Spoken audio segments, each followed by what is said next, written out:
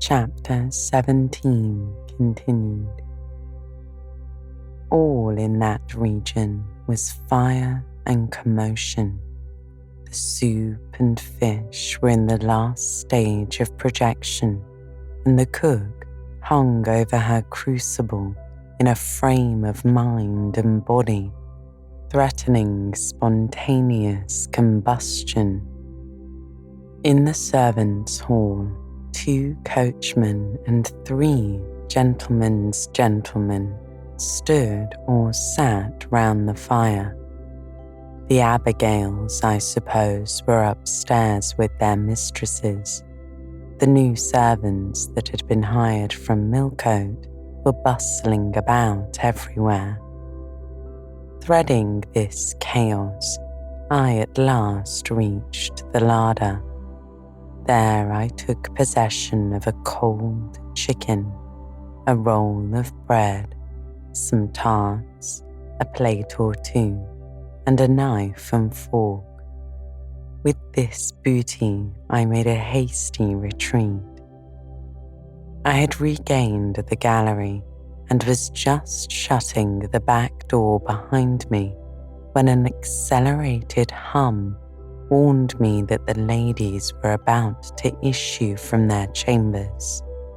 I could not proceed to the schoolroom without passing some of their doors and running the risk of being surprised with my cargo of victuallage, so I stood still at this end, which, being windowless, was dark, quite dark now, for the sun was set and twilight gathering.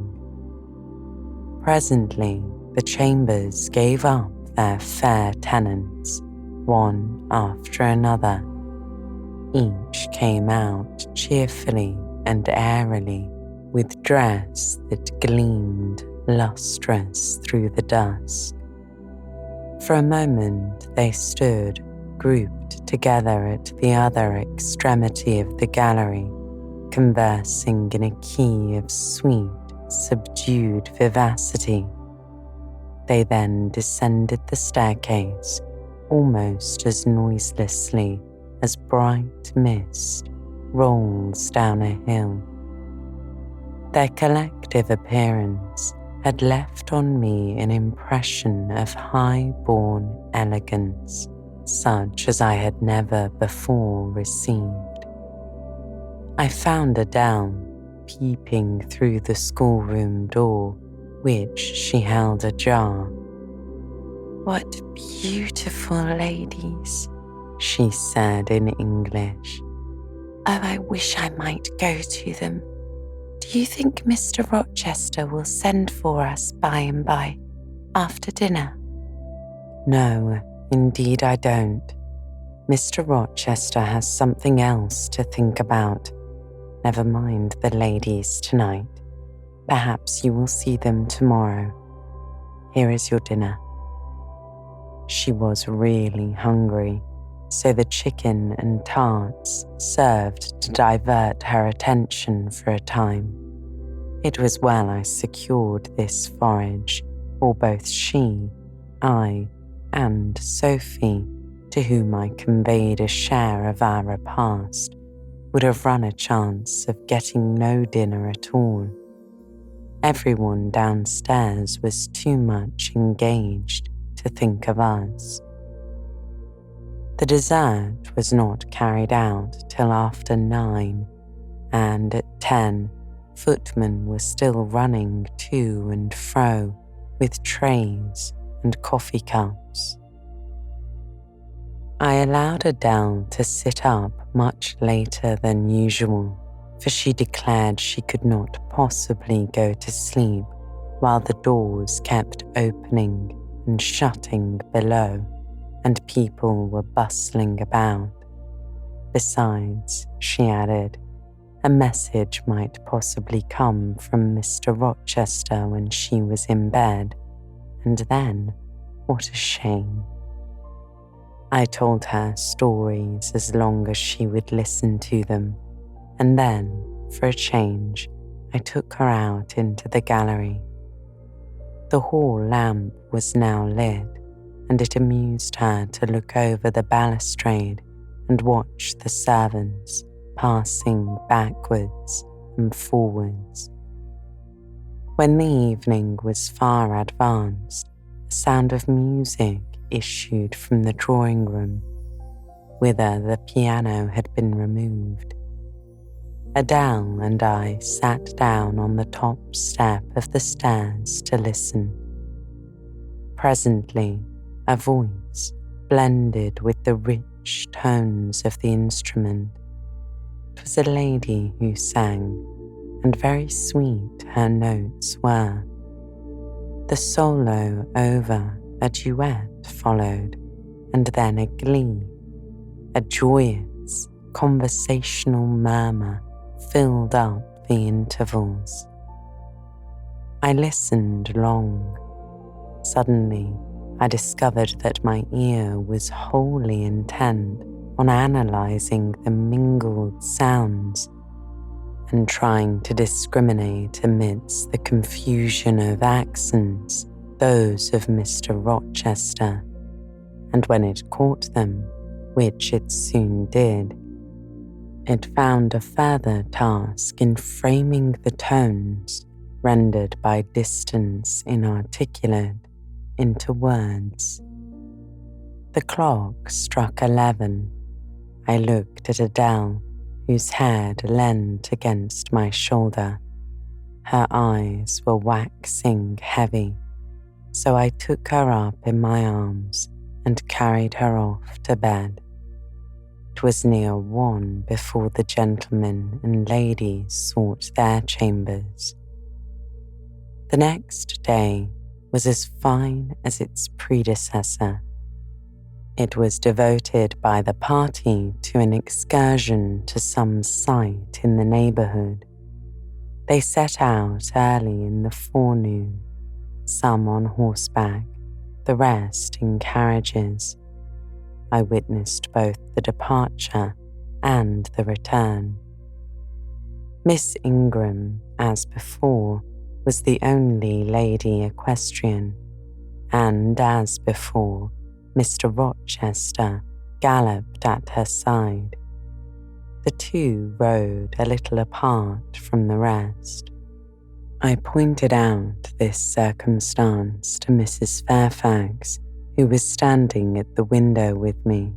You said it was not likely they should think of being married, said I. But you see, Mr. Rochester evidently prefers her to any of the other ladies.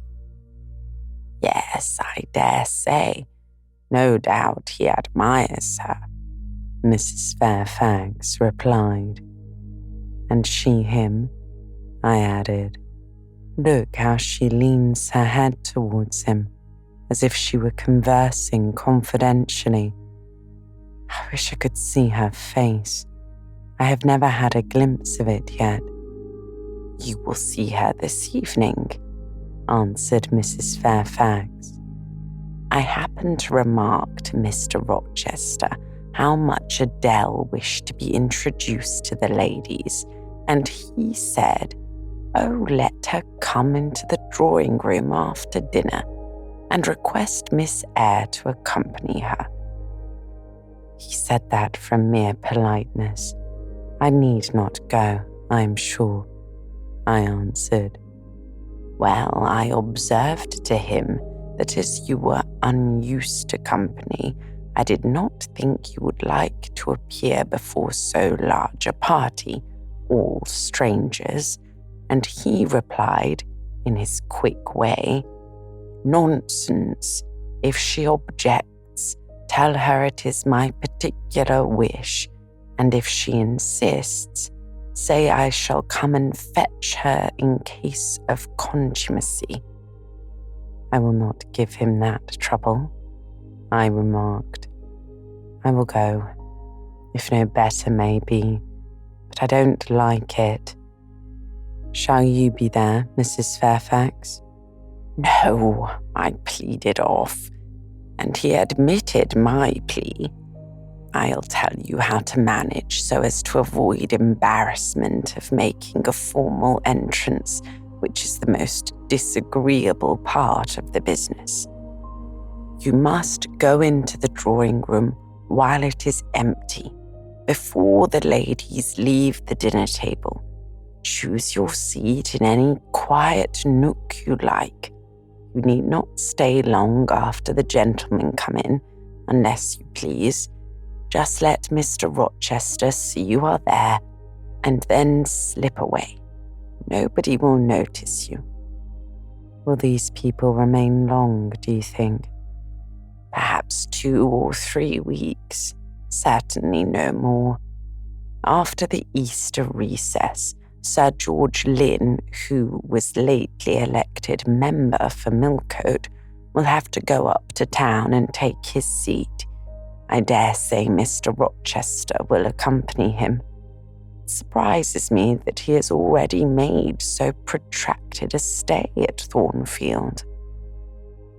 It was with some trepidation that I perceived the hour approach when I was to repair with my charge to the drawing room. Adele had been in a state of ecstasy all day after hearing she was to be presented to the ladies in the evening, and it was not till Sophie commenced the operation of dressing her that she sobered down. Then the importance of the process quickly steadied her, and by the time she had her curls arranged in well-smoothed, drooping clusters, her pink satin frock put on, her long sash tied, and her lace mittens adjusted, she looked as grave as any judge. No need to warn her not to disarrange her attire. When she was dressed, she sat demurely down in her little chair, taking care previously to lift up the skirt for fear she would crease it, and assured me that she would not stir thence till I was ready. This I quickly was. My best dress, the silver grey one purchased for Miss Temple's wedding and never worn since, was soon put on. My hair was soon smoothed, my sole ornament, the pearl brooch, soon assumed. We descended. Fortunately, there was another entrance to the drawing room than that through the saloon where they were all seated at dinner. We found the apartment vacant, a large fire burning silently on the marble hearth, and with candles shining in bright solitude amid the exquisite flowers with which the tables were adorned. The crimson curtain hung before the arch. Slight as was the separation this drapery formed from the party in the adjoining saloon, they spoke in so low a key that nothing of their conversation could be distinguished beyond a soothing murmur. Adele, who appeared to be still under the influence of a most solemnizing impression, sat down without a word on the footstool I pointed out to her. I retired to a window seat and, taking a book from a near table, endeavoured to read. Adele brought her stool to my feet. Ere long, she touched my knee. "What is it, Adele?" I asked. "Can't I take a single one of those magnificent flowers, mademoiselle, only to complete my toilette?" "You think too much of your toilette, Adele, but you may have a flower." And I took a rose from a vase and fastened it in her sash. She sighed a sigh of ineffable satisfaction as if her little cup of happiness were now full. I turned my face away to conceal a smile I could not suppress. There was something ludicrous as well as painful in the little Parisian's earnest and innate devotion to matters of dress.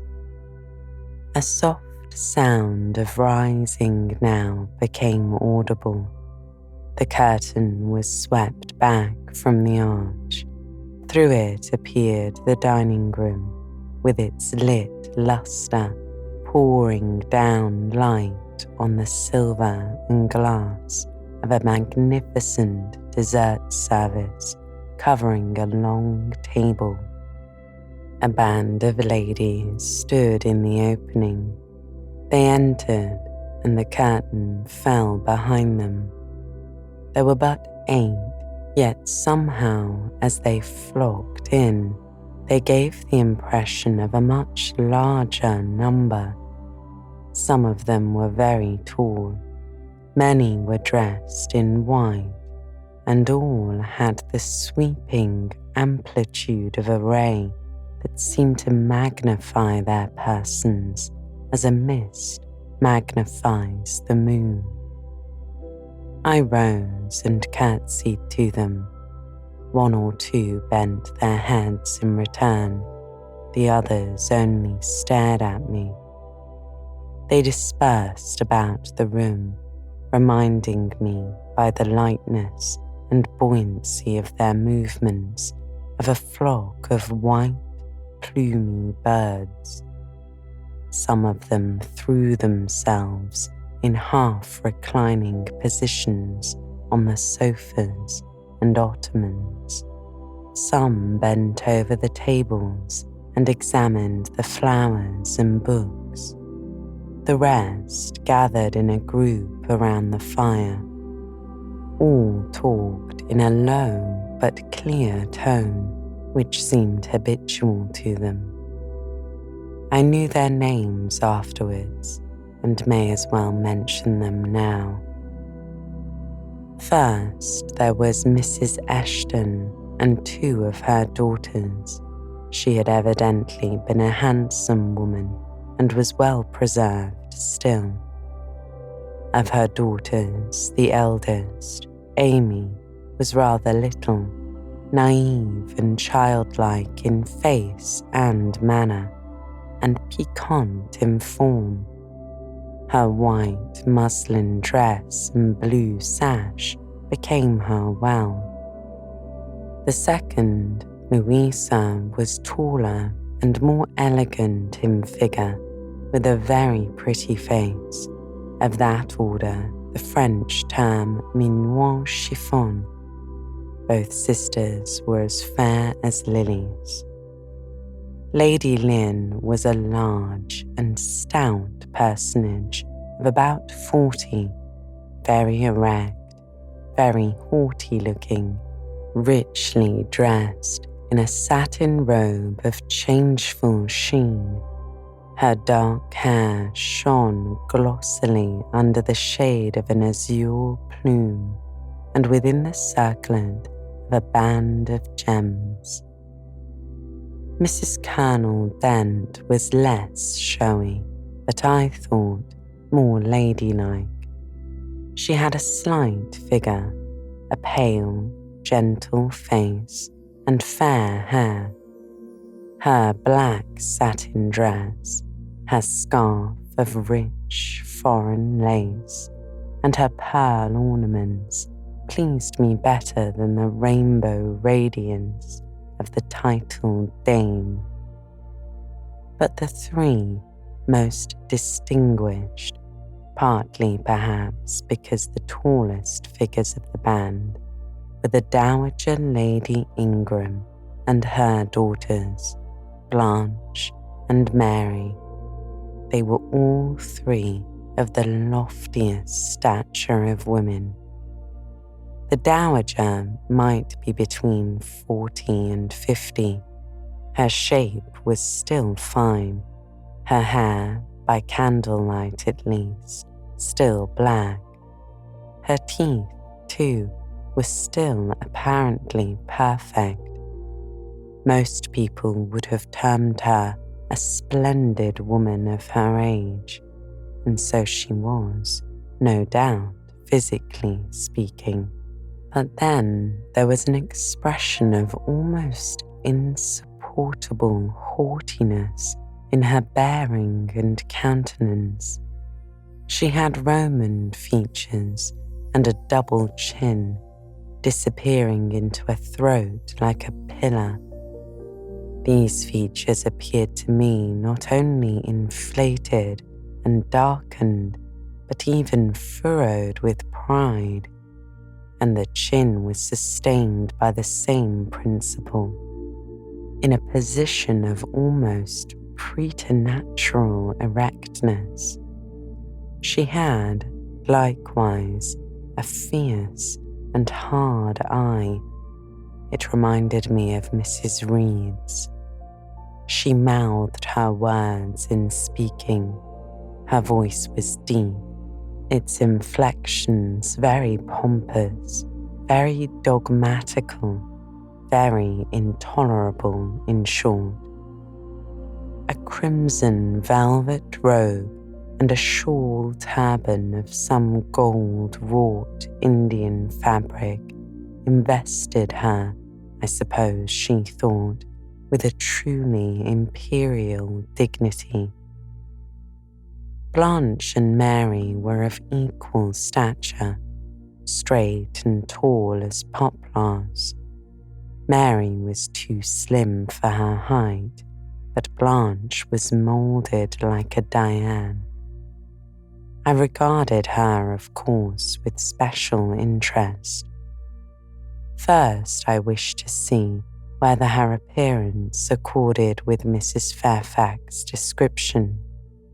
Secondly, whether it at all resembled the fancy miniature I had painted of her. And thirdly, it will out, whether it were such as I should fancy likely to suit Mr. Rochester's taste. As far as person went, she answered point for point, both to my picture and Mrs. Fairfax's description.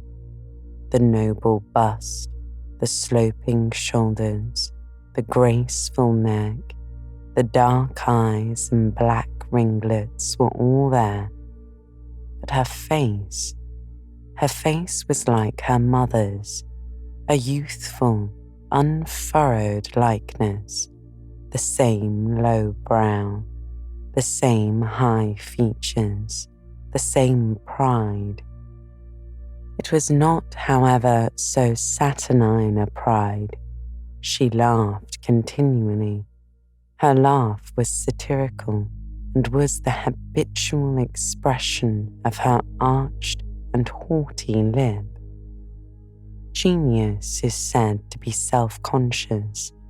I cannot tell whether Miss Ingram was a genius, but she was self-conscious, remarkably self-conscious indeed.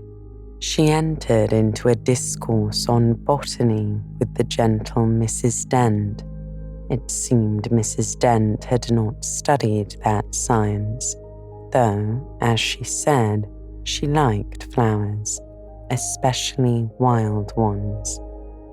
Miss Ingram had, and she ran over its vocabulary with an air. I presently perceived she was what is vernacularly termed trialling Mrs. Dent, that is, playing on her ignorance. Her trial might be clever, but it was decidedly not good-natured. She played. Her execution was brilliant. She sang. Her voice was fine. She talked French, apart to her mamma, and she talked it well, with fluency and with a good accent. Mary had a milder and more open countenance than Blanche, softer features too, and a skin some shades fairer. But Mary was deficient in life. Her face lacked expression, her eye luster.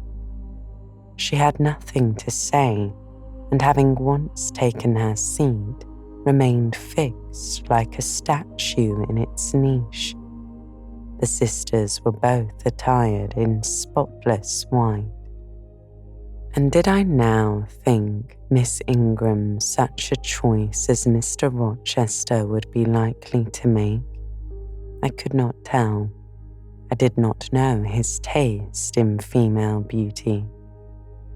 If he liked the majestic, she was the very type of majesty. Then she was accomplished, sprightly. Most gentlemen would admire her, I thought. And that he did admire her, I already seemed to have obtained proof. To remove the last shade of doubt, it remained but to see them together. You are not to suppose, reader, that Adele has all this time been sitting motionless on the stool at my feet. No. When the ladies entered, she rose, advanced to meet them, made a stately reverence, and said with gravity, "Bonjour, madame." And Miss Ingram had looked down at her with a mocking air and exclaimed, "Oh, what a little puppet." Lady Lynn had remarked, "It is Mr. Rochester's ward, I suppose, the little French girl he was speaking of." Mrs. Dent had kindly taken her hand and given her a kiss. Amy and Louisa Eshton had cried out simultaneously, "What a love of a child!" And then they had called her to a sofa where she was now sat, ensconced between them, chattering alternately in French and English, absorbing not only the young lady's attention, but that of Mrs. Eshton and Lady Lynn, and getting spoiled to her heart's content. At last, coffee is brought in, and the gentlemen are summoned. I sit in the shade, if any shade there be in this brilliantly lit apartment. The window curtain half hides me. Again, the arch yawns. They come in. The collective appearance of the gentlemen, like that of the ladies, is very imposing. They are all costumed in black. Most of them are tall, some young. Henry and Frederick Lynn are very dashing sparks indeed, and Colonel Dent is a fine soldierly man. Mr. Ashton, the magistrate of the district, is gentlemanlike. His hair is quite white, his eyebrows and whiskers still dark, which gives him something of the appearance of a noble father of theatre. Lord Ingram, like his sisters, is very tall. Like them also, he is handsome, but he shares Mary's apathetic and listless look. He seems to have more length of limb than vivacity of blood or vigour of brain. And where is Mr. Rochester? He comes in last. I am not looking at the arch, yet I see him enter. I try to concentrate my attention on those netting needles, on the meshes of the purse I am forming.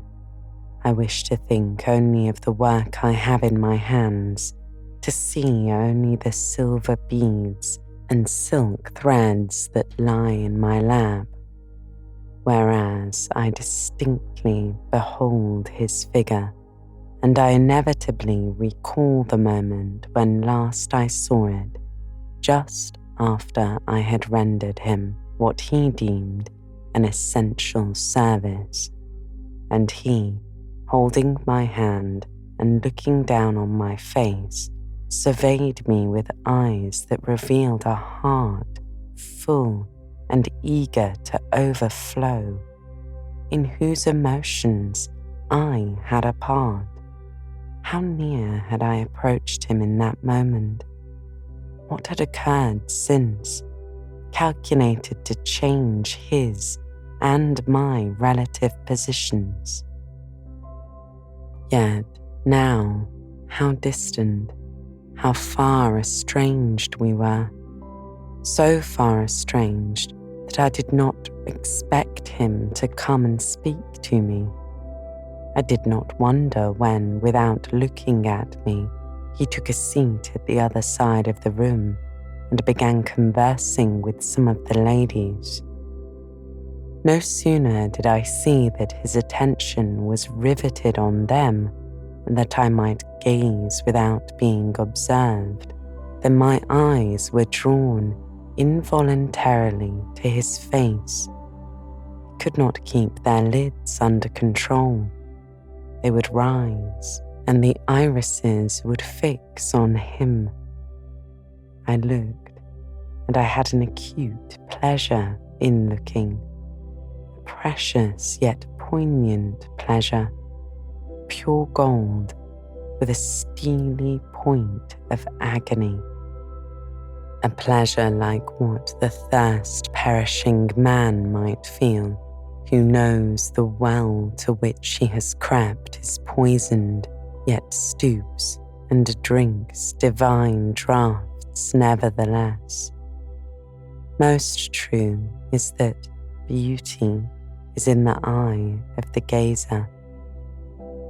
My master's colourless olive face, square, massive brow, broad and jetty eyebrows, deep eyes, strong features, firm, grim mouth, all energy, decision, will, were not beautiful according to rule, but they were more than beautiful to me. They were full of an interest, an influence that quite mastered me, that took my feelings from my own power and lettered them in his. I had not intended to love him. The reader knows I had wrought hard to extirpate from my soul the germs of love there detected. And now, at the first renewed view of him, they spontaneously arrived, green and strong. He made me love him without looking at me. I compared him with his guests. What was the gallant grace of the Lynns, the languid elegance of Lord Ingram, even the military distinction of Colonel Dent contrasted with his look of native pith and genuine power. I had no sympathy in their appearance, their expression, yet I could imagine that most observers would call them attractive, handsome, imposing, while they would pronounce Mr. Rochester at once harsh-featured and melancholy-looking. I saw them smile, laugh. It was nothing. The light of the candle had as much send in it as their smile, the tinkle of the bell as much significance as their laugh. I saw Mr. Rochester smile. His stern features softened.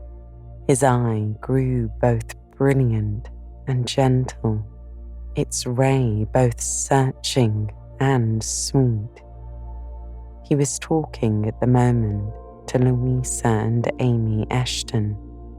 I wondered to see them receive with calm that look which seemed to me so penetrating.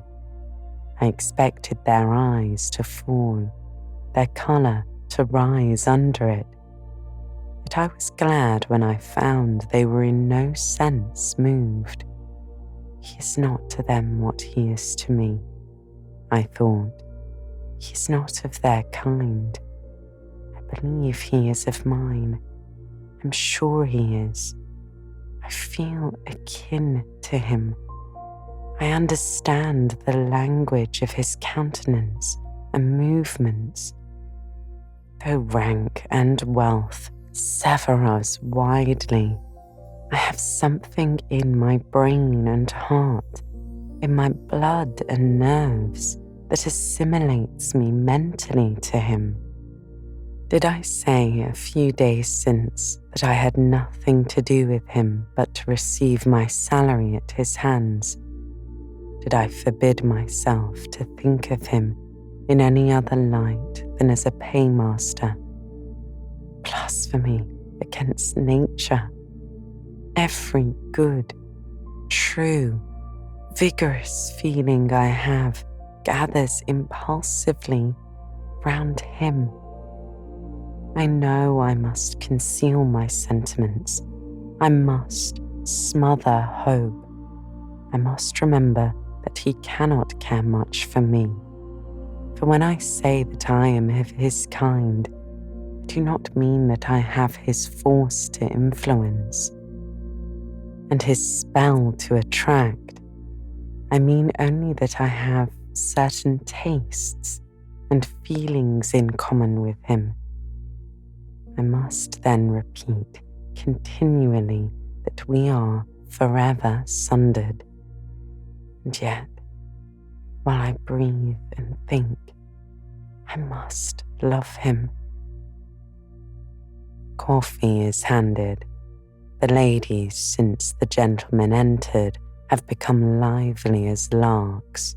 Conversation waxes brisk and merry. Colonel Dent and Mr. Ashton argue on politics. Their wives listen. The two proud dowagers, Lady Lynn and Lady Ingram, confabulate together. Sir George, whom by the by I have forgotten to describe, a very big and very fresh-looking country gentleman, stands before their sofa, coffee cup in hand, and occasionally puts in a word. Mr. Frederick Lynn has taken a seat beside Mary Ingram and is showing her the engravings of a splendid volume. She looks, smiles now and then, but apparently says little. The tall and phlegmatic Lord Ingram leans with folded arms on the chair back of the little and lively Amy Ashton. She glances up at him and chatters like a wren. She likes him better than she does Mr. Rochester. Henry Lynn has taken possession of an ottoman at the feet of Louisa. Adele shares it with him. He is trying to talk French with her, and Louisa laughs at his blunders. With whom will Blanche Ingram pair? She is standing alone at the table, bending gracefully over an album. She seems waiting to be sought. She will not wait too long. She herself selects a mate. Mr. Rochester, having quitted the Ashtons, stands on the hearth, as solitary as she stands by the table. She confronts him, taking her station on the opposite side of the mantelpiece. Mr. Rochester, I thought you were not fond of children, says she. Nor am I, he replies. Then what induced you to take charge of such a little doll as that? Pointing to Adele. Where did you pick her up? I did not pick her up. She was left on my hands. You should have sent her to school. I could not afford it. Schools are so dear. Why, I suppose you have a governess for her? I saw a person with her just now. Is she gone? Oh, no, there she is still, behind the window curtain. You pay her, of course. I should think it quite as expensive. More so, for you have them both to keep in addition. I feared, or should I say, hoped, the allusion to me would make Mr. Rochester glance my way, and I involuntarily shrank further into the shade, but he never turned his eyes. I have not considered this subject, he said indifferently, looking straight before him. No, you men never do consider economy and common sense. You should hear Mamma on the chapter of governesses. Mary and I have had, I should think, a dozen at least in our day, half of them detestable and the rest ridiculous, and all incubi, were they not, Mamma? Did you speak, my own? Her mother replied. The young lady thus claimed as the dowager's special property reiterated her question with an explanation. My dearest, don't mention governesses. The word makes me nervous. I have suffered a martyrdom from their incompetency and caprice. I thank heaven I have now done with them. Mrs. Dent here bent over to the pious lady and whispered something in her ear. I suppose from the answer elicited, it was a reminder that one of the anathematized race was present. Oh, never mind, said her ladyship. I hope it may do her good. Then, in a lower tone, but still loud enough for me to hear, I noticed her. I am a judge of physiognomy, and in her I see all the faults of her class. What are they, madam? Inquired Mr. Rochester aloud. I will tell you in your private ear, replied she, wagging her turban 3 times with portentous significancy. But my curiosity will be past its appetite, said he. It craves food now. Ask Blanche. She is nearer you than I. Oh, don't refer him to me, Mamma. I have just one word to say of the whole lot. They're a nuisance. Not that I ever suffered much from them. I took care to turn the tables. What tricks Theodore and I used to play on our Miss Wilsons and the Mrs. Greys and the Madame Joubert. Mary was always too sleepy to join in a plot with spirit. The best fun was with Madame Joubert. Miss Wilson was a poor, sickly thing, lachrymose and low-spirited, not worth the trouble of vanquishing, in short, and Mrs. Grey was coarse and insensible. No blow took effect on her. But poor Madame Joubert, I see her yet in raging passions when we had driven her to extremities, spilt our tea, crumbled our bread and butter, tossed our books up to the ceiling, and played a charivari with the ruler and desk, the fender and the fire irons. Theodore, do you remember those merry days? Yes, to be sure I do, dawdled Lord Ingram. And the poor old stick used to cry out, "Oh, you villainous children!" And then we were sermonized on her the presumption of attempting to teach such clever blades as we were, when she was herself so ignorant. We did, Mrs. Ingram replied. And, Teddo, you know, I helped you in prosecuting or persecuting your tutor, whey-faced Mr. Vining, the parson in the pip, as we used to call him. He and Miss Wilson took the liberty of falling in love with each other. At least, Teddo and I thought so. We surprised sundry tender glances and sighs, which we interpreted as tokens of la belle passion, and I promise you, the public soon had the benefit of our discovery. We employed it as a sort of lever to hoist our dead weights from the house. Dear Mamma there, as soon as she got an inkling of the business, found out that it was of an immoral tendency. Did you not, my lady mother? Certainly, my best, her ladyship replied, and I was quite right, depend on that.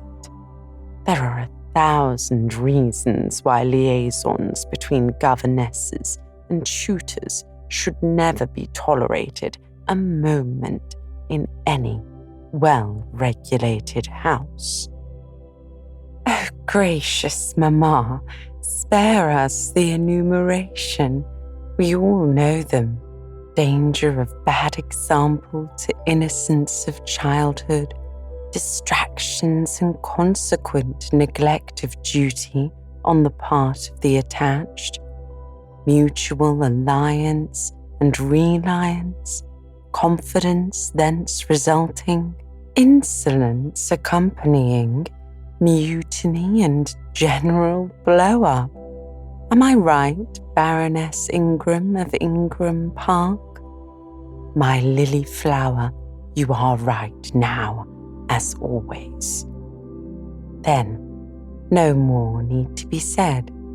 Change the subject, Miss Ingram instructed. Amy Ashton, not hearing or not heeding this dictum, joined in with her soft, infantine tone. Louisa and I used to quiz our governess too. She was such a good creature. She would bear anything. Nothing put her out. She was never cross with us, was she, Louisa? No, never. We might do what we pleased, ransack her desk and her workbox, and turn her drawers inside out, and she was so good-natured, she would give us anything we asked for.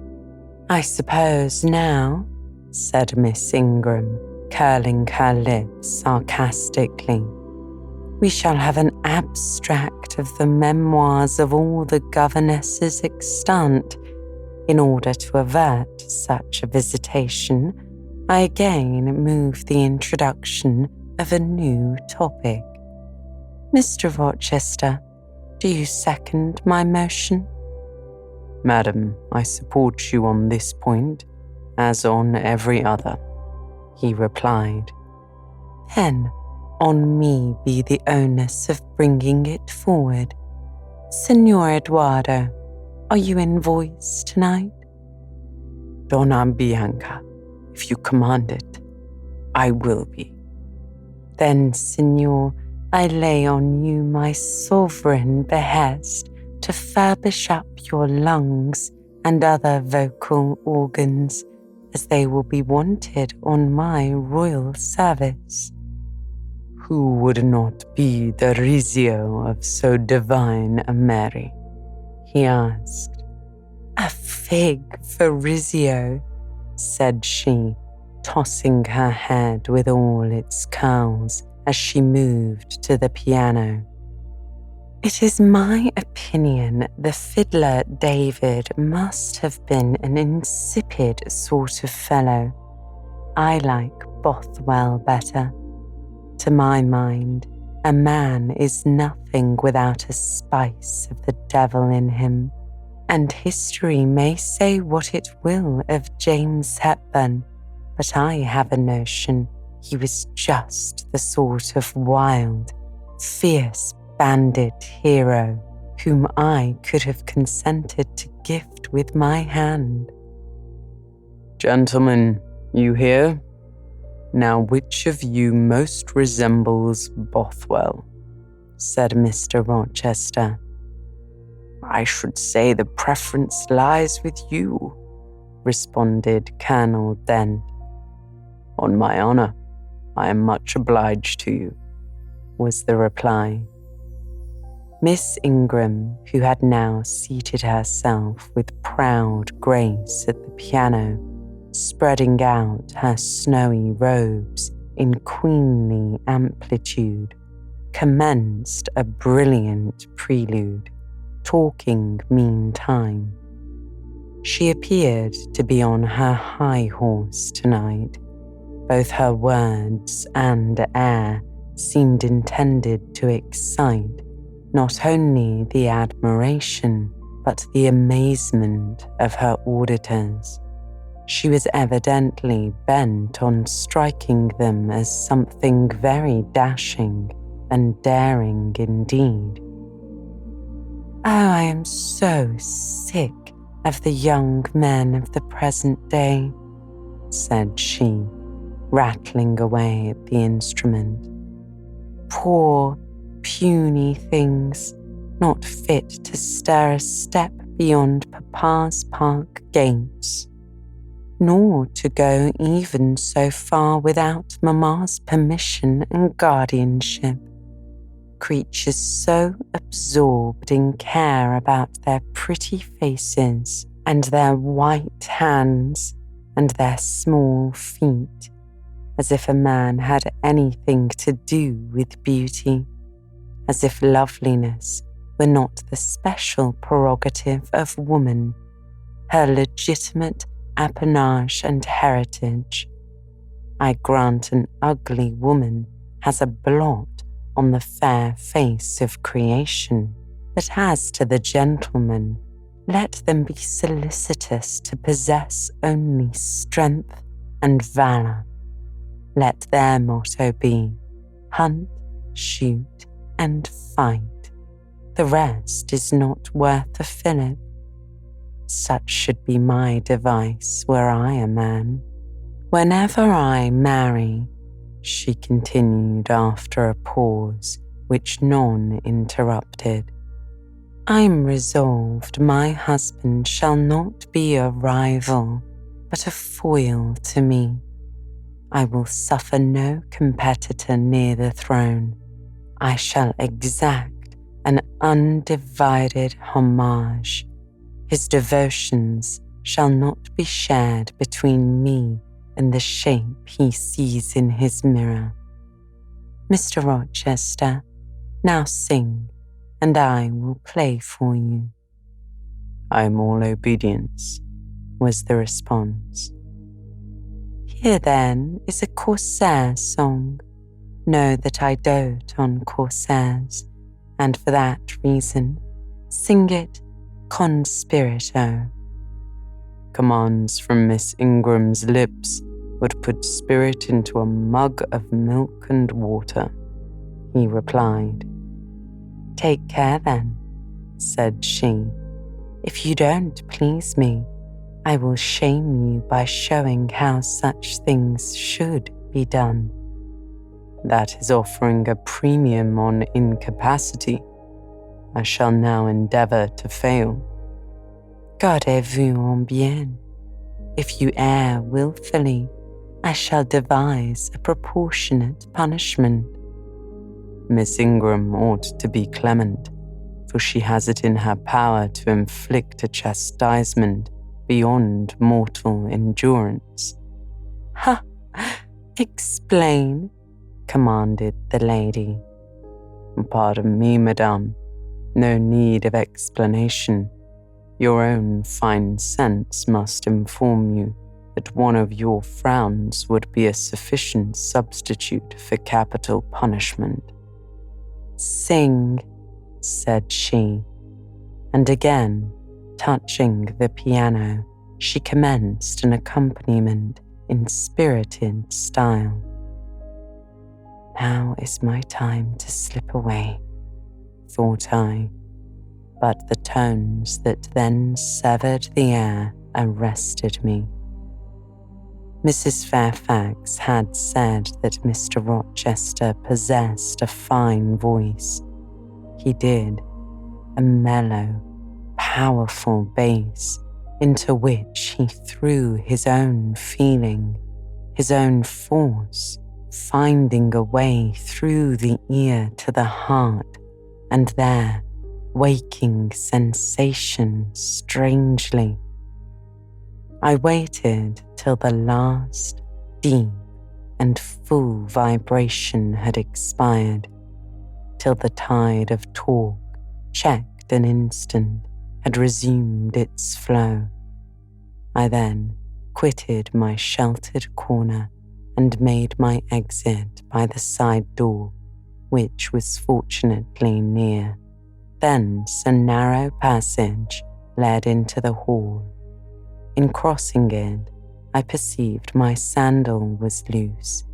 I stopped to tie it, kneeling down for that purpose on the mat at the foot of the staircase. I heard the dining room door unclose. A gentleman came out.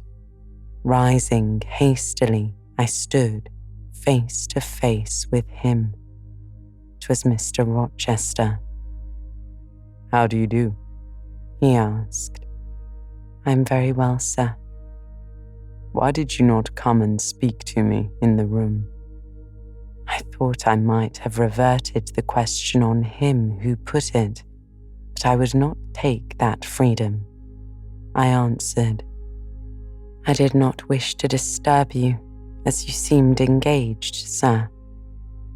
"What have you been doing during my absence?" "Nothing particular. Teaching Adele, as usual." "And getting a good deal paler than you were, as I saw at first sight. What is the matter?" "Nothing at all, sir." "Did you take any cold that night you half drowned me?" "Not the least." "Return to the drawing room. You are deserting too early." "I'm tired, sir." He looked at me for a minute. "And a little depressed," he said. "What about? Tell me." Nothing, sir. I'm not depressed." "But I affirm that you are," said he. "So much depressed that a few more words would bring tears to your eyes. Indeed, there they are now, shining and swimming, and a bead has slipped from the lash and fallen onto the flag. If I had time, and was not in mortal dread of some prating prig of a servant passing, I would know what all this means. Well, tonight I excuse you, but understand that so long as my visitors stay, I expect you to appear in the drawing room every evening. 'Tis my wish. Don't neglect it. Now go and send Sophie for Adele. Good night, my..." He stopped, bit his lip, and abruptly left me.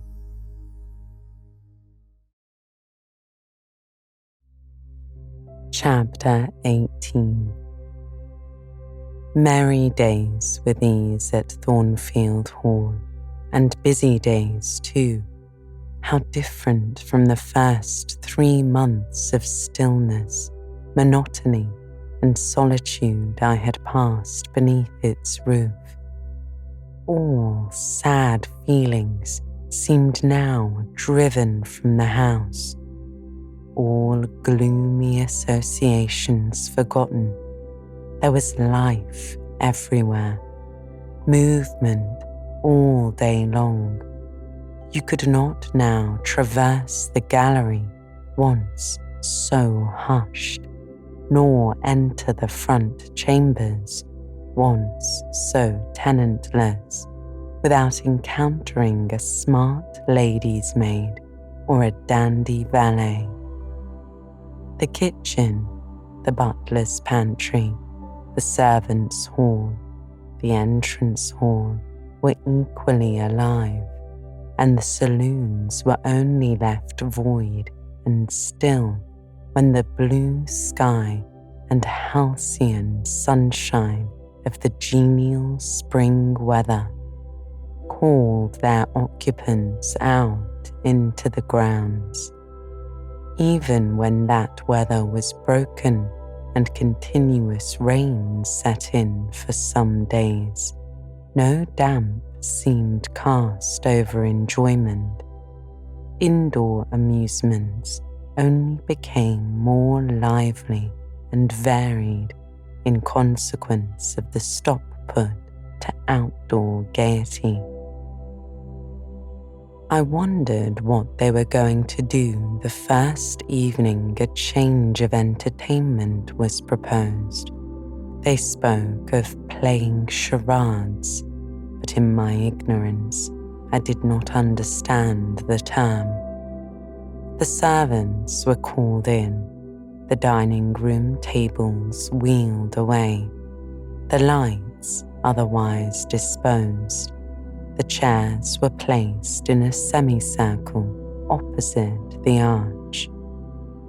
While Mr. Rochester and the other gentlemen directed these alterations, the ladies were running up and down stairs, ringing for their maids.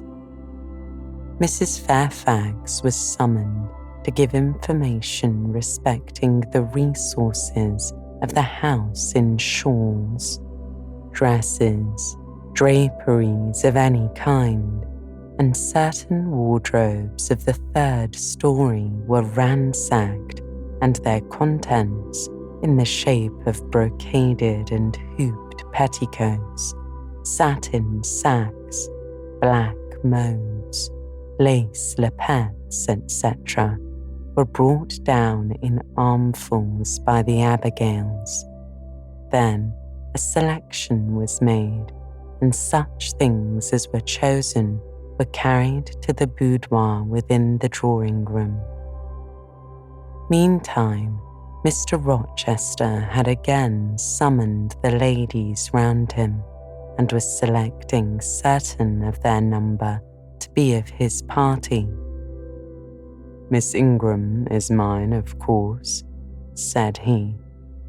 Afterwards he named the two Mrs. Eshton and Mrs. Dent. He looked at me.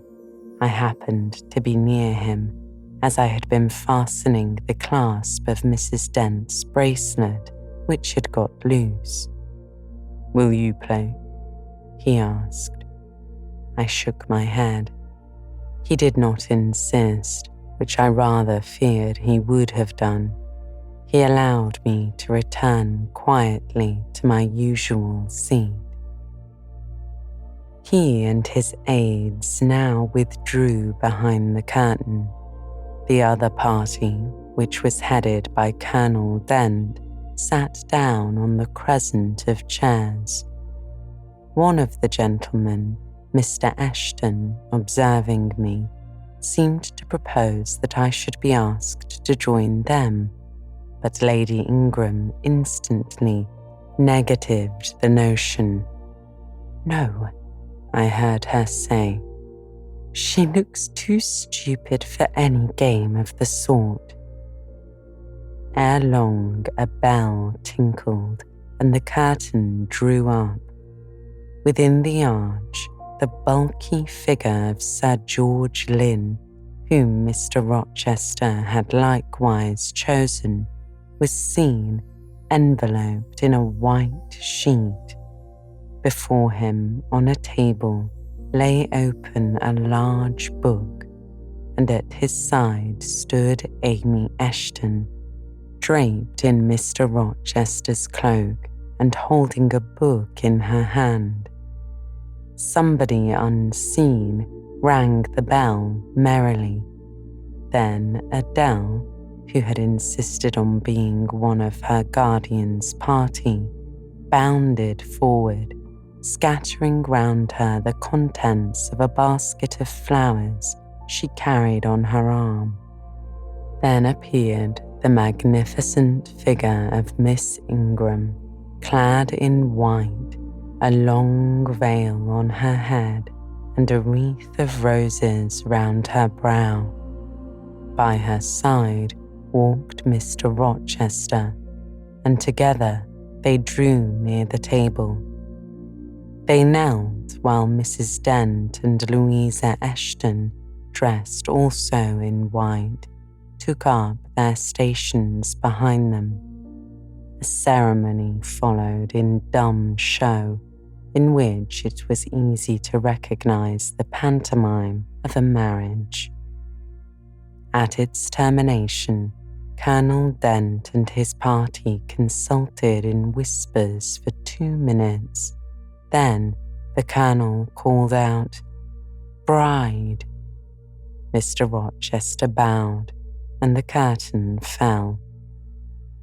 A considerable interval elapsed before it rose again. Its second rising displayed a more elaborately prepared scene than the last. The drawing-room, as I have before observed, was raised 2 steps above the dining-room, and the top of the upper step, placed a yard or 2 back within the room, appeared a large marble basin, which I recognized as an ornament of the conservatory where it usually stood, surrounded by exotics and tenanted by a goldfish, and whence it must have been transported with some trouble on account of its size and weight. Seated on the carpet by the side of this basin was seen Mr. Rochester, costumed in shawls with a turban on his head. Presently advanced into view Miss Ingram. She too was attired in this fashion, a crimson scarf tied sash-like round the waist, an embroidered handkerchief knotted about her temples, her beautifully moulded arms bare, one of them upraised in the act of supporting a pitcher, poised gracefully on her head. Both her cast of form and feature, her complexion and her genial air suggested the idea of some princess of the patriarchal days, and such was doubtless the character she intended to represent. She approached the basin and bent over it as if to fill her pitcher. She again lifted it to her head. The personage on the well brink now seemed to accost her to make some request. She hasted, let down her pitcher on her hand, and gave him to drink. From the bosom of his robe, he then produced a casket, opened it, and showed magnificent bracelets and earrings. She acted astonishment and admiration. Kneeling, he laid the treasure at her feet. Incredulity and delight were expressed by her looks and gestures. The stranger fastened the bracelets on her arms and the rings in her ears. It was Eleazer and Rebecca. The camels only were wanting. The divining party again led their heads together. Apparently they could not agree about the word or syllable the scene illustrated. Colonel Dent, their spokesman, demanded the tableau of the whole, whereupon the curtain again descended.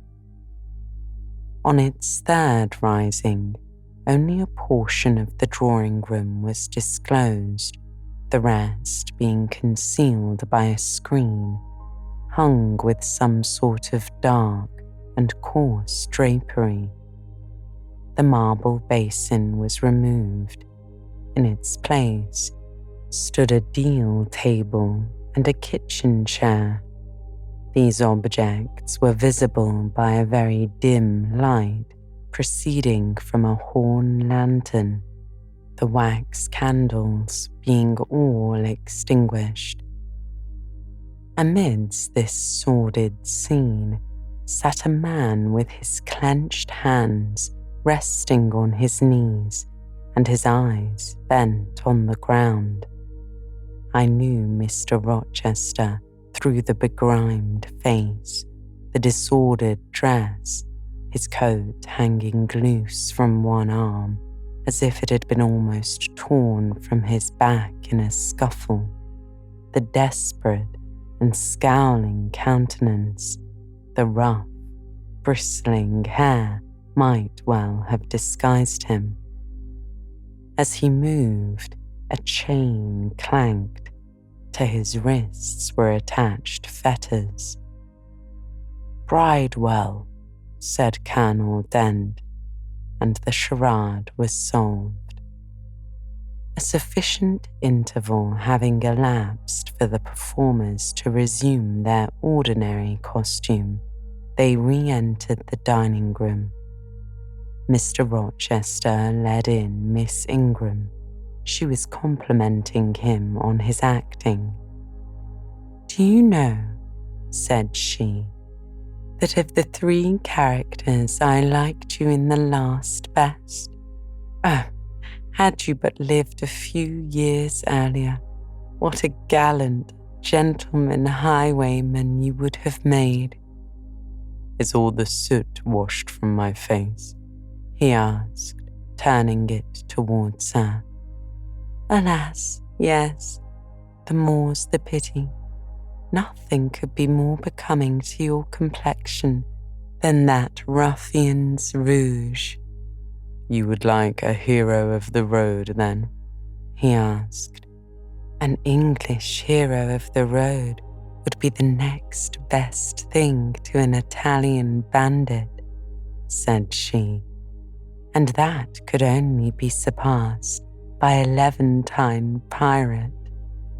"Well, whatever I am, remember you are my wife.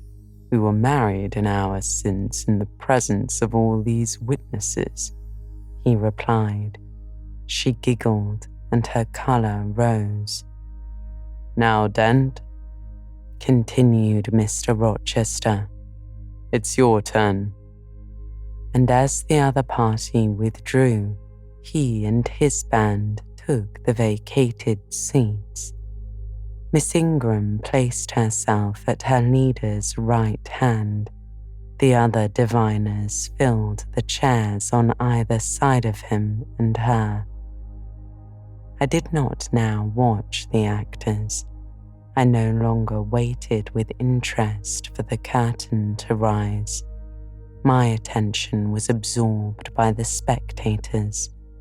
My eyes, erewhile fixed on the arch, were now irresistibly attracted to the semicircle of chairs. What charade Colonel Dent and his party played, what word they chose, how they acquitted themselves, I no longer remember, but I still see the consultation which followed each scene. I see Mr. Rochester turn to Miss Ingram, and Miss Ingram to him. I see her incline her head towards him till the jetty curls almost touch his shoulder and wave against his cheek. I hear their mutual whisperings. I recall their interchanged glances, and something even of the feeling roused by the spectacle returns in memory at this moment. I have told you, reader, that I have learned to love Mr. Rochester. I could not unlove him now, merely because I found that he had ceased to notice me, because I saw all his attentions appropriated by a great lady who scorned to touch me with the hem of her robes as she passed, who, if ever her dark and imperious eye fell on me by chance, would withdraw it instantly as from an object too mean to merit observation. I could not unlove him because I felt sure he would soon marry this very lady, because I read daily in her proud security in his intentions respecting her, because I witnessed hourly in him a style of courtship which, if careless and choosing rather to be sought than to seek, was yet in its very carelessness captivating, and in its very pride irresistible. There was nothing to cool or banish love in these circumstances, though much to create despair. Much too, you will think, reader, to engender jealousy, if a woman in my position could presume to be jealous of a woman in Miss Ingram's. But I was not jealous, or very rarely. The nature of the pain I suffered could not be explained by that word. Miss Ingram was a mark beneath jealousy. She was too inferior to excite the feeling. Pardon the seeming paradox. I mean what I say. She was very showy, but she was not genuine. She had a fine person, many brilliant attainments, but her mind was poor, her heart barren by nature. Nothing bloomed spontaneously on that soil, no unforced, natural fruit delighted by its freshness. She was not good, she was not original. She used to repeat sounding phrases from books. She never offered nor had an opinion of her own. She advocated a high tone of sentiment, but she did not know the sensations of sympathy and pity. Tenderness and truth were not in her. Too often she betrayed this by the undue vent she gave to a spiteful antipathy she had conceived against little Adele, pushing her away with some scornful epithet if she happened to approach her, sometimes ordering her from the room and always treating her with coldness and acrimony. Other eyes besides mine watched these manifestations of character, watched them closely, keenly, shrewdly. Yes, the future bridegroom, Mr. Rochester himself, exercised over his intended a ceaseless surveillance, and it was from this sagacity, this guardedness of his, this perfect, clear consciousness of his fair one's defects, this obvious absence of passion in his sentiments towards her, that my ever torturing pain arose. I saw he was going to marry her for family, perhaps political reasons, because her rank and connections suited him. I felt he had not given her his love, and that her qualifications were ill adapted to win from him that treasure. This was the point. This was where the nerve was touched and teased. This was where the fever was sustained and fed. She could not charm him. If she had managed the victory at once, and he had yielded and sincerely laid his heart at her feet, I should have covered my face, turned to the wall, and, figuratively, have died to them. If Miss Ingram had been a good and noble woman, endowed with force, fervour, kindness, sense, I should have had one vital struggle with two tigers, jealousy and despair. Then, my heart, torn out and devoured, I should have admired her, acknowledged her excellence, and have been quiet for the rest of my days. And the more absolute her superiority, the deeper would have been my admiration, the more truly tranquil my quiescence. But as matters really stood, to watch Miss Ingram's efforts at fascinating Mr. Rochester, to witness their repeated failure, herself unconscious that they did fail, vainly fancying that each shaft launched hit the mark, and infatuatedly plummeted herself on success when her pride and self-complacency repelled further and further what she wished to allure. To witness this was to be at once under ceaseless excitation and ruthless restraint, because when she failed, I saw how she might have succeeded.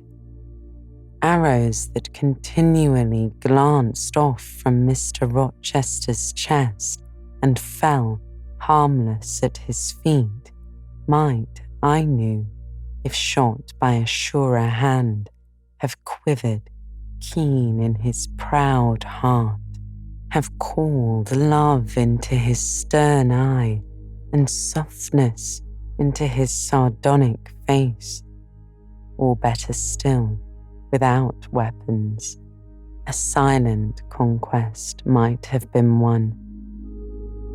Why can she not influence him more when she is privileged to draw so near to him?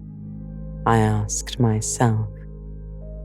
Surely she cannot truly like him, or not like him with true affection. If she did, she need not coin her smiles so lavishly, flash her glances so unremittingly, and manufacture airs so elaborate, graces so multitudinous. It seems to me that she might, by merely sitting quietly at his side, saying little and looking less, get nearer his heart. I have seen in his face a far different expression from that which hardens it now, while she is so vivaciously accosting him. But then it came of itself. 'Twas not elicited by meretricious arts and calculated manoeuvres, and one had but to accept it, to answer what he asked without pretension, to address him when needful without grimace, and it increased and grew kinder and more genial, and warmed one like a fostering sunbeam. How will she manage to please him when they are married? I do not think she will manage it, and yet it might be managed, and his wife might, I verily believe, be the very happiest woman the sun shines on. I have not yet said anything condemnatory of Mr. Rochester's project of marrying for interest and connections. It surprised me when I first discovered that such was his intention, I had thought him a man unlikely to be influenced by motives so commonplace in his choice of a wife. But the longer I considered the position, education, etc. of the parties, the less I felt justified in judging and blaming either him or Miss Ingram for acting in conformity to ideas and principles instilled into them, doubtless, from their childhood. All their class held these principles. I supposed, then, they had reasons for holding them such as I could not fathom. It seemed to me that were I a gentleman like him, I would take to my bosom only such a wife as I could love. But the very obviousness of the advantages to the husband's own happiness offered by this plan convinced me that there must be arguments against its general adoption, of which I was quite ignorant. Otherwise, I felt sure all the world would act as I wished to act. But in other points as well as this, I was growing very lenient to my master. I was forgetting all his faults, for which I had once kept a sharp lookout. It had formerly been my endeavour to study all sides of his character, to take the bad with the good, and from the just weighing of both, to form an equitable judgment. Now I saw no bad. The sarcasm that had repelled, the harshness that had startled me once, were only like keen condiments to a choice dish. Their presence was pungent, but their absence would be felt as comparatively insipid.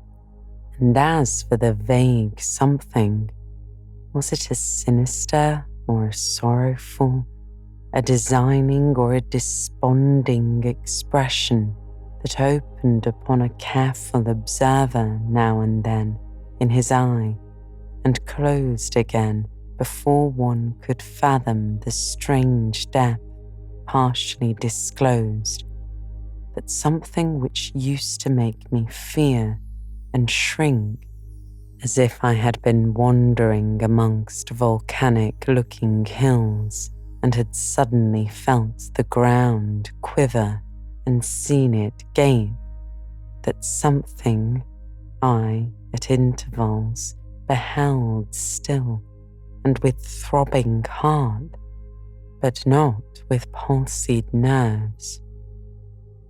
Instead of wishing to shun, I longed only to dare, to divine it, and I thought Miss Ingram happy, because one day she might look into the abyss at her leisure, explore its secrets, and analyze their nature. Meantime, while I thought only of my master and his future bride, saw only them, heard only their discourse, and considered only their movements of importance, the rest of the party were occupied with their own separate interests and pleasures.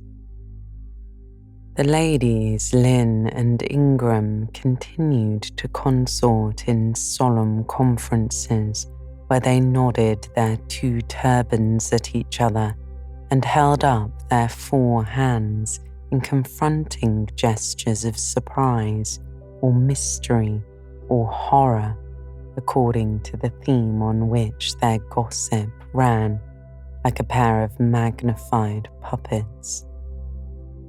Mild Mrs. Dent talked with good-natured Mrs. Ashton, and the two sometimes bestowed a courteous word or smile on me.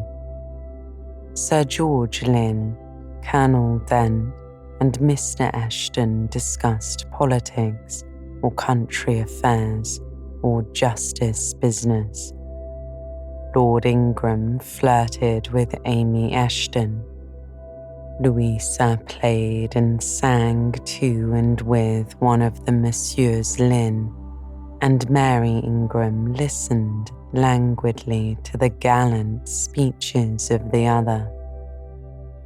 Sometimes all, as with one consent, suspended their byplay to observe and listen to the principal actors, for after all, Mr. Rochester and, because closely connected with him, Miss Ingram, were the life and soul of the party.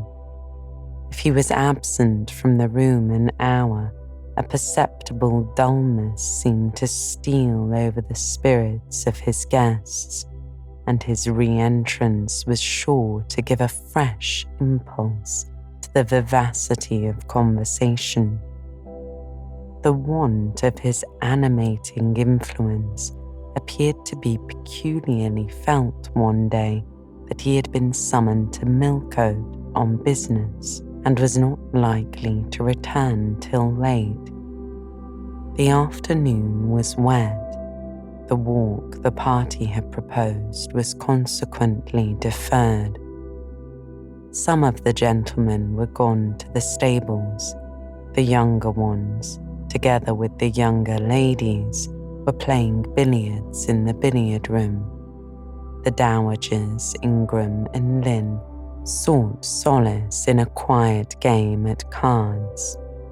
Blanche Ingram, having repelled by supercilious taciturnity some efforts of Mrs. Dent and Mrs. Eshton to draw her into conversation, had first murmured over some sentimental tunes and airs on the piano, and then, having fetched a novel from the library, had flung herself in haughty listlessness on a sofa and prepared to beguile by the spell of fiction the tedious hours of absence. The room and the house were silent. Only now and then the merriment of the billiard players was heard from above. It was verging on dusk, and the clock had already given warning of the hour to dress for dinner, when little Adele, who knelt by me in the drawing-room window seat, suddenly said, "Voilà, Monsieur Rochester, he comes back." I turned, and Miss Ingram darted forwards from her sofa. The others too looked up from their several occupations, for at the same time a crunching of wheels and a splashing tramp of horse hoofs became audible on the wet gravel. A post-chaise was approaching. "What can possess him to come home in that style?" said Miss Ingram. "He rode Mesrour, the black horse, did he not, when he went out? And Pilot was with him. What has he done with the animals?" As she said this, she approached her tall person and ample garments so near the window that I was obliged to bend back almost to the breaking of my spine. In her eagerness, she did not observe me at first, but when she did, she curled her lip and moved to another casement. The post-chaise stopped. The driver rang the doorbell, and a gentleman alighted, attired in travelling garb. But it was not Mr. Rochester. It was a tall, fashionable-looking man, a stranger. "How provoking," said Miss Ingram. "You tiresome child," she went on, turning to Adele. "Who perched you up in the window to give false intelligence?" And she cast on me an angry glance as if I were in fault. Some parleying was audible in the hall, and soon the newcomer entered. He bowed to Lady Ingram as deeming her the eldest lady present. "It appears I come at an inopportune time, madam," said he, "when my friend Mr. Rochester is from home, but I arrive from a very long journey, and I think I may presume so far on old and intimate acquaintance as to install myself here till he returns." His manner was polite. His accent in speaking struck me as being somewhat unusual, not precisely foreign, but still not altogether English. His age might be about Mr. Rochester's, between 30 and 40. His complexion was singularly sallow. Otherwise, he was a fine-looking man, at first sight especially. On closer examination, he detected something in his face that displeased, or rather that failed to please. His features were regular, but too relaxed. His eye was large and well cut, but the life looking out of it was a tame, vacant life. At least, so I thought. The sound of the dressing bell dispersed the party. It was not till after dinner that I saw him again. He then seemed quite at his ease, but I liked his physiognomy even less than before. It struck me as being at the same time unsettled and inanimate. His eye wandered and had no meaning in its wandering.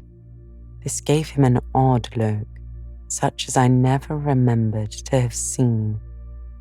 For a handsome and not unamiable-looking man, he repelled me exceedingly. There was no power in that smooth-skinned face of full, oval shape, no firmness in that aquiline nose and small cherry mouth. There was no thought on the low, even forehead, no command in that blank brown eye. As I sat in my usual nook and looked at him with the light of the girandoles on the mantelpiece beaming full over him, for he occupied an armchair drawn close to the fire and kept shrinking nearer still as if he were cold, I compared him with Mr. Rochester.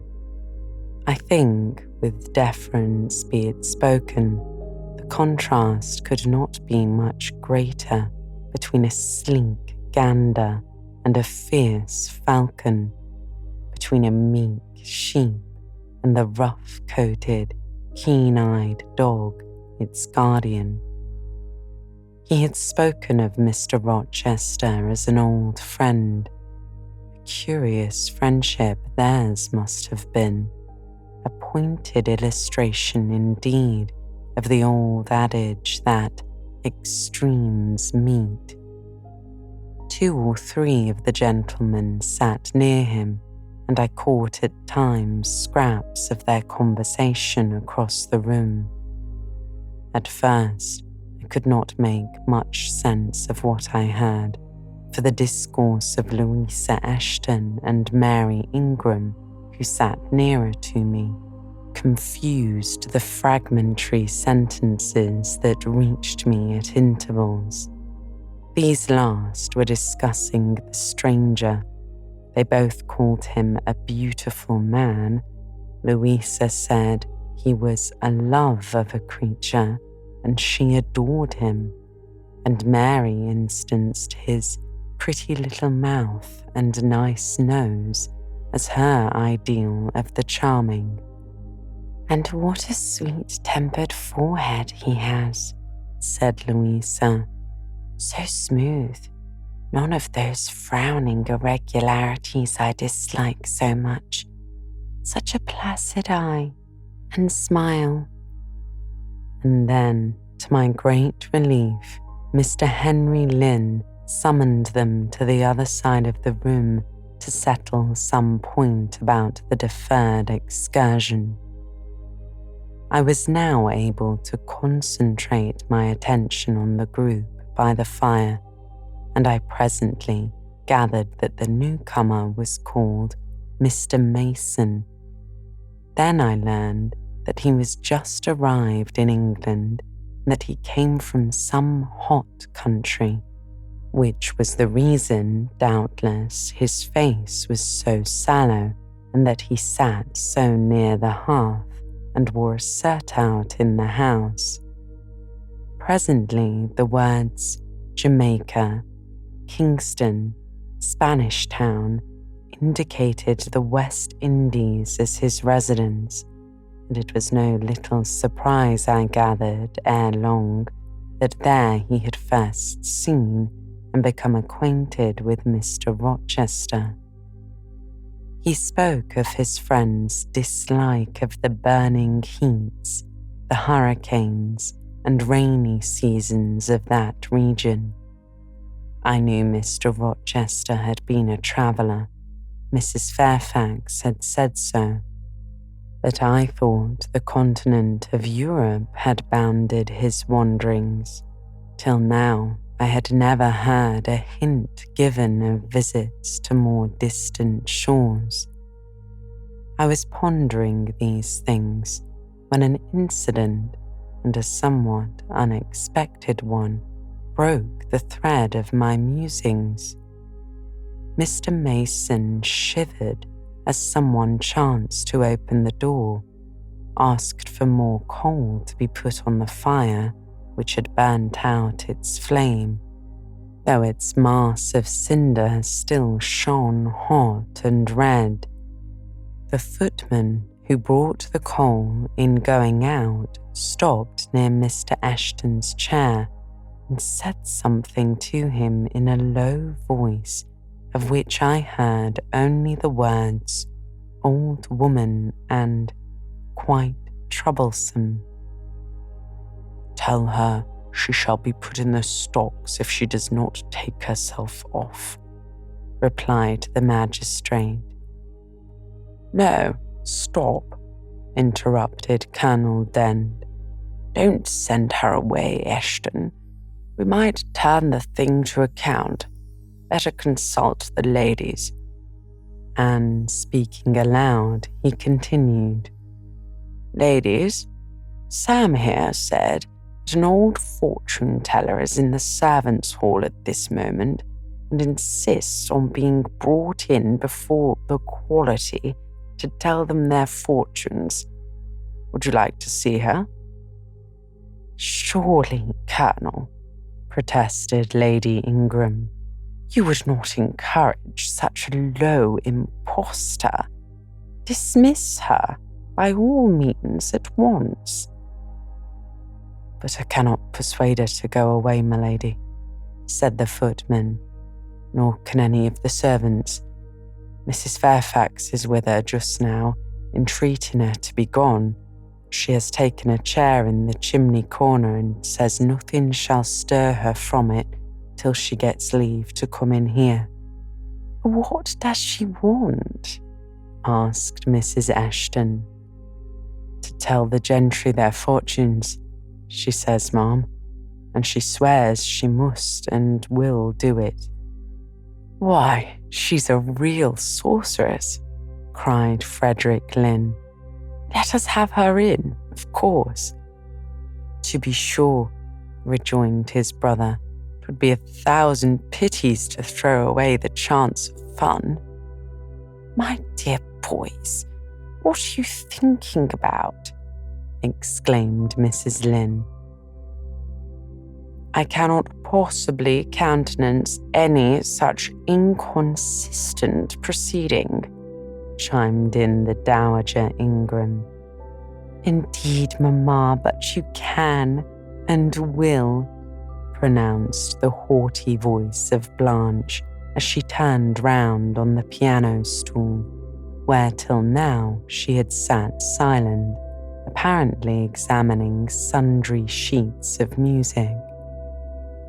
"I have a curiosity to hear my fortune told. Therefore, Sam, order the beldame forward." "My darling Blanche, recollect," began the Dowager Ingram. "I recollect all you can suggest," interrupted Blanche, "and I must have my will. Quick, Sam." "Yes," cried all the juveniles, both ladies and gentlemen. "Let her come. 'Twill be excellent sport." The footman still lingered. "She looks such a rough one," said he. "Go," ordered Miss Ingram, and the man went. Excitement instantly seized the whole party. A running fire of teasing and jests was proceeding when Sam returned. "She won't come now," said he. "She says it's not her mission to appear before the vulgar herd. Them's her words. I must show her into a room by herself, and then those who wish to consult her must go to her one by one." "You see now, my queenly Blanche," began Lady Ingram. "She encroaches. Be advised, my angel girl. Show her into the library, of course," cut in the angel girl. "It is not my mission to listen to her before the vulgar herd either. I mean to have her all to myself. Is there a fire in the library?"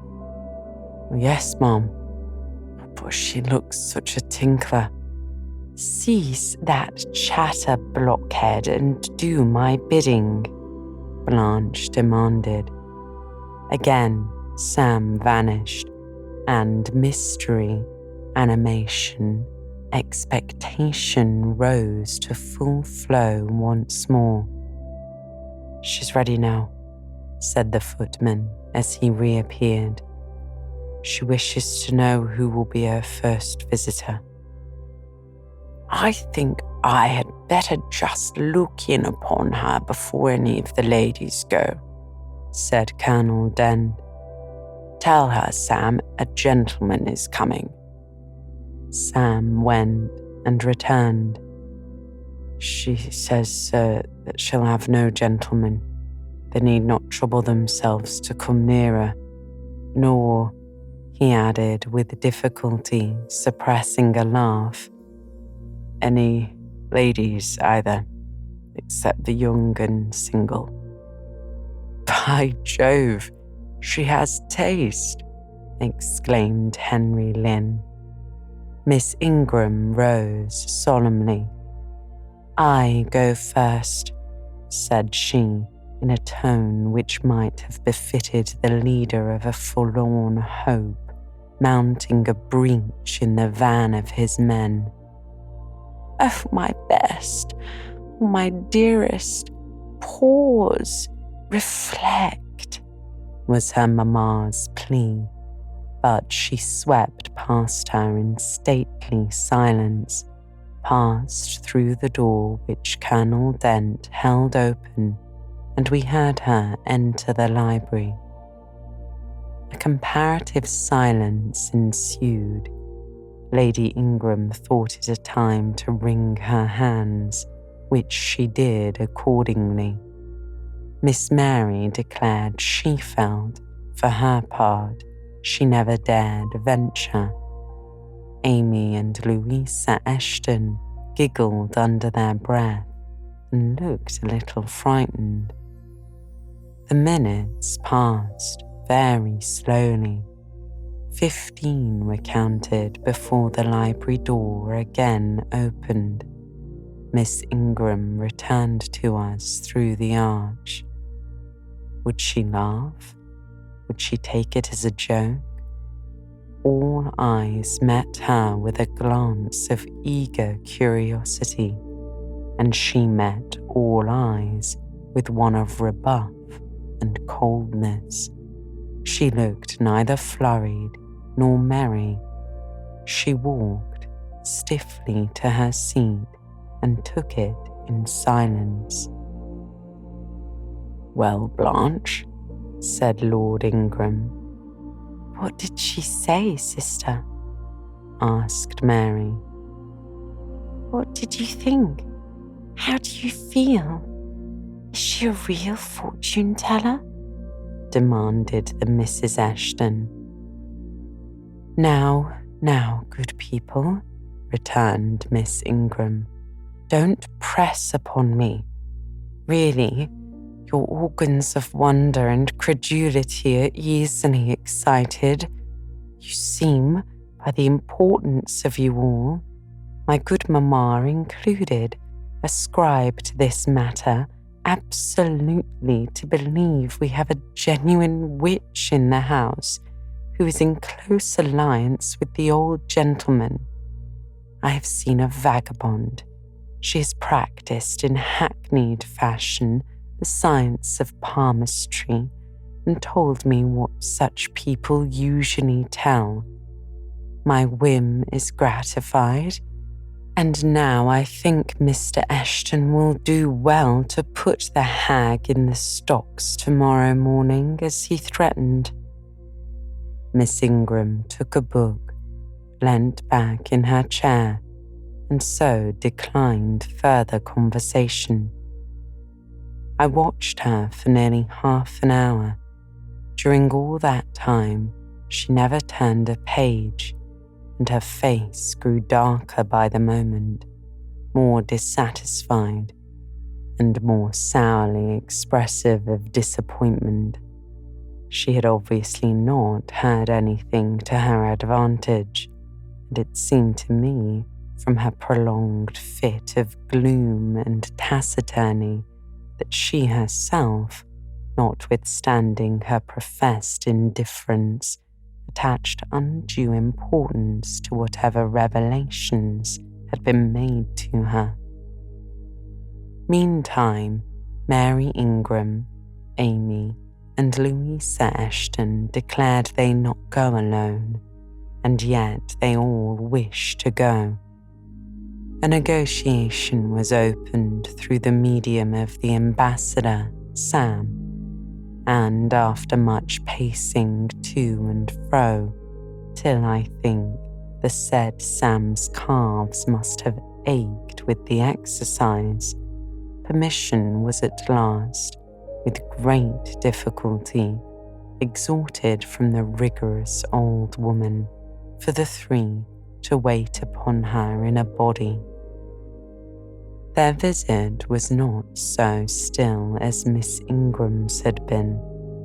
We heard hysterical giggling and little shrieks proceeding from the library, and at the end of about 20 minutes, they burst the door open and came running across the hall as if they were half scared out of their wits. "I'm sure she is something not right," they cried one and all. "She told us such things. She knows all about us." And they sank breathless into the various seats the gentleman hasted to bring them. Pressed for further explanation, they declared she had told them of things they had said and done when they were mere children, described books and ornaments they had in their boudoirs at home, keepsakes that different relations had presented to them. They affirmed that she had even divined their thoughts and whispered in the ear of each the name of the person she liked best in the world and informed them of what they most wished for. Here the gentleman interposed with earnest petitions to be further enlightened on these two last named points, but they got only blushes, tremors and giggles in return for their importunity. The matrons, meantime, offered vinaigrettes and wielded fans, and again reiterated the expression of their concern that their warning had not been taken in time. And the elder gentlemen laughed, and the younger urged their services on the agitated fair ones. In the midst of the tumult, and while my eyes and ears were fully engaged in the scene before me, I heard a hem close at my elbow. I turned and saw Sam. "If you please, miss, the fortune teller declares that there is another young single lady in the room who has not been to her yet. She swears she will not go till she sees them all. I thought it must be you. There is no one else for it. What shall I tell her?" "Oh, I will go, by all means," I answered. I was glad of the unexpected opportunity to gratify my much excited curiosity. I slipped out of the room, unobserved by any eye, for the company were gathered in one mass about the trembling trio just returned, and I closed the door quietly behind me. "If you like, miss," said Sam, "I'll wait in the hall for you. If she frightens you, just call and I'll come in." "No, Sam, return to the kitchen. I'm not in the least afraid," I replied. Nor was I, but I was a good deal interested and excited.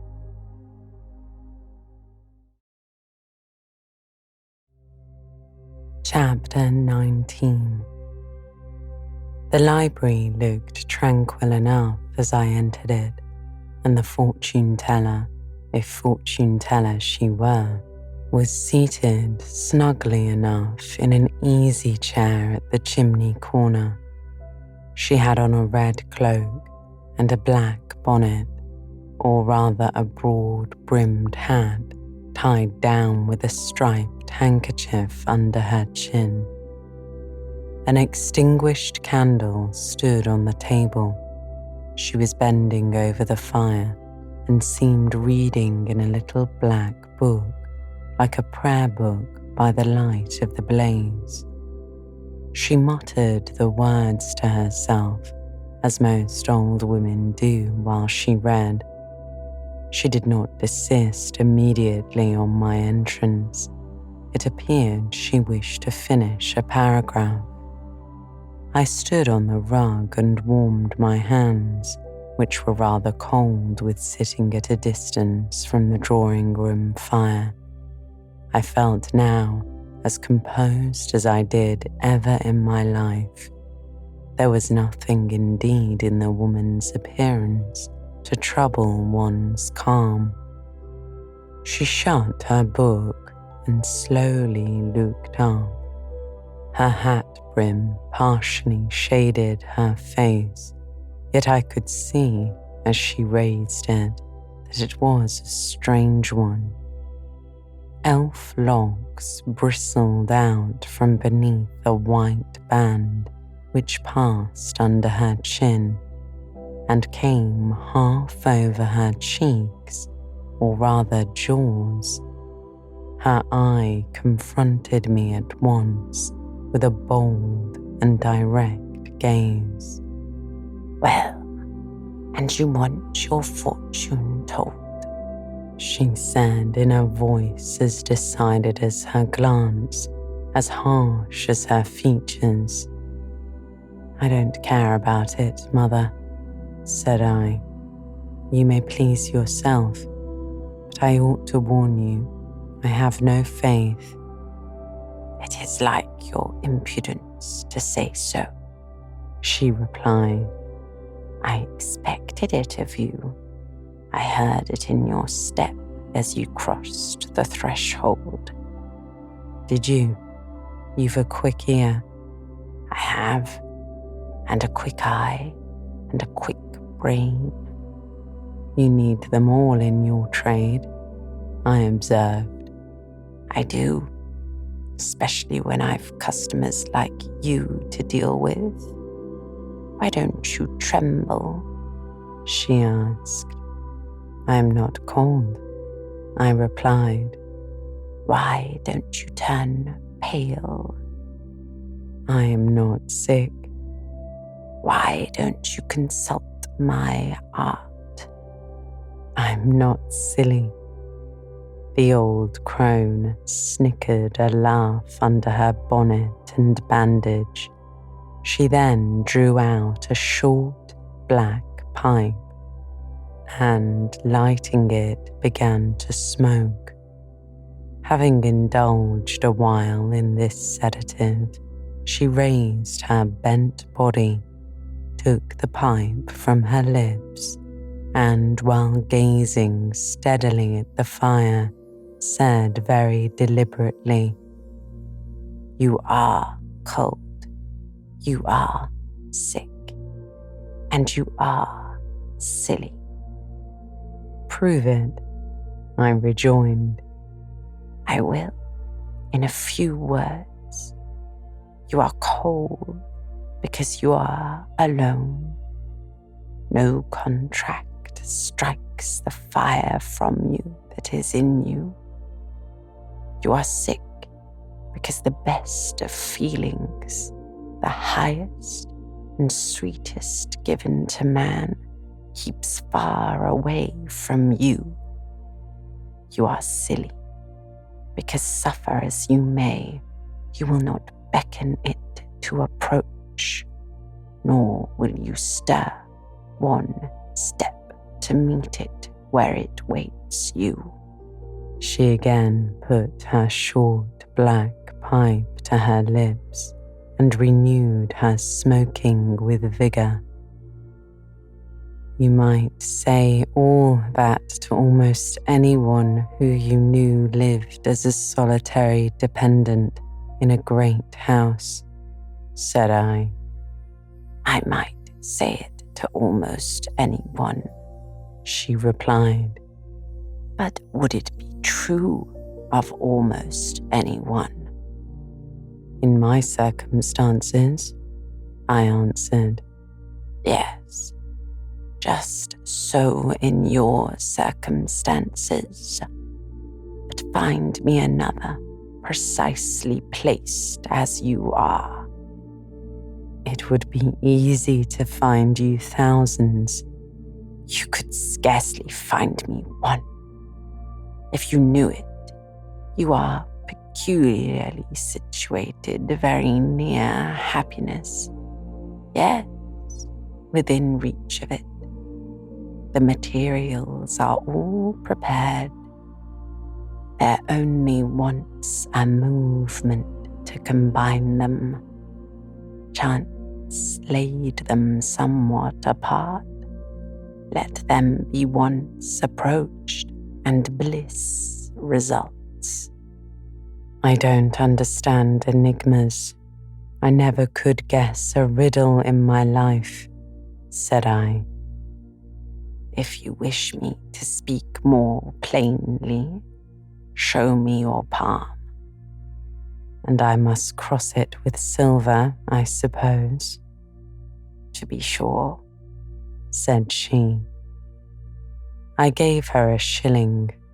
She put it into an old stocking foot which she took out of her pocket, and having tied it round and returned it, she told me to hold out my hand. I did. She approached her face to the palm and pored over it without touching it. It is too fine, said she. I can make nothing of such a hand as that, almost without lines. Besides, what is in a palm? Destiny is not written there. I believe you, said I. No, she continued. It is in the face, on the forehead, about the eyes, in the lines of the mouth. Kneel and lift up your head. Ah, now you are coming to reality, I said as I obeyed her. I shall begin to put some faith in you presently. I knelt within half a yard of her. She stirred the fire so that a ripple of light broke from the disturbed coal. The glare, however, as she sat, only threw her face into deeper shadow. Mine it illumined. I wonder with what feelings you came to me tonight, she said when she had examined me a while. I wonder what thoughts are busy in your heart during all the hours you sit in yonder room with the fine people flitting before you like shapes in a magic lantern. Just as little sympathetic communion passing between you and them as if they were really mere shadows of human forms and not the actual substance. I feel tired often, sleepy sometimes, but seldom sad, I answered. Then you have some secret hope to buoy you up and please you with whispers of the future, she asked. Not I. The utmost hope is to save money enough out of my earnings to set up a school someday in a little house rented by myself. A mean nutriment for the spirit to exist on, and sitting in that window seat. You see, I know your habits. You've learned them from the servants. Ah, you think yourself sharp. Well, perhaps I have. To speak truth, I have an acquaintance with one of them, Mrs. Poole. I started to my feet when I heard the name. You have you? Thought I. There is diablerie in the business after all, then. Don't be alarmed, continued the strange being. She's a safe hand, is Mrs. Poole. Anyone may repose confidence in her, but, as I was saying, sitting in that window seat, do you think of nothing but your future school?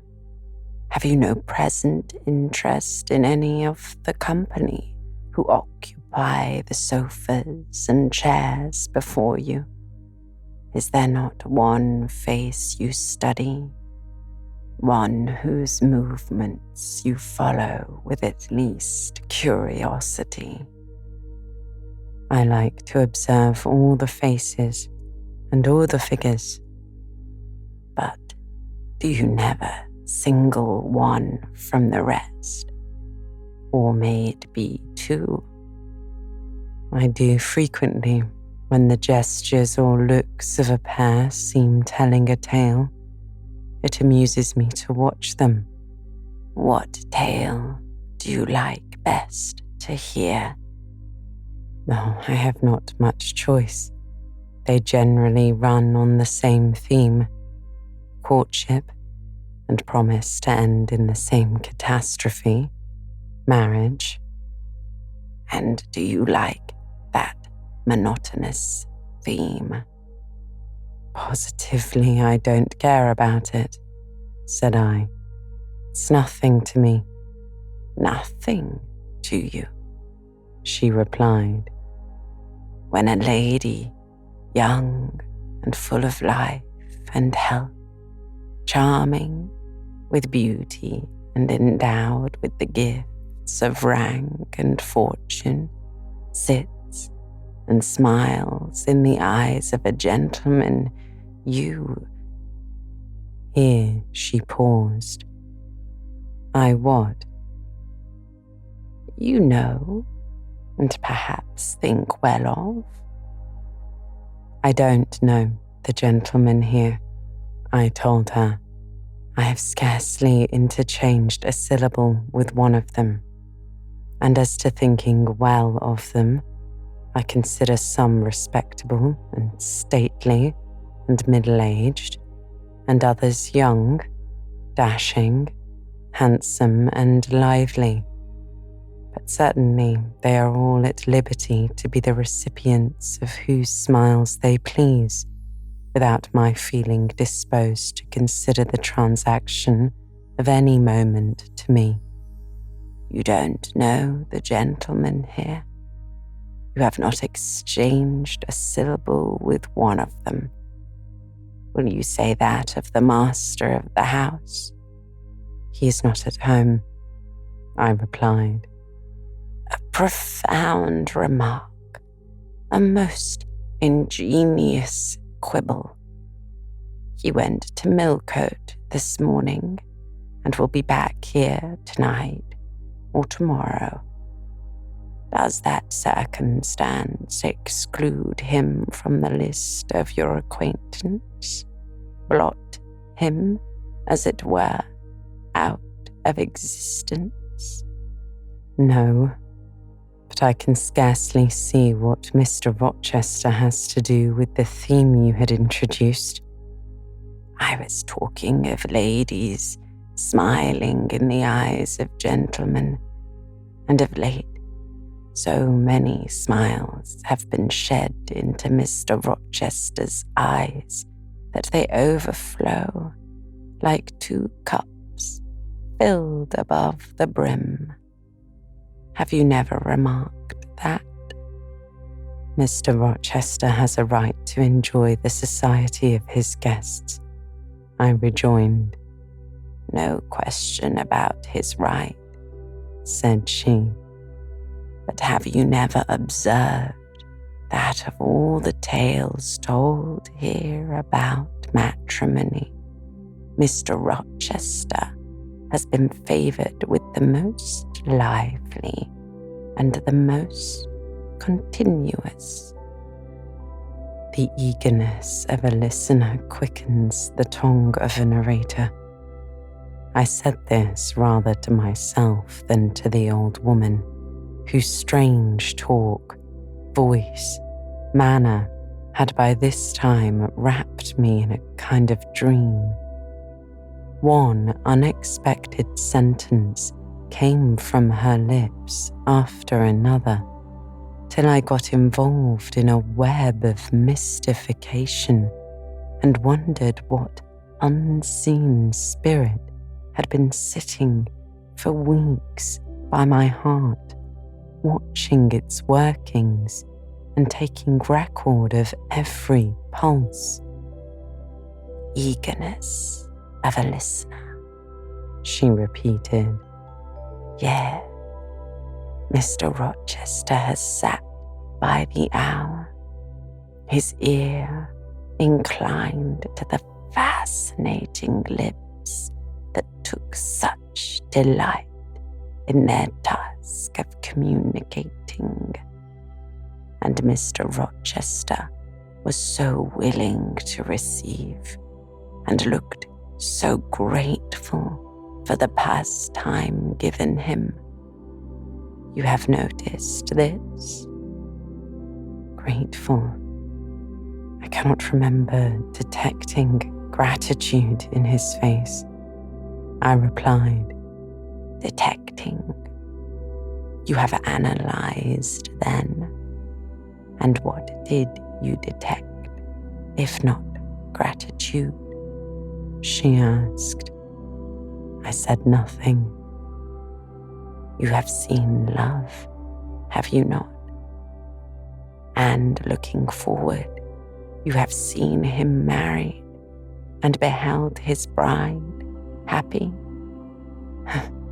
Not exactly. Your witch's skill is rather at fault sometimes. What the devil have you seen then? She asked. Never mind, said I. I came here to inquire, not to confess. It is known that Mr. Rochester is to be married. Yes, and the beautiful Miss Ingram. Shortly? I asked. Appearances would warrant that conclusion, and no doubt, though with an audacity that wants chastising out of you, you seem to question it. They will be a superlatively happy pair.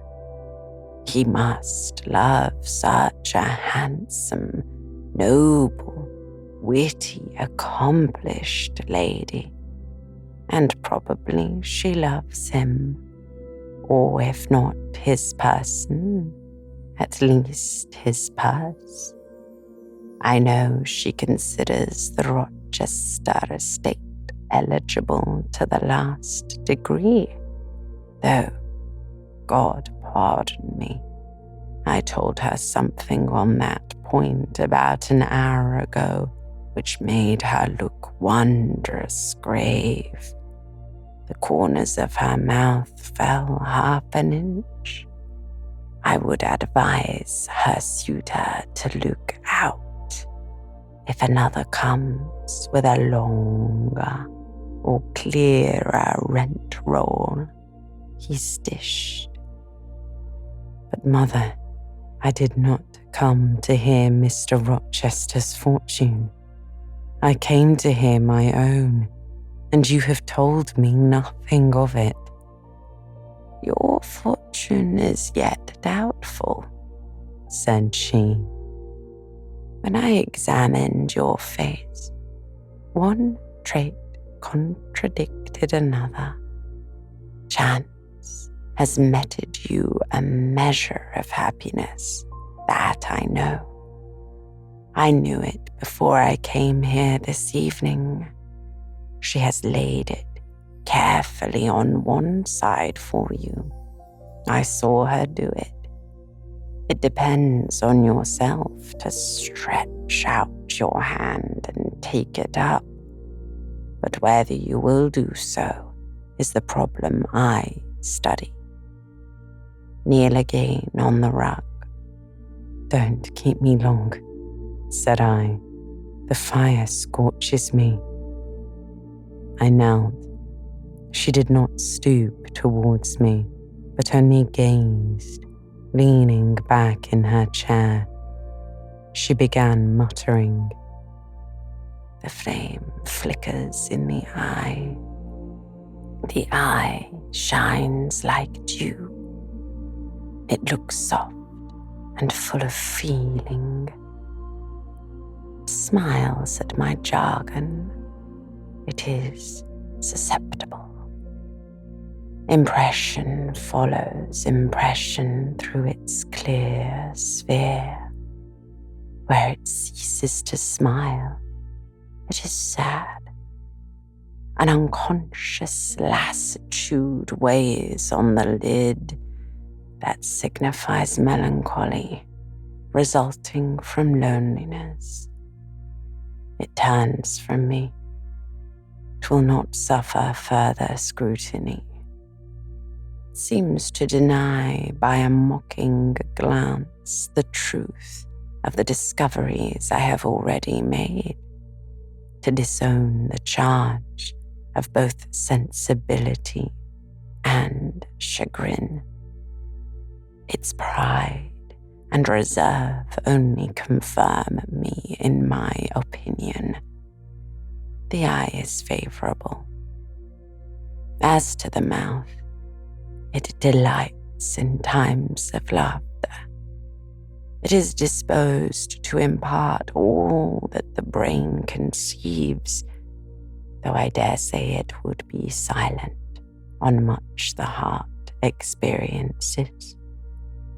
Mobile, and flexible.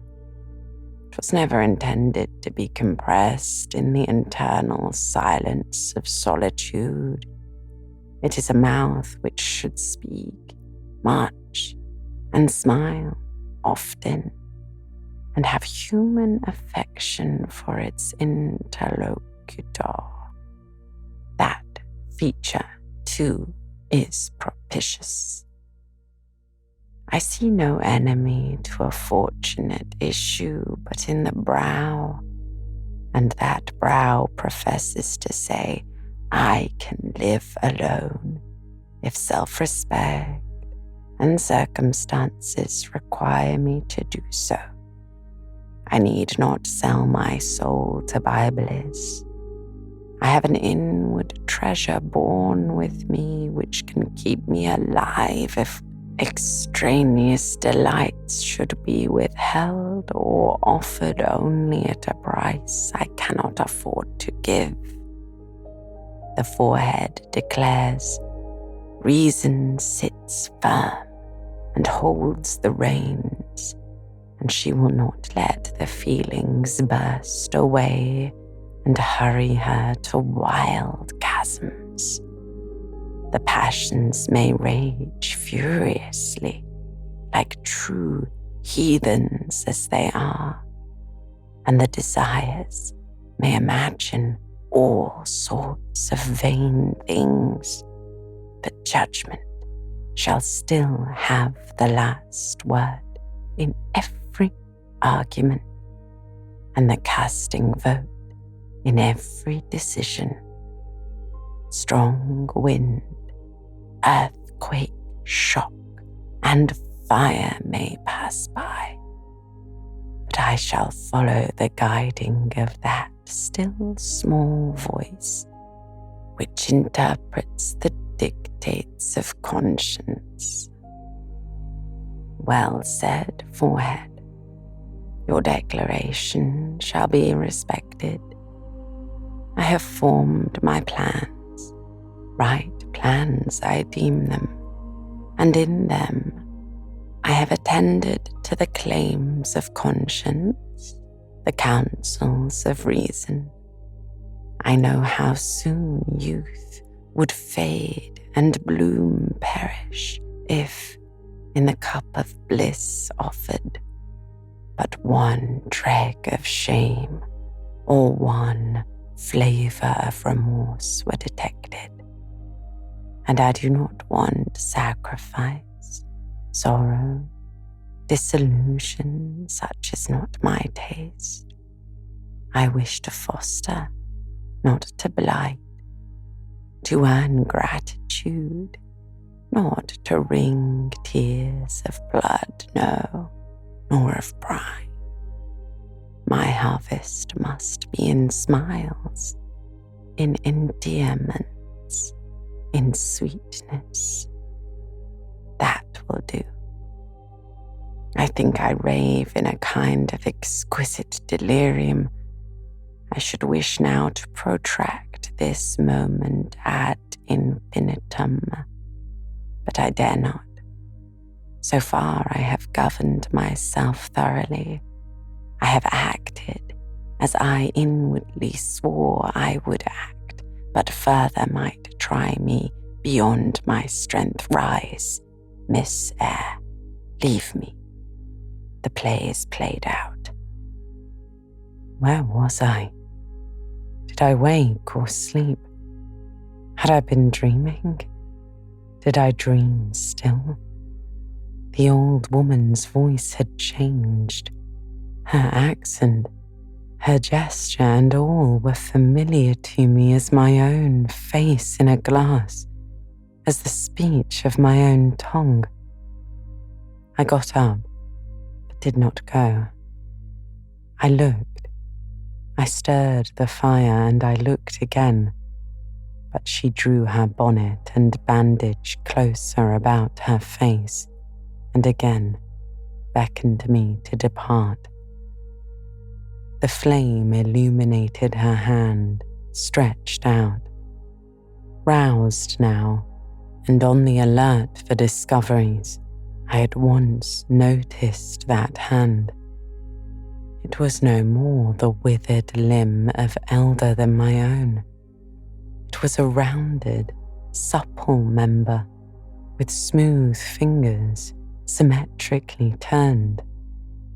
A broad ring flashed on the little finger, and stooping forward I looked at it and saw a gem I had seen hundreds of times before.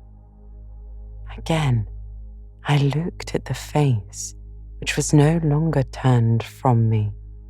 On the contrary, the bonnet was doffed, the bandage displaced, the head advanced.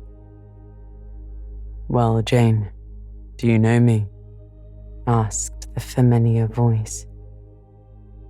"Only take off the red cloak, sir," I replied. "But the string is in a knot. Help me." "Break it, sir." There, then, off ye lendings." And Mr. Rochester stepped out of his disguise. "Now, sir, what a strange idea," said I. "But well carried out, eh? Don't you think so?" "With the ladies you must have managed well," I answered. "But not with you?" he asked. "You did not act the character of a fortune teller with me." "What character did I act? My own?" "No," I replied. "Some unaccountable one. In short, I believe you have been trying to draw me out or in. You have been talking nonsense to make me talk nonsense. It is scarcely fair, sir." "Do you forgive me, Jane?" he asked. "I cannot tell till I have thought it all over. If on reflection I find I have fallen into no great absurdity, I shall try to forgive you. But it was not right." "Oh, you've been very correct, very careful, very sensible." I reflected and thought on the whole I had.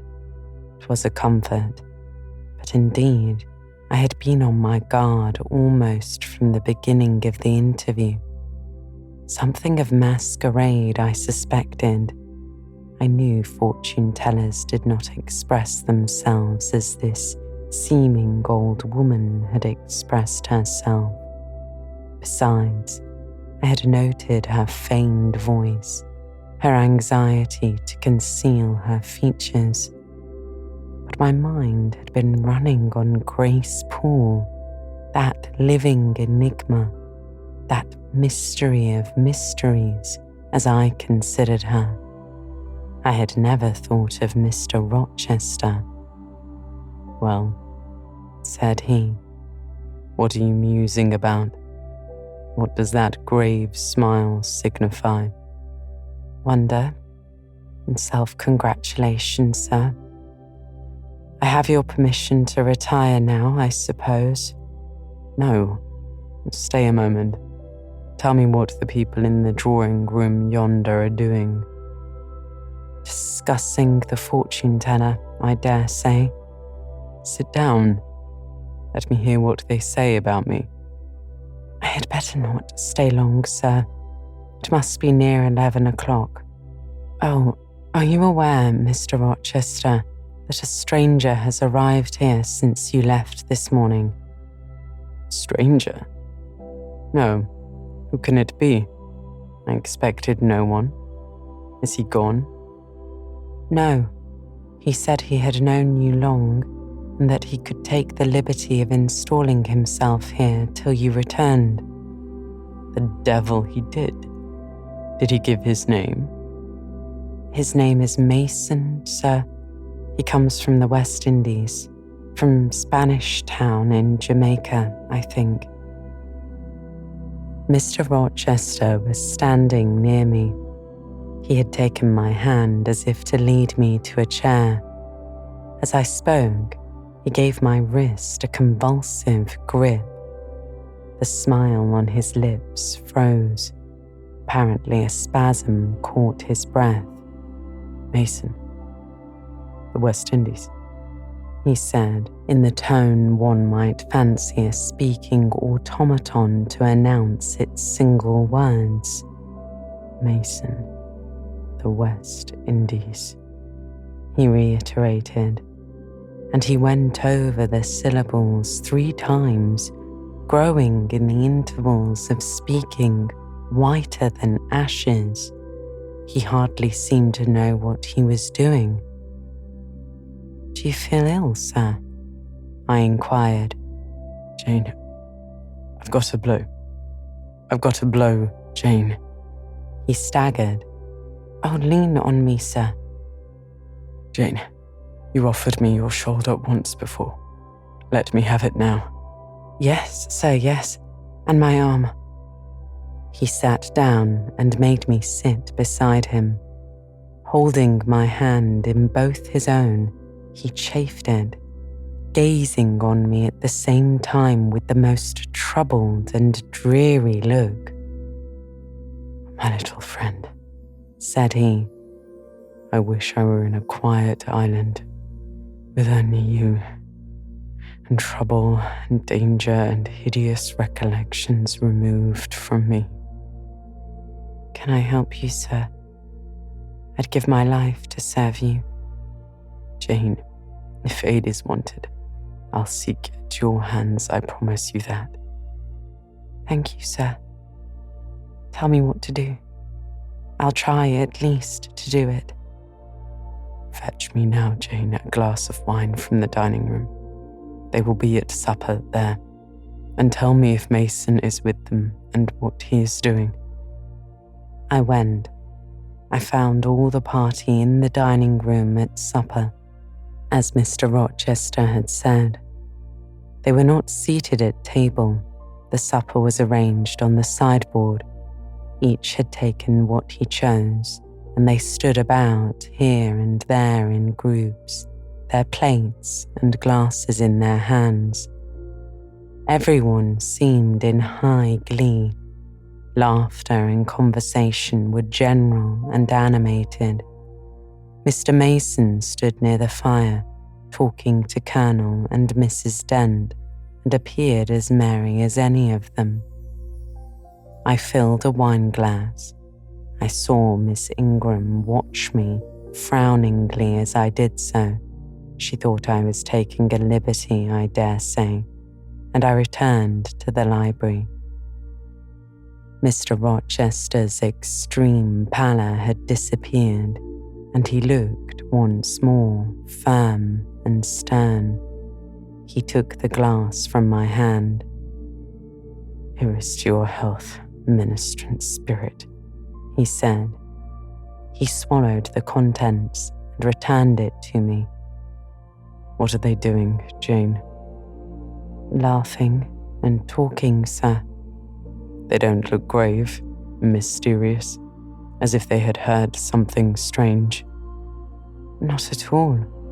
They are full of jests and gaiety." "And Mason?" "He was laughing too." "For all these people came in body and spat at me.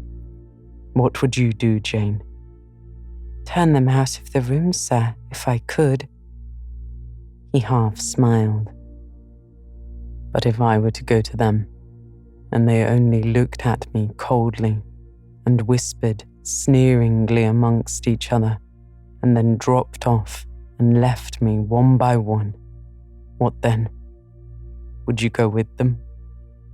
"I rather think not, sir. I should have more pleasure in staying with you." "To comfort me?" "Yes, sir, to comfort you as well as I could." "And if they laid you under a ban for adhering to me?" "I probably should know nothing about their ban, and if I did, I should care nothing about it." "Then you could dare censure for my sake?" "I could dare it for the sake of any friend who deserved my adherence, as you, I am sure, do." "Go back into the room. Step quietly up to Mason and whisper in his ear that Mr. Rochester is come and wishes to see him. Show him in here, and then leave me." "Yes, sir." I did his behest. The company all stared at me as I passed straight among them. I sought Mr. Mason, delivered the message, and preceded him from the room. I ushered him into the library, and then I went upstairs. At a late hour, after I had been in bed some time, I heard the visitors repair to their chambers. I distinguished Mr. Rochester's voice and heard him say, "This way, Mason, this is your room."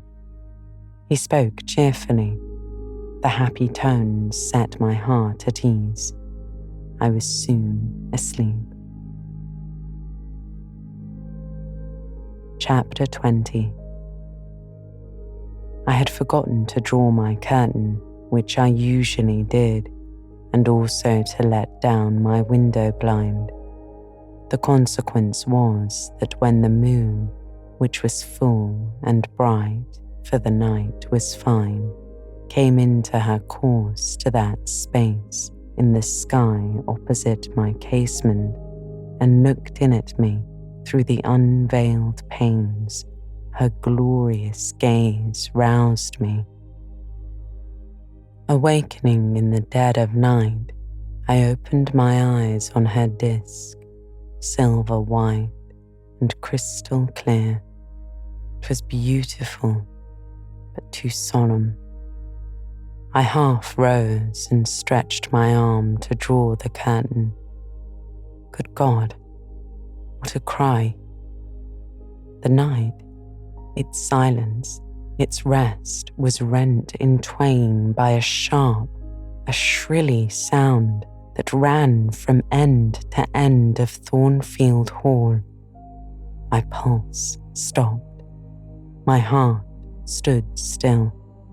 My stretched arm was paralyzed. The cry died and was not renewed. Indeed, whatever being uttered, that fearful shriek could not soon repeat it.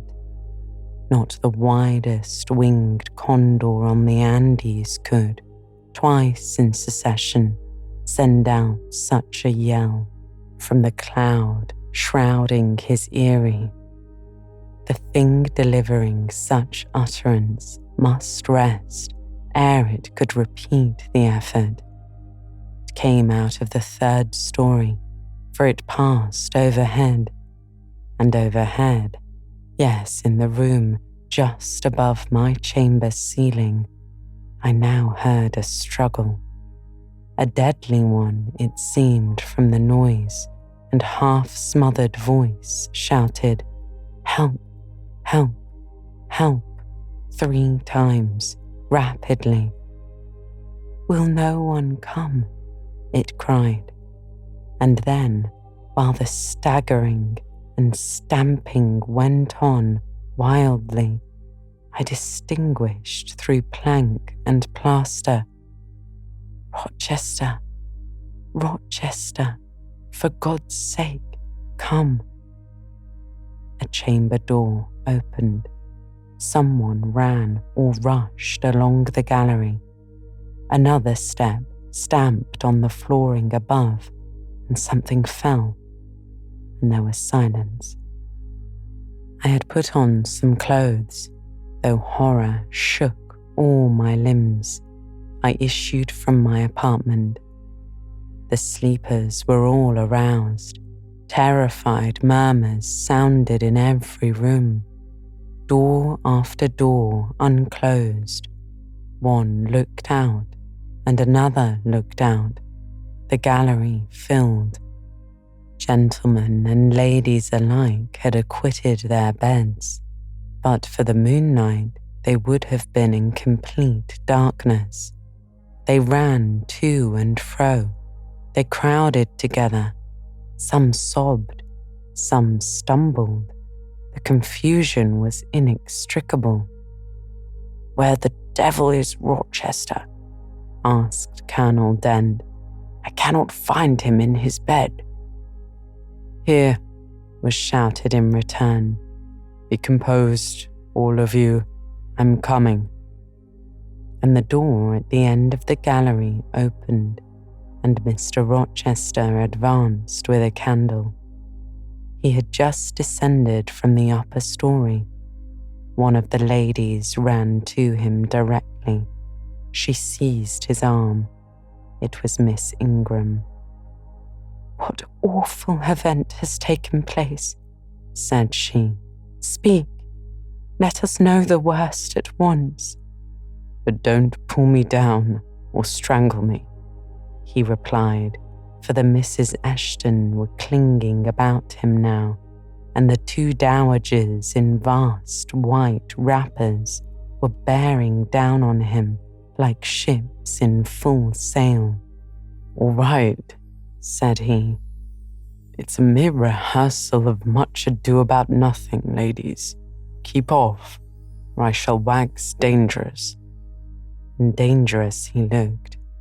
His black eyes darted sparks. Calming himself by effort, he added, "A servant has had a nightmare, that is all. She's an excitable, nervous person. She construed her dream into an apparition or something of that sort, no doubt, and has taken a fit with fright. Now then, I must see you all back into your rooms. Till the house is settled, she cannot be looked after. Gentlemen, have the goodness to set the ladies the example. Miss Ingram, I'm sure you will not fail in evincing superiority to idle terrors. Amy and Louisa, return to your nests like a pair of doves, as you are, madame." To the dowagers, "You will take cold to a dead certainty if you stay in this chill gallery any longer." And so, by dint of alternate coaxing and commanding, he contrived to get them all once more enclosed in their separate dormitories. I did not wait to be ordered back to mine, but retreated unnoticed, as unnoticed I had left it. Not, however, to go to bed. On the contrary, I began and dressed myself carefully. The sounds I had heard after the scream and the words that had been uttered had probably been heard only by me, for they had proceeded from the room above mine. But they assured me that it was not a servant's dream which had struck this horror through the house, and that the explanation Mr. Rochester had given was merely an invention framed to pacify his guests. I dressed, then, to be ready for emergencies. When dressed, I sat a long time by the window, looking out over the silent grounds and silvered fields, and I waited, for I knew not what. It seemed to me that some event must follow the strange cry, struggle, and call. No, stillness returned. Each murmur and movement ceased gradually, and in about an hour, Thornfield Hall was again as hushed as a desert. It seemed that sleep and night had resumed their empire. Meantime, the moon declined. She was about to set. Not liking to sit in the cold and darkness, I thought I would lie down on my bed, dressed as I was. I left the window and moved with little noise across the carpet. As I stooped to take off my shoes, a cautious hand tapped low at the door. "Am I wanted?" I asked. "Are you up?" asked the voice expected to hear, my master's. "Yes, sir." "And dressed?" "Yes." "Come out then, quietly." I obeyed. Mr. Rochester stood in the gallery holding a light. "I want you," he said. "Come this way. Take your time and make no noise." My slippers were thin. I could walk the matted floor as softly as a cat. He glided up the gallery and up the stairs and stopped in the dark, low corridor of the fateful third story. I had followed and stood at his side. "Have you a sponge in your room?" he asked in a whisper. "Yes, sir." "Have you any salts? Volatile salts?" "Yes." "Go back and fetch both." I returned, sought the sponge on the washstand, the salts in my drawer, and once more retraced my steps. He still waited. He held a key in his hand. Approaching one of the small black doors, he put it in the lock. He paused and addressed me again. "You don't turn sick at the sight of blood?" "I think I shall not. I have never been tried yet." I felt a thrill while I answered him, but no coldness and no faintness. "Just give me your hand," he said. "It will not do to risk a fainting fit." I put my fingers into his. "Warm and steady," was his remark. He turned the key and opened the door. I saw a room I remembered to have seen before, the day Mrs. Fairfax showed me over the house. It was hung with tapestry, but the tapestry was now looped up in one part, and there was a door apparent which had been concealed. This door was open. A light shone out of the room within. I heard thence a snarling, snatching sound, almost like a dog quarrelling. Mr. Rochester, putting down his candle, said to me, "Wait a minute," and he went forward to the inner apartment. A shout of laughter greeted his entrance, noisy at first, and terminating in Grace Poole's own goblin laugh. She then was there. He made some sort of arrangement without speaking, though I heard a low voice address him. Mr. Rochester came out and closed the door behind him. "Here, Jane," he said, and I walked round to the other side of a large bed, which, with its drawn curtains, concealed a considerable portion of the chamber. An easy chair was near the bedhead. A man sat in it, dressed with the exception of his coat. He was still, his head leant back, his eyes were closed. Mr. Rochester held the candle over him. I recognized in his pale and seemingly lifeless face the stranger, Mason. I saw too that his linen on one side and one arm was almost soaked in blood. "Hold the candle," said Mr. Rochester, and I took it. He fetched a basin of water from the washstand. "Hold that," said he. I obeyed.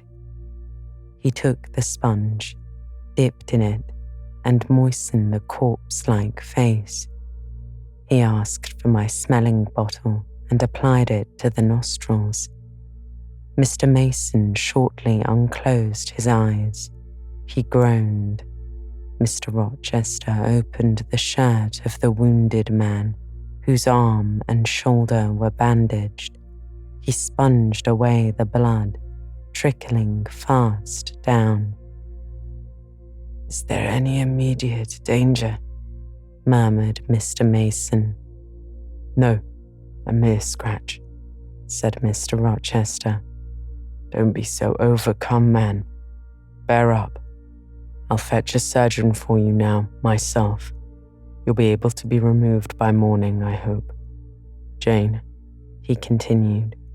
"Sir?" "I shall have to leave you in this room with this gentleman for an hour, or perhaps 2 hours. You will sponge the blood, as I do, when it returns. If he feels faint, you will put the glass of water on that stand to his lips, and your salts to his nose.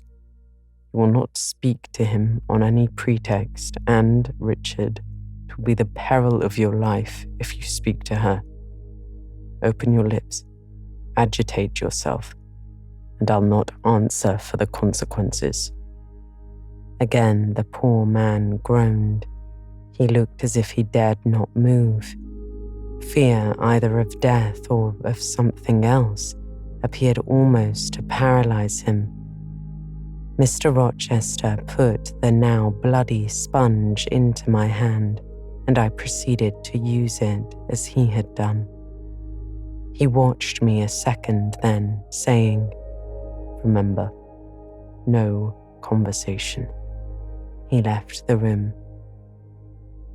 I experienced a strange feeling as the key grated in the lock and the sound of his retracting step ceased to be heard.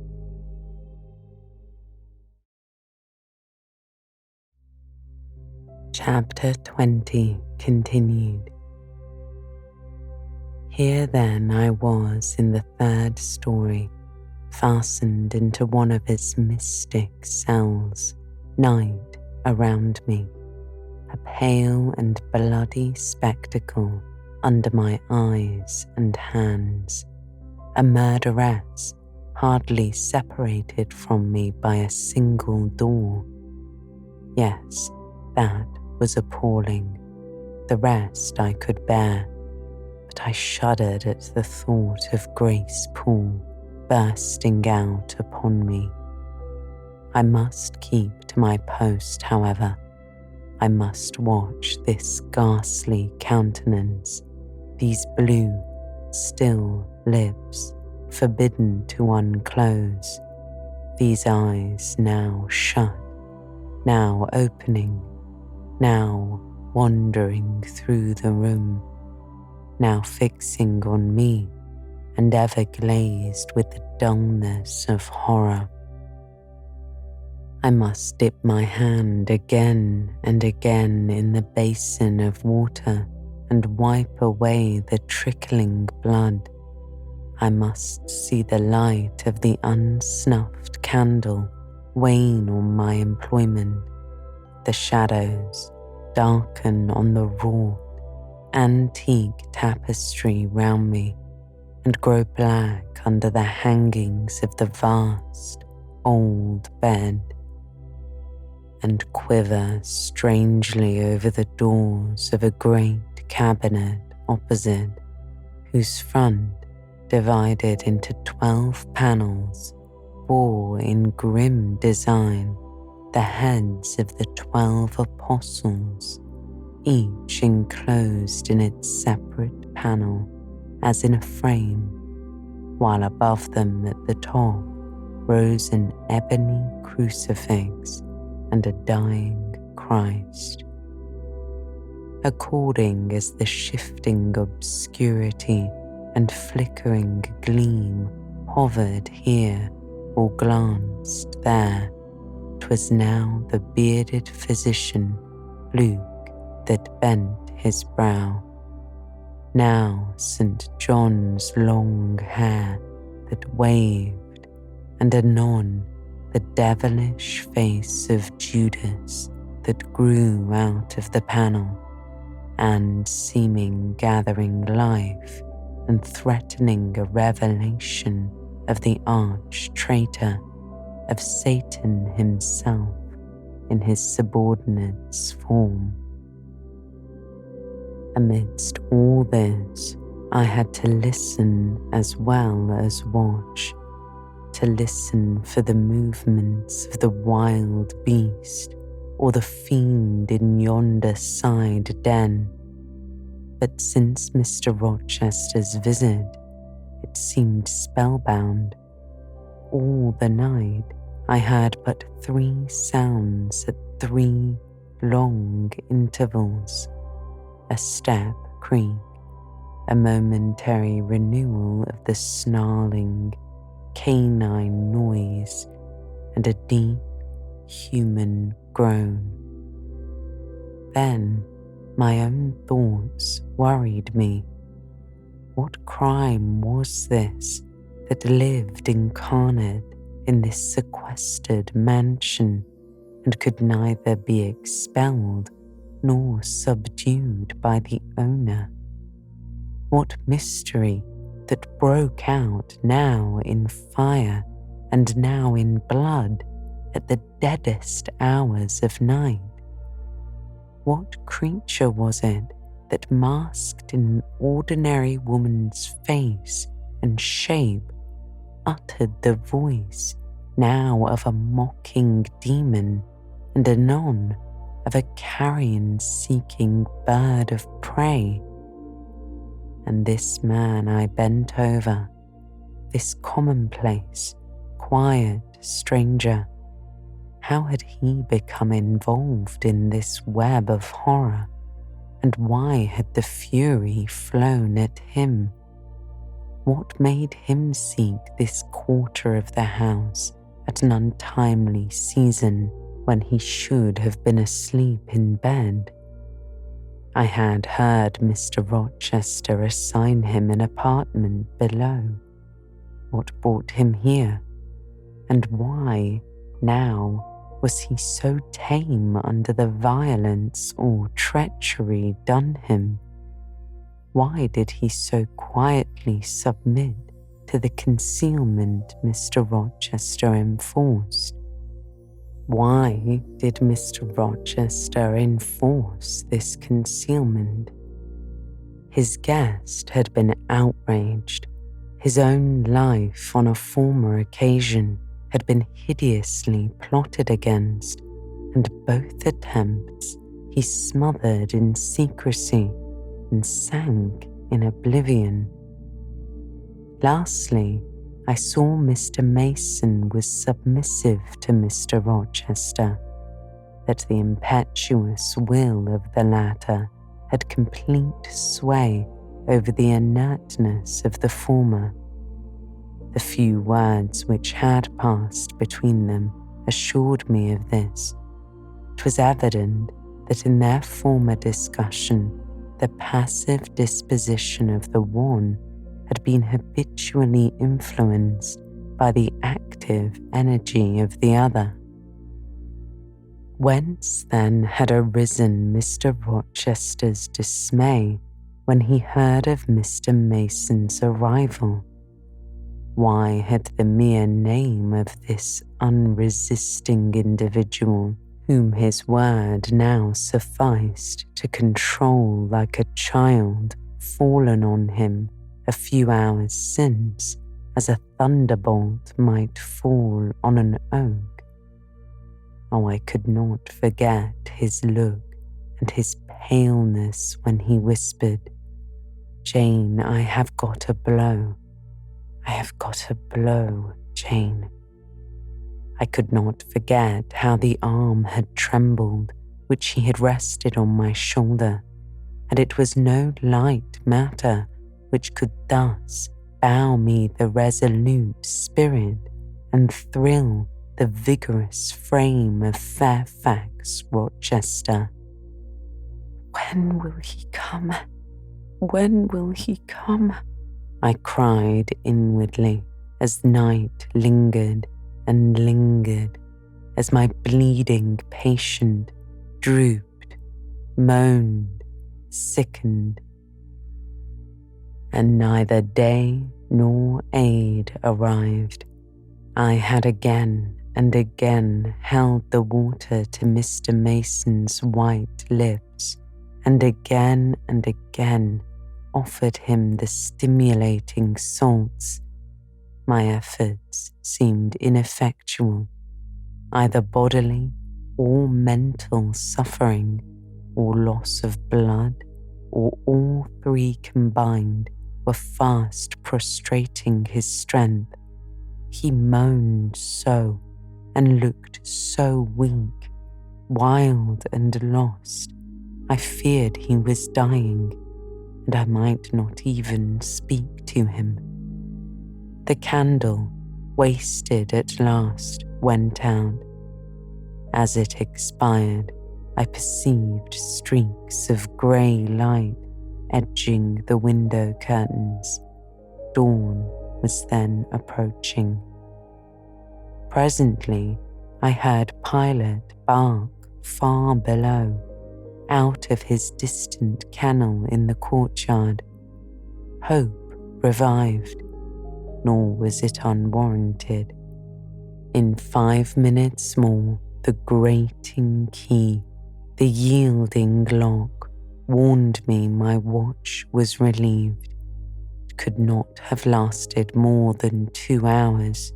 Many a week has seemed shorter.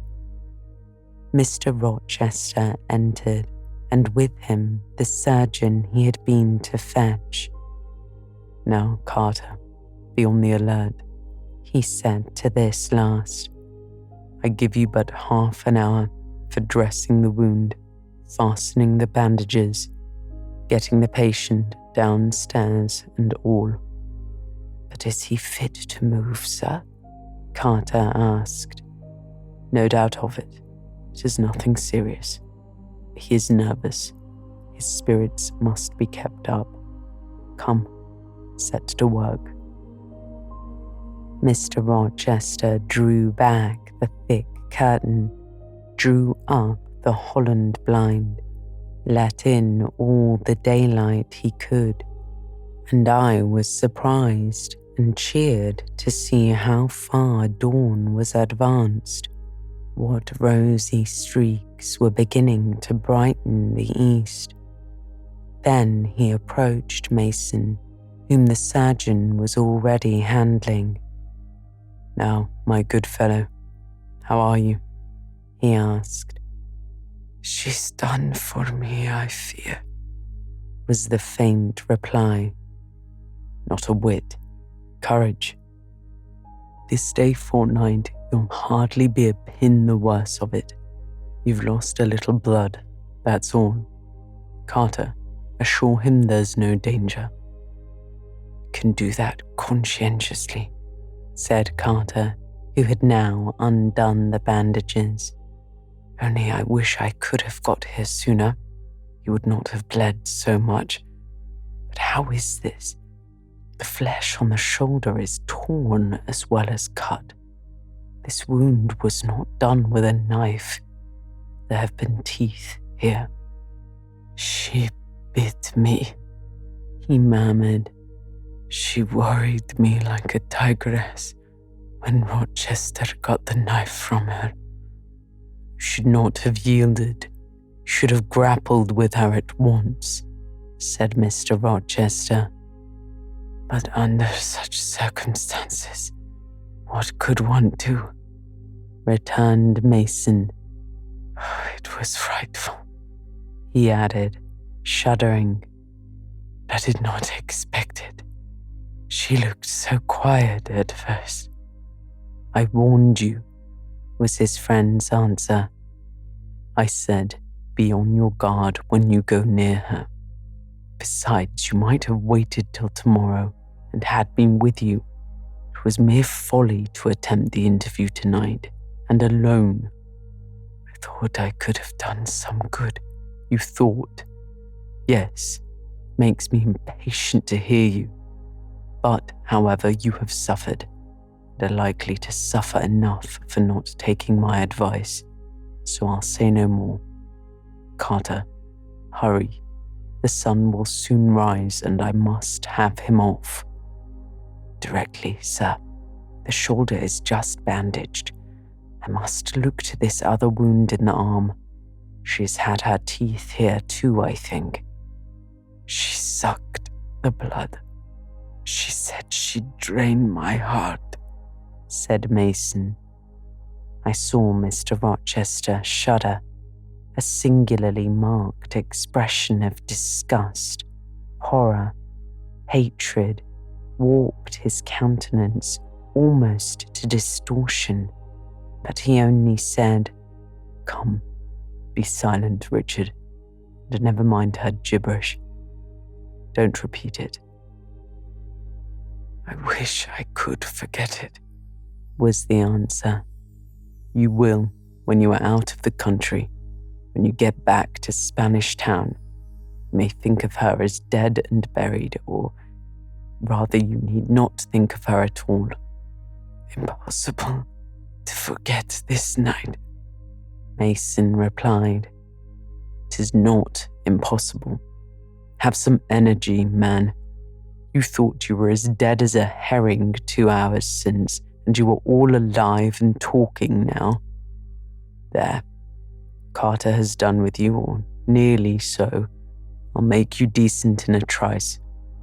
Jane," he turned to me for the first time since his re-entrance, "take this key, go down to my bedroom, and walk straight forward into my dressing room.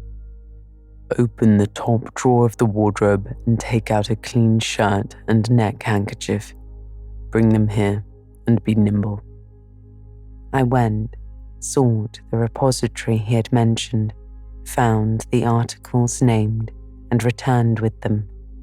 "Now," he said, "go to the other side of the bed while I order his clothes, but don't leave the room. You may be wanted again." I retired as directed. "Was anybody stirring below when you went down, Jane?" inquired Mr. Rochester presently. "No, sir.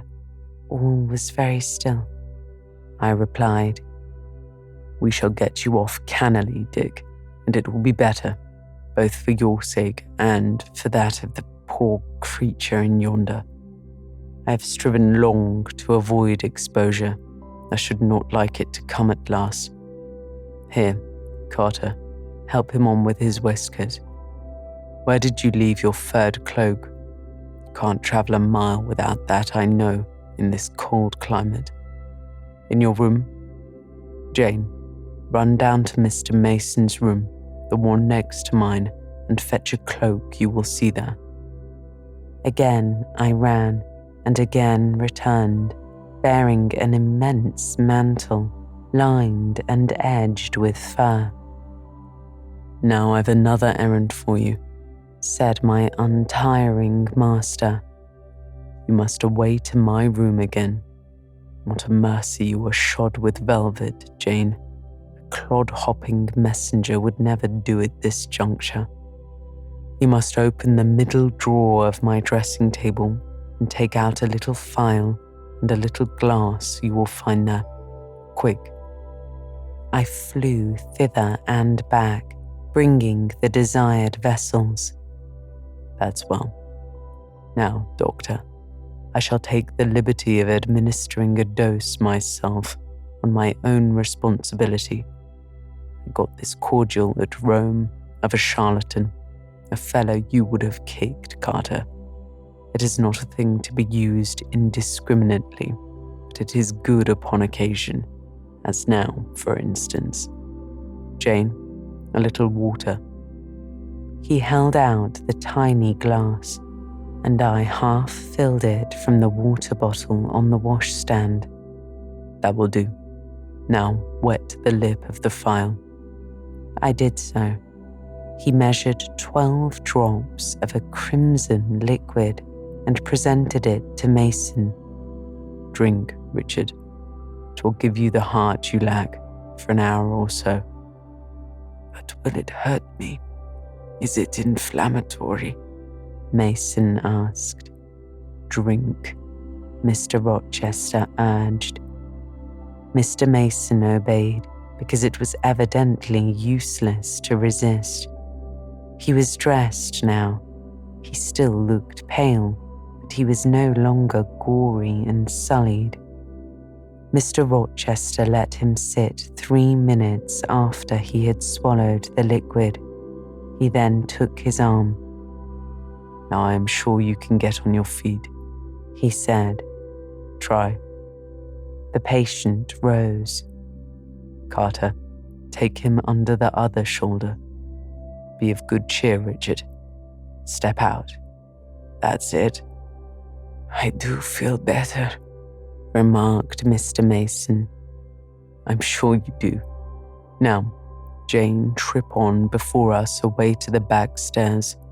Unbolt the side passage door and tell the driver of the post-chaise you will see in the yard or just outside, for I told him not to drive his rattling wheels over the pavement, to be ready. We are coming. And Jane, if anyone is about, come to the foot of the stairs and hem. It was by this time 5:30, and the sun was on the point of rising, but I found the kitchen still dark and silent. The side passage door was fastened. I opened it with as little noise as possible. All the yard was quiet, but the gates stood wide open, and there was a post-chaise with horses ready harnessed and driver seated on the box, stationed outside. I approached him and said the gentlemen were coming. He nodded. Then I looked carefully round and listened. The stillness of early morning slumbered everywhere. The curtains were yet drawn over the servants' chamber windows. Little birds were just twittering in the blossom-blanched orchard trees, whose boughs drooped like white garlands over the wall enclosing one side of the yard. The carriage horses stamped from time to time in their closed stables. All else was still. The gentlemen now appeared, Mason, supported by Mr. Rochester, and the surgeon seemed to walk with tolerable ease. They assisted him into the chaise. Carter followed. "Take care of him," said Mr. Rochester to the latter, "and keep him at your house till he is quite well. I shall ride over in a day or two to see how he gets on. Richard, how is it with you?" "The fresh air revives me, Fairfax." "Leave the window open on his side, Carter. There is no wind. Goodbye, Dick." "Fairfax." Mr. Mason hesitated. "Well, what is it?" Mr. Rochester returned. "Let her be taken care of. Let her be treated as tenderly as may be. Let her..." He stopped and burst into tears. "I do my best, and have done it, and will do it," was the answer. He shut up the chaise door, and the vehicle drove away. "Yet would to God there was an end of all of this," added Mr. Rochester as he closed and barred the heavy yard gates. This done, he moved with slow step and abstracted air towards a door in the wall bordering the orchard. I, supposing he had done with me, prepared to return to the house. Again, however, I heard him call, "Jane." He had opened the portal and stood at it, waiting for me. "Come where there is some freshness for a few minutes," he said. "That house is a mere dungeon. Don't you feel it so?" "It seems to me a splendid mansion, sir," I replied. "The glamour of inexperience is over your eyes," he answered, "and you see it through a charmed medium.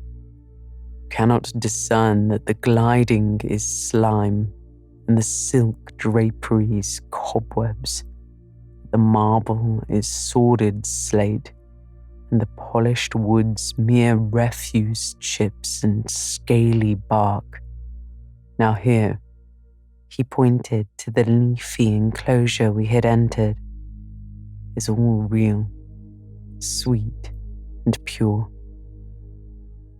He strayed down a walk edged with bogs, with apple trees, pear trees, and cherry trees on one side, and a border on the other full of all sorts of old-fashioned flowers, stocks, sweet williams, primroses, pansies mingled with southernwood, sweetbriar, and all various fragrant herbs. They were fresh now as a succession of April showers and gleams, followed by a lovely spring morning could make them. The sun was just entering the dappled east, and his light illuminated the wreathed and dewy orchard trees, and shone down the quiet walks under them. Jane, will you have a flower? He gathered a half-blown rose, the first on the bush, and offered it to me. Thank you, sir. Do you like this sunrise, Jane? That sky with its high and light clouds, which are sure to melt away as the day waxes warm. This placid and balmy atmosphere. I do, very much. You've passed a strange night, Jane. Yes, sir. It has made you look pale. Were you afraid when I left you alone with Mason? I was afraid of someone coming out of the inner room. But I had fastened the door. I had the key in my pocket. I should have been a careless shepherd if I had left a lamb, my pet lamb, so near a wolf's den, unguarded. You were safe. Will Grace Poole live here still, sir? Oh, yes. Don't trouble your head about her. Put the thing out of your thoughts. Yet it seems to me your life is hardly secure while she stays. Never fear. I will take care of myself. Is the danger you apprehended last night gone by now, sir? I cannot vouch for that till Mason is out of England, nor even then. To live for me, Jane, is to stand on a crater crust which may crack and spew fire any day. But Mr. Mason seems a man easily led. Your influence, sir, is evidently potent with him. He will never set you at defiance or willfully injure you. Oh no, Mason will not defy me, nor knowing it will he hurt me. But unintentionally, he might in a moment, by one careless word, deprive me, if not of life, yet forever of happiness. Tell him to be cautious, sir. Let him know what you fear and show him how to avert the danger. He laughed sardonically, hastily took my hand, and, as hastily, threw it from him. If I could do that, where would the danger be? Annihilated in a moment. Ever since I have known Mason, I have only had to say to him, do that, and the thing has been done. But I cannot give him orders in this case. I cannot say, beware of harming me, Richard, for it is imperative that I should keep him ignorant that the harm to me is possible. Now you look puzzled, and I will puzzle you further. You are my little friend, are you not? I like to serve you, sir, and to obey you in all that is right. Precisely. I see you do. I see genuine contentment in your gait and mien, your eye and face when you are helping me and pleasing me, working for me and with me in, as you characteristically say, all that is right. For if I bid you to do what you thought wrong, there would be no light-footed running, no neat-handed alacrity, no lively glance and animated complexion. My friend would then turn to me, quiet and pale, and would say, "No, sir, that is impossible. I cannot do it because it is wrong," and would become immutable as a fixed star. Well, you too have power over me and may injure me, yet I dare not show you where I am vulnerable, lest, faithful and friendly as you are, you should transfix me at once.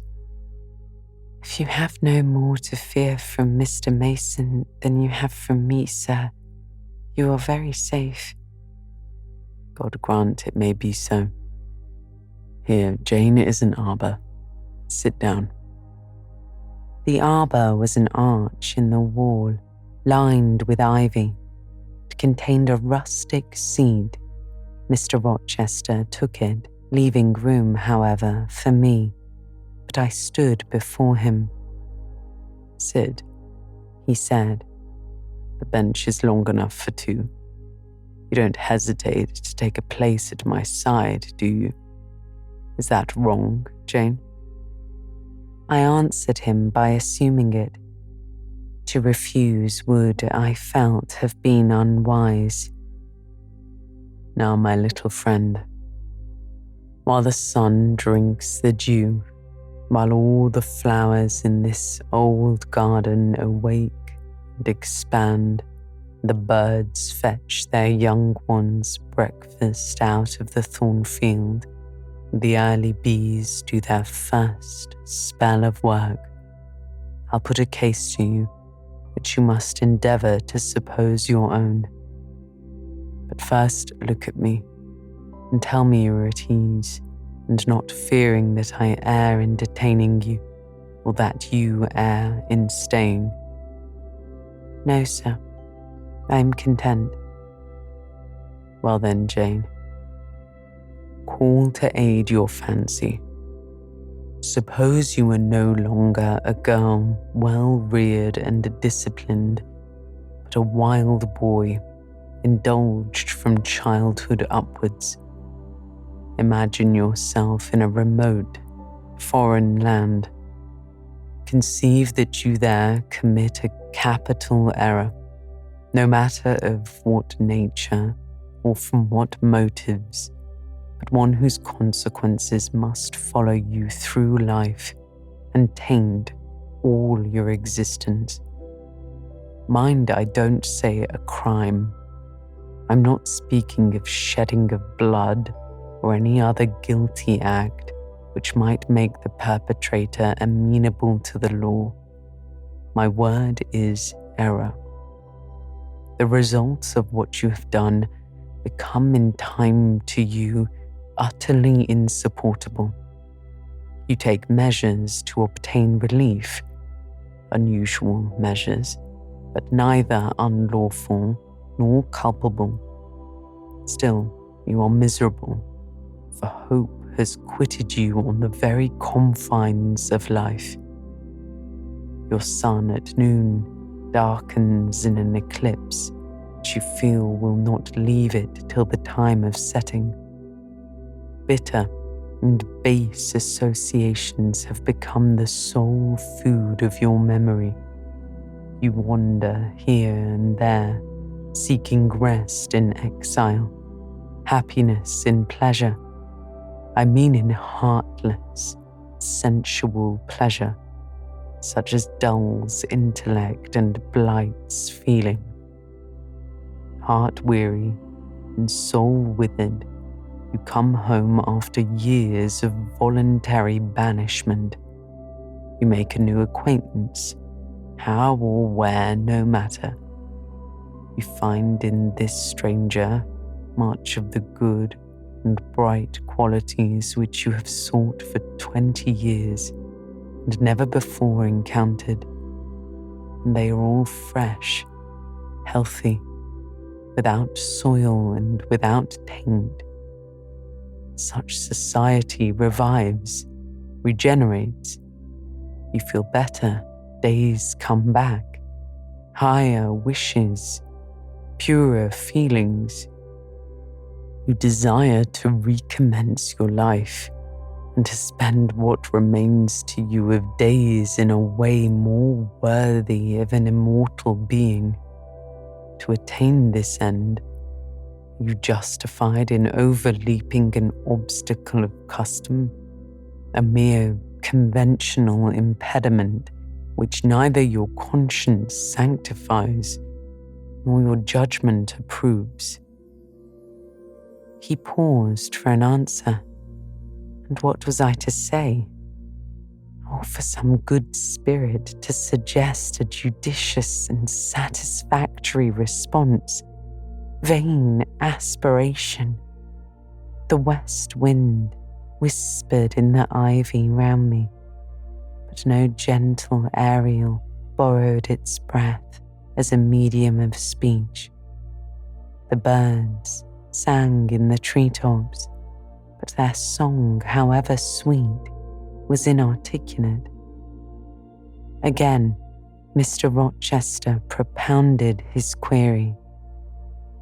Is the wandering and sinful, but now rest-seeking and repentant man justified in daring the world's opinion in order to attach to him forever this gentle, gracious, genial stranger, thereby securing his own peace of mind and regeneration of life? Sir, I answered, a wanderer's repose or a sinner's reformation should never depend on a fellow creature. Men and women die. Philosophers falter in wisdom and Christians in goodness. If anyone you know has suffered and erred, let him look higher than his equals for strength to amend and solace to heal. But the instrument, God who does the work, ordains the instrument. I have myself, I tell it to you without parable, been a worldly, dissipated, restless man, and I believe I have found the instrument for my cure in... He paused. The birds went on caroling, the leaves lightly rustling.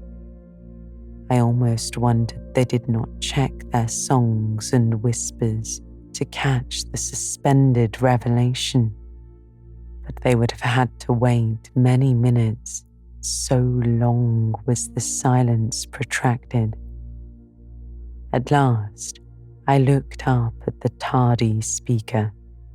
He was looking eagerly at me. Little friend, said he in quite a changed tone, while his face changed too, losing all its softness and gravity and becoming harsh and sarcastic. You have noticed my tender penchant for Miss Ingram. Don't you think if I married her, she would regenerate me with a vengeance? He got up instantly, went quite to the other end of the walk, and when he came back, he was humming a tune. Jane, Jane, said he, stopping before me. You're quite pale with your vigils. Don't you curse me for disturbing your rest. Curse you? No, sir. Shake hands in confirmation of the word. What cold fingers. They were warmer last night when I touched them at the door of the mysterious chamber. Jane, when will you watch with me again? Whenever I can be useful, sir. For instance, the night before I am married. I'm sure I shall not be able to sleep. will you promise to sit up with me, to bear me company? To you I can talk of my lovely one, for now you have seen her and know her." "Yes, sir." "She's a rare one, is she not, Jane?" "Yes, sir." "A strapper, a real strapper, Jane. Big, brown and buxom, with hair just such as the ladies of Carthage must have had. Bless me, there's Dent and Lynn in the stables. Go in by the shrubbery, through that wicket." As I went one way, he went another, and I heard him in the yard saying cheerfully, "Mason got the start of you all this morning. He was gone before sunrise. I rose at 4 to see him off." Chapter 21. Presentiments are strange things, and so are sympathies, and so are signs, and the three combined make one mystery to which humanity has not yet found the key. I never laughed at presentiments in my life, because I have had strange ones of my own. Sympathies, I believe, exist, for instance, between far distant, long absent, wholly estranged relatives asserting, notwithstanding their alienation, the unity of the source to which each traces his origin, whose workings baffle mortal comprehension, and signs, for aught we know, may be but the sympathies of nature with man. When I was a little girl, only 6 years old, I one night heard Bessie Leaven say to Martha Abbott that she had been dreaming about a little child, and that to dream of children was a sure sign of trouble, either to one's self or one's kin. The saying might have worn out of my memory had not a circumstance immediately followed which served indelibly to fix it there. The next day, Bessie was sent for home to the deathbed of her little sister. Of late, I had often recalled this saying and this incident, for during the past week, scarcely a night had gone over my couch that had not brought with it a dream of an infant, which I sometimes hushed in my arms, sometimes dangled on my knee, sometimes watched playing with daisies on a lawn, or again dabbling its hands in running water. It was a wailing child this night, and a laughing one the next. Now it nestled close to me, now it ran from me. But whatever mood the apparition evinced, whatever aspect it wore, it failed not for 7 successive nights to meet me the moment I entered the land of slumber. I did not like this iteration of one idea, this strange recurrence of one image, and I grew nervous as bedtime approached and the hour of the vision drew near.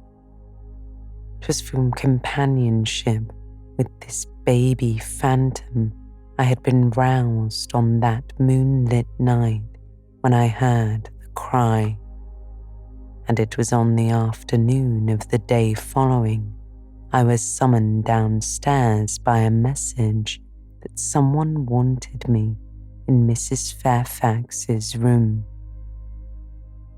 On repairing thither, I found a man waiting for me, having the appearance of a gentleman's servant, He was dressed in deep mourning, and the hat he held in his hand was surrounded with a crape band. "I dare say you hardly remember me, miss," he said, rising as I entered. "But my name is Leven. I lived coachman with Mrs. Reed when you were at Gateshead 8 or 9 years since, and I live there still." "Oh, Robert, how do you do? I remember you very well. You used to give me a ride sometimes on Miss Georgiana's bay pony. And how is Bessie? You are married to Bessie?" "Yes, miss. My wife is very hearty, thank you. She brought me another little one about 2 months since. We have 3 now. Both mother and child are thriving." "And are the family well at the house, Robert?" "I'm sorry I can't give you better news of them, miss. They're very badly at present, in great trouble." "I hope no one is dead," I said, glancing at his black dress. He too looked down at the crape round his hat and replied, "Mr. John died yesterday, was a week, at his chambers in London." "Mr. John?" I repeated. "Yes," Leven replied. "And how does his mother bear it?" "Why, you see, Miss Eyre, 'tis not a common mishap. His life has been very wild. These last 3 years he gave himself up to strange ways, and his death was shocking." "I heard from Bessie he was not doing well." "Doing well? He could not do worse. He ruined his health and estate amongst the worst men and the worst women. Got into debt, into jail. His mother helped him out twice, but as soon as he was free, he returned to his old companions and habits. His head was not strong. The knaves he lived amongst fooled him beyond anything I ever heard. He came down to Gateshead about 3 weeks ago and wanted Mrs. to give all up to him. Mrs. refused. Her means have been much reduced by his extravagance, so he went back again. The next news was that he was dead. How he died, God knows. They say he killed himself."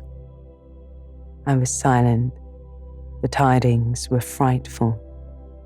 Robert Leven resumed. "Mrs. had been out of health herself for some time. She'd got very stout, but was not strong with it. The loss of money and fear of poverty were quite breaking her down. The information about Mr. John's death and the manner of it came too suddenly. Brought on a stroke. She was 3 days without speaking. But last Tuesday she seemed rather better. She appeared as if she wanted to say something, kept making signs to my wife and mumbling. It was only yesterday morning, however, that Bessie understood that she was pronouncing your name, and at last she made out the words, 'Bring Jane. Fetch Jane Eyre. I want to speak to her.' Bessie is not sure whether she is in her right mind or means anything by the words, but she told Miss Reed and Miss Georgiana and advised them send for you. The young ladies put it off at first, but the mother grew so restless and said, 'Jane, Jane,' so many times that at last they consented. I left Gateshead yesterday, and if you can get ready, miss, I should take you back with me early tomorrow morning." "Yes, Robert, I shall be ready. It seems to me that I ought to go." "I think so too, miss. Bessie said she was sure you would not refuse. I suppose you will have to ask leave before you can get off." "Yes, and I will do it now."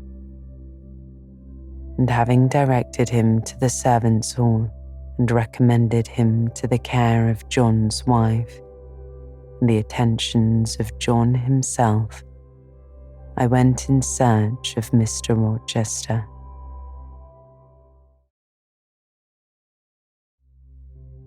Chapter 21 continued. He was not in any of the lower rooms. He was not in the yard, the stables, or the grounds.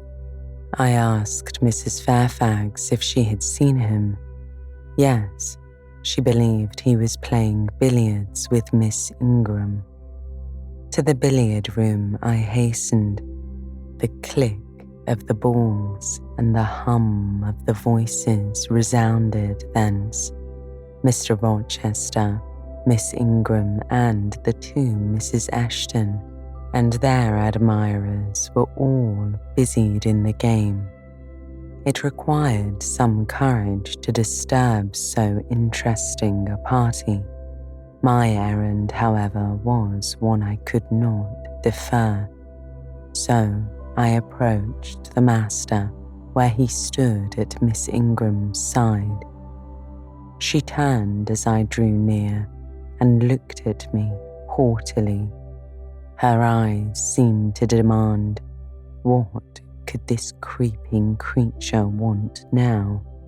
And when I said in a low voice, "Mr. Rochester," she made a movement as if tempted to order me away. I remember her appearance at the moment. It was very graceful and very striking. She wore a morning robe of sky blue crepe. A gauzy azure scarf was twisted in her hair. She had been all animation with the game, and irritated pride did not lower the expression of her haughty lineaments. "Does that person want you?" she inquired of Mr. Rochester, and Mr. Rochester turned to see who the person was.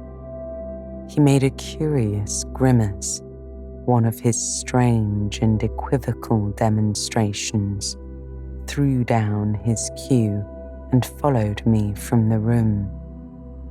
"Well, Jane," he said, as he rested his back against the schoolroom door, which he had shut.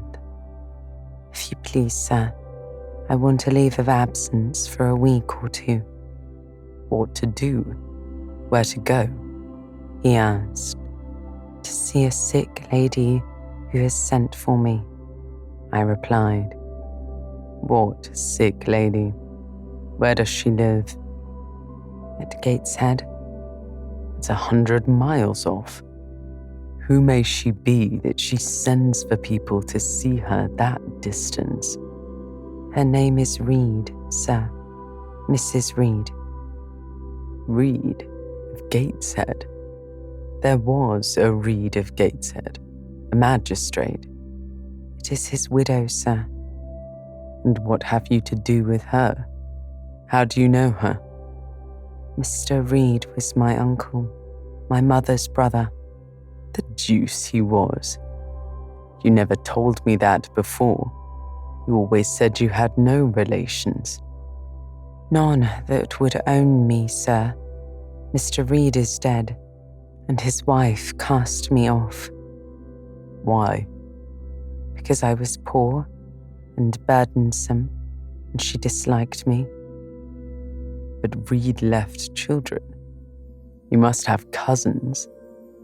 "Sir George Lynn was talking of a Reed of Gateshead yesterday, who he said was one of the veriest rascals on town, and Ingram was mentioning a Georgiana Reed of the same place, who was much admired for her beauty a season or two ago in London." "John Reed is dead too, sir. He ruined himself and half ruined his family, and is supposed to have killed himself. The news so shocked his mother that it brought on an apoplectic attack. And what good can you do her?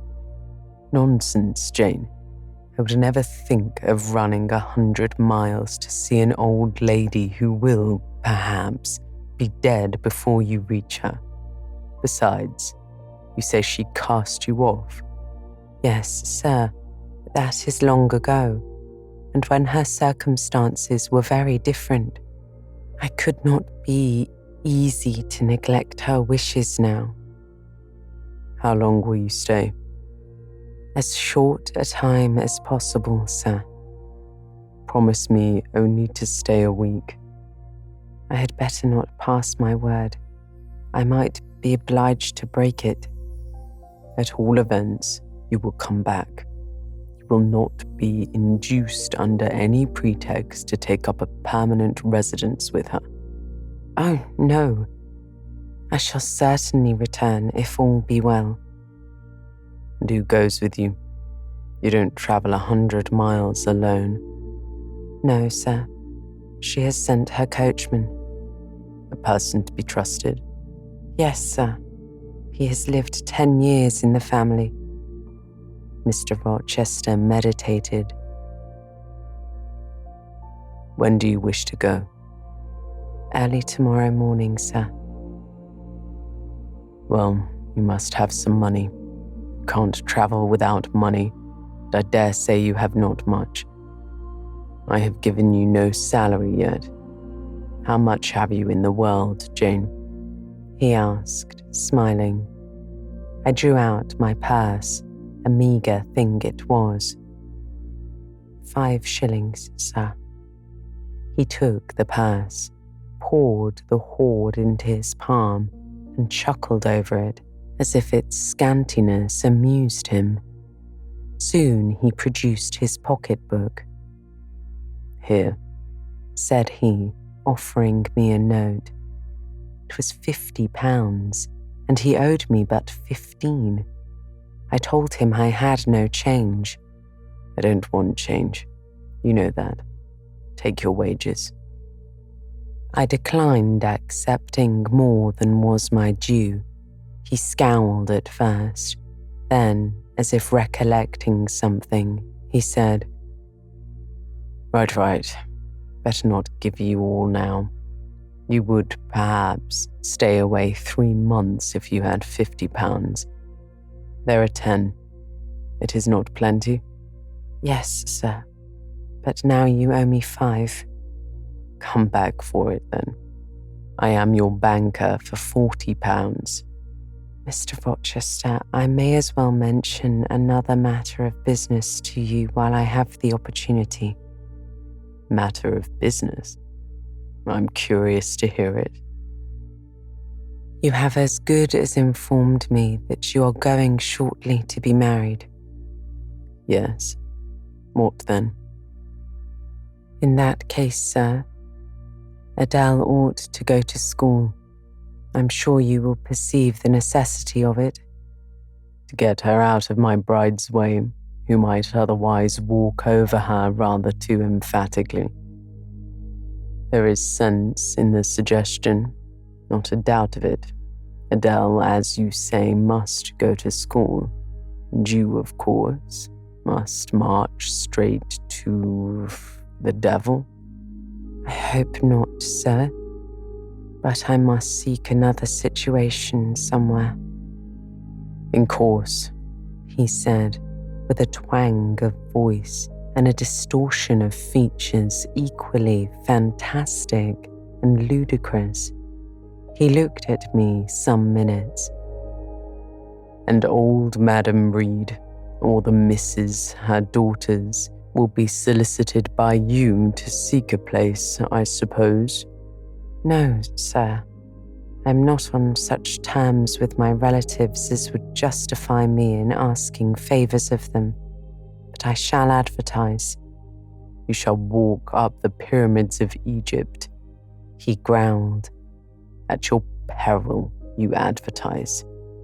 I wish I had only offered you a sovereign instead of £10. Give me back £9, Jane. I have need for it. So have I, sir, I returned, putting my hands and my purse behind me. I could not spare the money on any account. "Refusing me a personal request," he said. "Give me £5, Jane." Not 5 shillings, sir. Not 5 pence. Just let me look at the cash. No, sir. You are not to be trusted. Jane. Sir? Promise me one thing. I'll promise you anything, sir, that I think I am likely to perform. Not to advertise, he said, and trust this quest of a situation to me. I'll find you one in time. I shall be glad to do so, sir, if you, in your turn, will promise that I and Adele shall both be safe out of the house before your bride enters it. Very well, very well. I'll pledge my word on it. You go tomorrow, then? Yes, sir. Early. Shall you come down to the drawing room after dinner? No, sir. I must prepare for the journey. Then you and I must bid goodbye for a little while. I suppose so, sir. And how do people perform that ceremony of parting, Jane? Teach me. I'm not quite up to it. They say farewell, or any other form they prefer. Then say it. Farewell, Mr. Rochester, for the present. What must I say? The same, if you like, sir. Farewell, Miss Eyre, for the present. Is that all? Yes. Seems stingy to my notions, and dry and unfriendly. I should like something else, a little addition to the rite. If one shook hands, for instance. But no, that would not content me either. So you'll do no more than say farewell, Jane? It is enough, sir. As much good will may be conveyed in one hearty word as in many. Very likely, but it is blank and cool. Farewell. How long is he going to stand with his back against that door? I asked myself. I want to commence my packing. The dinner bell rang, and suddenly away he bolted, without another syllable. I saw him no more during the day, and was off before he had risen in the morning. I reached the lodge at Gateshead about 5 o'clock in the afternoon of the 1st of May. I stepped in there before going up to the hall. It was very clean and neat. The ornamental windows were hung with little white curtains. The floor was spotless. The grate and fire irons were burnished bright, and the fire burnt clear. Bessie sat on the hearth, nursing her last-born, and Robert and his sister played quietly in a corner. "Bless you, I knew you would come," said Mrs. Leaven as I entered. "Yes, Bessie," said I, after I had kissed her. "And I trust I am not too late. How is Mrs. Reed? Alive still, I hope?" "Yes, she is alive, more sensible and collected than she was. The doctor says she might linger a week or 2 yet, but he hardly thinks she will finally recover." "Has she mentioned me lately?" I asked. "She was talking of you only this morning, wishing you would come. But she's sleeping now, or was 10 minutes ago when I was up at the house. She generally lies in a kind of lethargy all afternoon, wakes up about 6 or 7. Will you rest yourself here an hour, miss? Then I'll go up with you. Robert here entered, and Bessie laid her sleeping child in the cradle and went to welcome him. Afterwards, she insisted on my taking off my bonnet and having some tea, for she said I looked pale and tired. I was glad to accept her hospitality, and I submitted to be relieved of my travelling garb just as passively as I used to let her undress me when a child. Old times crowded fast back on me as I watched her bustling about, setting out the tea tray with her best china, cutting bread and butter, toasting a tea cake, and between whiles giving little Robert or Jane an occasional tap or push, just as she used to give me in former days. Bessie had retained her quick temper as well as her light foot and good looks. Tea ready, I was going to approach the table, but she desired me to sit still, quite in her old peremptory tones. I must be served at the fireside, she said, and she placed before me a little round stand with my cup and a plate of toast, absolutely as she used to accommodate me, with some privately purloined dainty on a nursery chair, and I smiled and obeyed her as in bygone days. She wanted to know if I was happy at Thornfield Hall and what sort of a person the mistress was. When I told her there was only a master, whether he was a nice gentleman and if I liked him. I told her he was rather an ugly man, but quite a gentleman, and that he treated me kindly, and I was content. Then I went on to describe to her the company that had lately been staying at the house, and to these details Bessie listened with interest. They were precisely of the kind she relished. In such conversation, an hour was soon gone. Bessie restored to me my bonnet, etc., and, accompanied by her, I quitted the lodge for the hall. It was also accompanied by her that I had nearly 9 years ago walked down the path I was now ascending.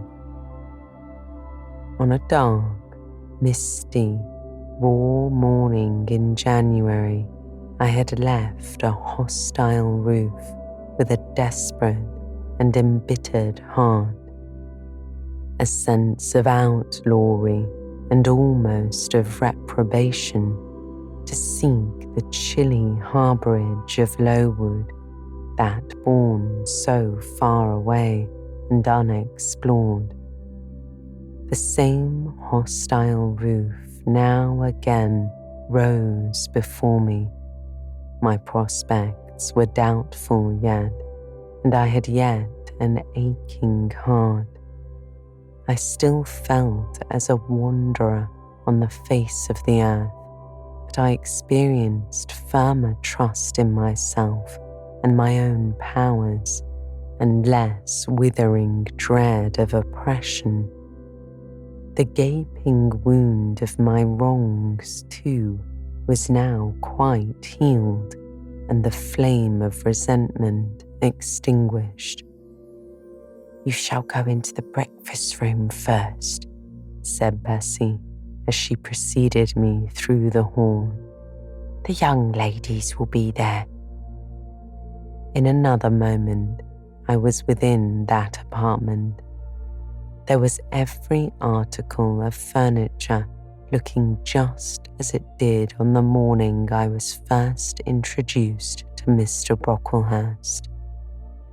The very rug he had stood upon still covered the hearth, Glancing at the bookcases, I thought I could distinguish the 2 volumes of Berwick's British Birds occupying their old place on the 3rd shelf, and Gulliver's Travels and the Arabian Nights ranged just above. The inanimate objects were not changed, but the living things had altered past recognition. 2 young ladies appeared before me, one very tall, almost as tall as Miss Ingram, very thin too, with a sallow face and severe mien. There was something ascetic in her look, which was augmented by the extreme plainness of a straight-skirted, black stuff dress, a starched linen collar, hair combed away from the temples, and the nun-like ornament of a string of ebony beads and a crucifix. This I felt sure was Eliza, though I could trace little resemblance to her former self in that elongated and colourless visage. The other was as certainly Georgiana, but not the Georgiana I remembered, the slim and fairy-like girl of 11. This was a full-blown, very plump damsel, fair as waxwork, with handsome and regular features, languishing blue eyes, and ringleted yellow hair. The hue of her dress was black too, but its fashion was so different from her sister's, so much more flowing and becoming. It looked as stylish as the others looked puritanical. In each of the sisters there was one trait of the mother, and only one. The thin and pallid elder daughter had her parents' Cairngorm eye. The blooming and luxuriant younger girl had her contour of jaw and chin, perhaps a little softened, but still imparting an indescribable hardness to the countenance otherwise so voluptuous and buxom. Both ladies, as I advanced, rose to welcome me, and both addressed me by the name of Miss Eyre. Eliza's greeting was delivered in a short, abrupt voice, without a smile, and then she sat down again, fixed her eyes on the fire, and seemed to forget me. Georgiana added to her "How do you do?" several commonplaces about my journey, the weather, and so on, uttered in a rather drawling tone, and accompanied by sundry side glances that measured me from head to foot, now traversing the folds of my drab merino pelisse, and now lingering on the plain trimming of my cottage bonnet. Young ladies have a remarkable way of letting you know that they think you a quiz without actually saying the words. A certain superciliousness of look, coolness of manner, nonchalance of tone express fully their sentiments on the point without committing them by any positive rudeness in word or deed. A sneer, however, whether covert or open, had now no longer that power over me it once possessed. As I sat between my cousins, I was surprised to find how easy I felt under the total neglect of the one, and the semi-sarcastic attentions of the other. Eliza did not mortify, nor Georgiana ruffle me. The fact was, I had other things to think about. Within the last few months, feelings had been stirred in me so much more potent than any they could raise. Pains and pleasures so much more acute and exquisite had been excited than any it was in their power to inflict or bestow, that their airs gave me no concern either for good or bad. "How is Mrs. Reed?" I asked soon, looking calmly at Georgiana, who thought fit to bridle at the direct address as if it were an unexpected liberty. "Mrs. Reed? Mamma, you mean? She is extremely poorly. I doubt if you can see her tonight." "If," said I, "you would just step upstairs and tell her I am come, I should be much obliged to you." Georgiana almost started, and she opened her blue eyes wild and wide. "I know she had a particular wish to see me," I added, "and I would not defer attending to her desire longer than is absolutely necessary. Mamma dislikes being disturbed in an evening," remarked Eliza.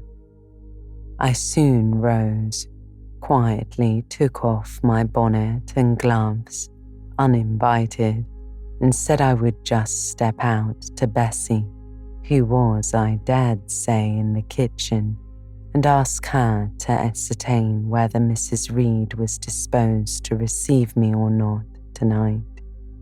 I went, and having found Bessie and dispatched her on my errand, I proceeded to take further measures. It had heretofore been my habit always to shrink from arrogance. Received as I had been today, I should, a year ago, have resolved to quit Gateshead the very next morning. Now it was disclosed to me all at once that would be a foolish plan. I had taken a journey of 100 miles to see my aunt, and I must stay with her till she was better or dead. As to her daughter's pride or folly, I must put it on one side, make myself independent of it. So I addressed the housekeeper, asked her to show me a room, told her I should probably be a visitor here for a week or two, had my trunk conveyed to my chamber, and followed it thither myself. I met Bessie on the landing. "Mrs. is awake," said she. "I have told her you are here. Come and let us see if she will know you." I did not need to be guided to the well-known room to which I had so often been summoned for chastisement or reprimand in former days. I hastened before Bessie. I softly opened the door. A shaded light stood on the table, for it was now getting dark. There was the great 4-post bed with amber hangings as of old. There the toilet table, the armchair, and the footstool at which I had 100 times been sentenced to kneel to ask pardon for offences by me uncommitted. I looked into a certain corner near half expecting to see the slim outline of a once dreaded switch which used to lurk there, waiting to leap out, imp-like, and lace my quivering palm or shrinking neck. I approached the bed. I opened the curtains and leant over the high-piled pillows. Well did I remember Mrs. Reed's face, and I eagerly sought the familiar image. 'Tis a happy thing that time quells the longings of vengeance and hushes the promptings of rage and aversion.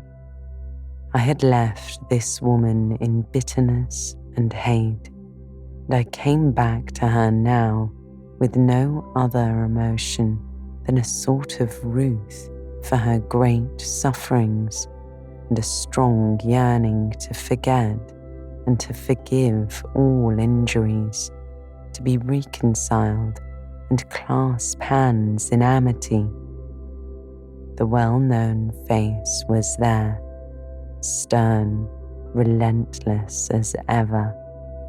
There was that peculiar eye which nothing could melt, and the somewhat raised, imperious, despotic eyebrow.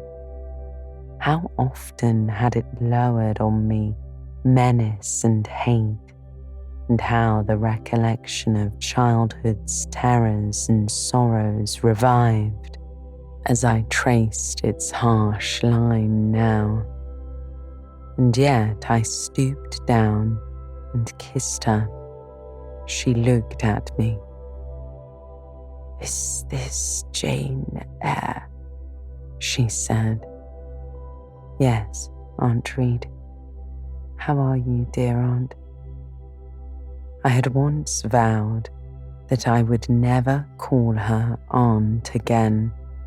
I thought it no sin to forget and break that vow now. My fingers had fastened on her hand, which lay outside the sheet. Had she pressed mine kindly, I should at that moment have experienced true pleasure. But unimpressionable natures are not so soon softened, nor are natural antipathies so readily eradicated. Mrs. Reed took her hand away, and, turning her face rather from me, she remarked that the night was warm. Again, she regarded me so icily, I felt at once that her opinion of me, her feeling towards me, was unchanged and unchangeable. I knew by her stony eye, opaque to tenderness, indissoluble to tears, that she was resolved to consider me bad to the last, because to believe me good would give her no generous pleasure, only a sense of mortification. I felt pain, and then I felt ire, and then I felt a determination to subdue her, to be her mistress in spite both of her nature and her will. My tears had risen just as in childhood. I ordered them back to their source. I brought a chair to the bedhead. I sat down and leaned over the pillow. "You sent for me," I said, "and I am here, and it is my intention to stay till I see how you get on." "Oh, of course," said she. "You have seen my daughters?" "Yes," I replied. "Well, you may tell them I wish you to stay till I can talk some things over with you I have on my mind tonight, It is too late, and I have a difficulty in recalling them. But there was something I wished to say. The wandering look and changed utterance told what wreck had taken place in her once vigorous frame. Turning restlessly, she drew the bedclothes round her. My elbow, resting on a corner of the quilt, fixed it down. She was at once irritated. "Oh, sit up," said she. "Don't annoy me with holding the bedclothes fast." "Are you Jane Eyre?" "I am Jane Eyre." "I've had more trouble with that child than anyone would believe. Such a burden to be left on my hands. So much annoyance she caused me, daily and hourly. With her incomprehensible disposition, and her sudden starts of temper, and her continual, unnatural watchings of one's movements. I declare she talked to me once like something mad, or like a fiend. No child ever spoke or looked as she did. I was glad to get her away from the house. What did they do with her at Lowood? The fever broke out there and many of the pupils died. She, however, did not die, but I said she did. I wish she had died." "A strange wish, Mrs. Reed," I replied. "Why do you hate her so?" "I disliked her mother, always. She was my husband's only sister and a great favourite with him. He opposed the family's disowning her when she made her low marriage, and when the news came of her death, he wept like a child. He would send for the baby, though I entreated him rather to put it out to nurse and pay for its maintenance. I hated it the first time I set my eye on it. Sickly, whining, pining thing. It would wail in its cradle all night long, not screaming heartily like any other child, but whimpering and moaning. Reed pitied it, and he used to nurse it and notice it as if it had been his own, more, indeed, than he ever noticed his own at that age. He would try to make my children friendly to the little beggar. The darlings could not bear it. He was angry with them when they showed their dislike. In his last illness, he had brought it continually to his bedside. But an hour before he died, he bound me vow to keep the creature. I would as soon have been charged with a pauper brat out of a workhouse. But he was weak, naturally weak. John does not at all resemble his father, and I am glad of it. John is like me, and like my brothers. He's quite a Gibson. Oh, I wish he would cease tormenting me with letters for money. I have no more money to give him. We are getting poor. I must send away half the servants and shut up part of the house, or let it off. I can never submit to that. Yet how are we to get on? 2/3 of my income goes in paying the interest of mortgages. John gambles dreadfully and always loses. Poor boy. He's beset by sharpers. John is sunk and degraded. His look is frightful. I feel ashamed for him when I see him." She was getting much excited. "I think I better leave her now," I said to Bessie, who stood on the other side of the bed. "Perhaps you had, miss. She often talks this way toward night. In the morning she is calmer." I rose. "Stop," ordered Mrs. Reed. "There is another thing I wish to say. He threatens me. He continually threatens me with his own death or mine, and I dream sometimes that I see him laid out with a great wound in his throat, or with a swollen and blackened face. I am come to a strange pass. I have heavy troubles. What is to be done? How is the money to be had?" Bessie now endeavoured to persuade her to take a sedative draught. She succeeded with difficulty. Soon after, Mrs. Reed grew more composed and sank into a dozing state. I then left her. More than 10 days elapsed before I had again any conversation with her. She continued either delirious or lethargic, and the doctor forbade everything which could painfully excite her.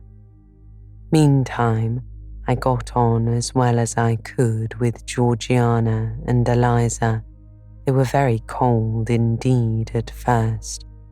Eliza would sit half the day sewing, reading, or writing, and scarcely utter a word either to me or her sister.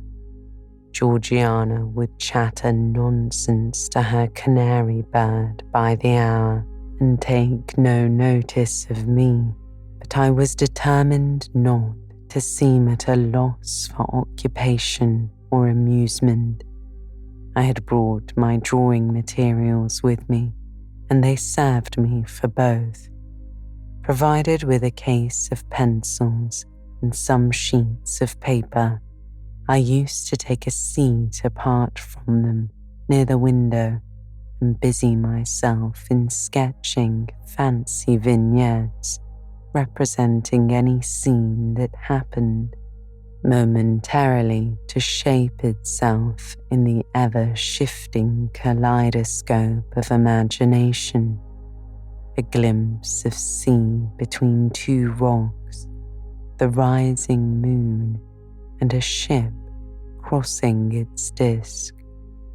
A group of reeds and water flags, and a naiad's head crowned with lotus flowers rising out of them. An elf sitting in a hedge sparrow's nest under a wreath of hawthorn bloom. One morning I fell to sketching a face. What sort of a face it was to be, I did not care or know. I took a soft black pencil, gave it a broad point, and worked away. Soon I had traced on the paper a broad and prominent forehead and a square lower outline of visage. That contour gave me pleasure. My fingers proceeded actively to fill it with features. Strongly marked horizontal eyebrows must be traced under that brow. Then followed naturally a well-defined nose with a straight ridge and full nostrils. Then a flexible-looking mouth, by no means narrow. Then a firm chin with a decided cleft down the middle of it. Of course, some black whiskers were wanted and some jetty hair tufted on the temples and waved above their forehead. Now for the eyes. I had left them to the last because they required the most careful working. I drew them large. I shaped them well. The eyelashes I traced, long and sombre. The irises, lustrous and large. Good, but not quite the thing, I thought as I surveyed the effect. They want more force and spirit. And I wrought the shades blacker that the lights might flash more brilliantly, a happy touch on 2 secured successes. There, I had a friend's face under my gaze. And what did it signify that those young ladies turned their backs on me? I looked at it. I smiled at the speaking likeness. I was absorbed and content. Is that a portrait of someone you know? Asked Eliza, who had approached me unnoticed. I responded that it was merely a fancy head and hurried it beneath other sheets. Of course, I lied. It was in fact a very faithful representation of Mr. Rochester. But what was that to her, or to anyone but myself? Georgiana also advanced to look. The other drawings pleased her much, but she called that an ugly man. They both seemed surprised at my skill.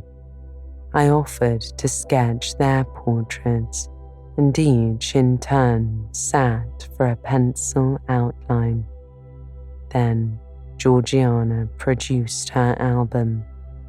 I promised to contribute a watercolour drawing. This put her at once into good humour. She proposed a walk in the grounds. Before we had been out 2 hours, we were deep in a confidential conversation. She had favoured me with a description of the brilliant winter she had spent in London 2 seasons ago, of the admiration she had there excited, the attention she had received, and I even got hints of the titled conquest she had made. In the course of the afternoon and evening, these hints were enlarged on. Various soft conversations were reported and sentimental scenes represented, and in short, a volume of a novel of fashionable life was that day improvised by her for my benefit. The communications were renewed from day to day. They always ran on the same theme: herself, her loves and woes. 'Twas strange she never once adverted either to her mother's illness or her brother's death, or the present gloomy state of the family prospects. Her mind seemed wholly taken up with reminiscences of past gaiety and aspirations after dissipations to come. She passed about 5 minutes each day in her mother's sick room, and no more. Eliza still spoke little. She had evidently no time to talk. I never saw a busier person than she seemed to be, yet it was difficult to say what she did, or rather, to discover any result of her diligence. She had an alarm to call her up early. I know not how she occupied herself before breakfast, but after that meal, she divided her time into regular portions, and each hour had its allotted task. 3 times a day, she studied a little book, which I found on inspection was a common prayer book. I asked her once what was the great attraction of that volume, and she said, the rubric. 3 hours she gave to stitching with gold thread the border of a square crimson cloth, almost large enough for a carpet. In answer to my inquiries after the use of this article, she informed me it was a covering for the altar of a new church lately erected near Gateshead. 2 hours she devoted to her diary, 2 to working by herself in the kitchen garden, and 1 to the regulation of her accounts. She seemed to want no company, no conversation. I believe she was happy in her way.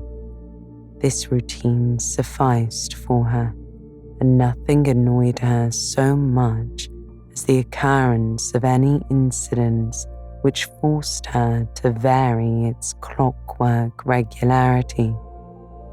She told me one evening, when more disposed to be communicative than usual, that John's conduct and the threatened ruin of the family had been a source of profound affliction to her. But she had now, she said, settled her mind and formed her resolution. Her own fortune she had taken care to secure. And when her mother died, and it was wholly improbable, she tranquilly remarked that she should either recover or linger long. She would execute a long-cherished project, seek a retirement where punctual habits would be permanently secured from disturbance, and place safe barriers between herself and a frivolous world. I asked if Georgiana would accompany her. Of course not, she said. Georgiana and she had nothing in common. They never had had. She would not be burdened with her society for any consideration. Georgiana should take her own course, and she, Eliza, would take hers.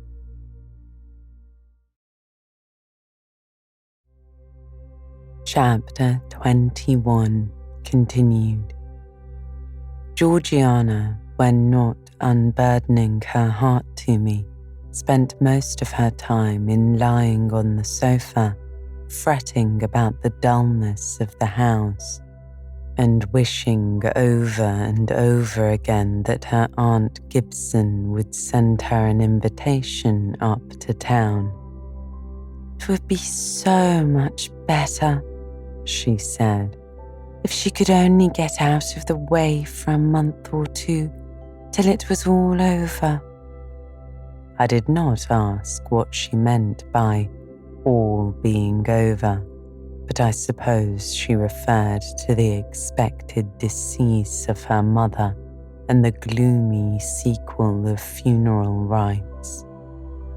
Eliza generally took no more notice of her sister's indolence and complaints than if no such murmuring, lounging object had been before her.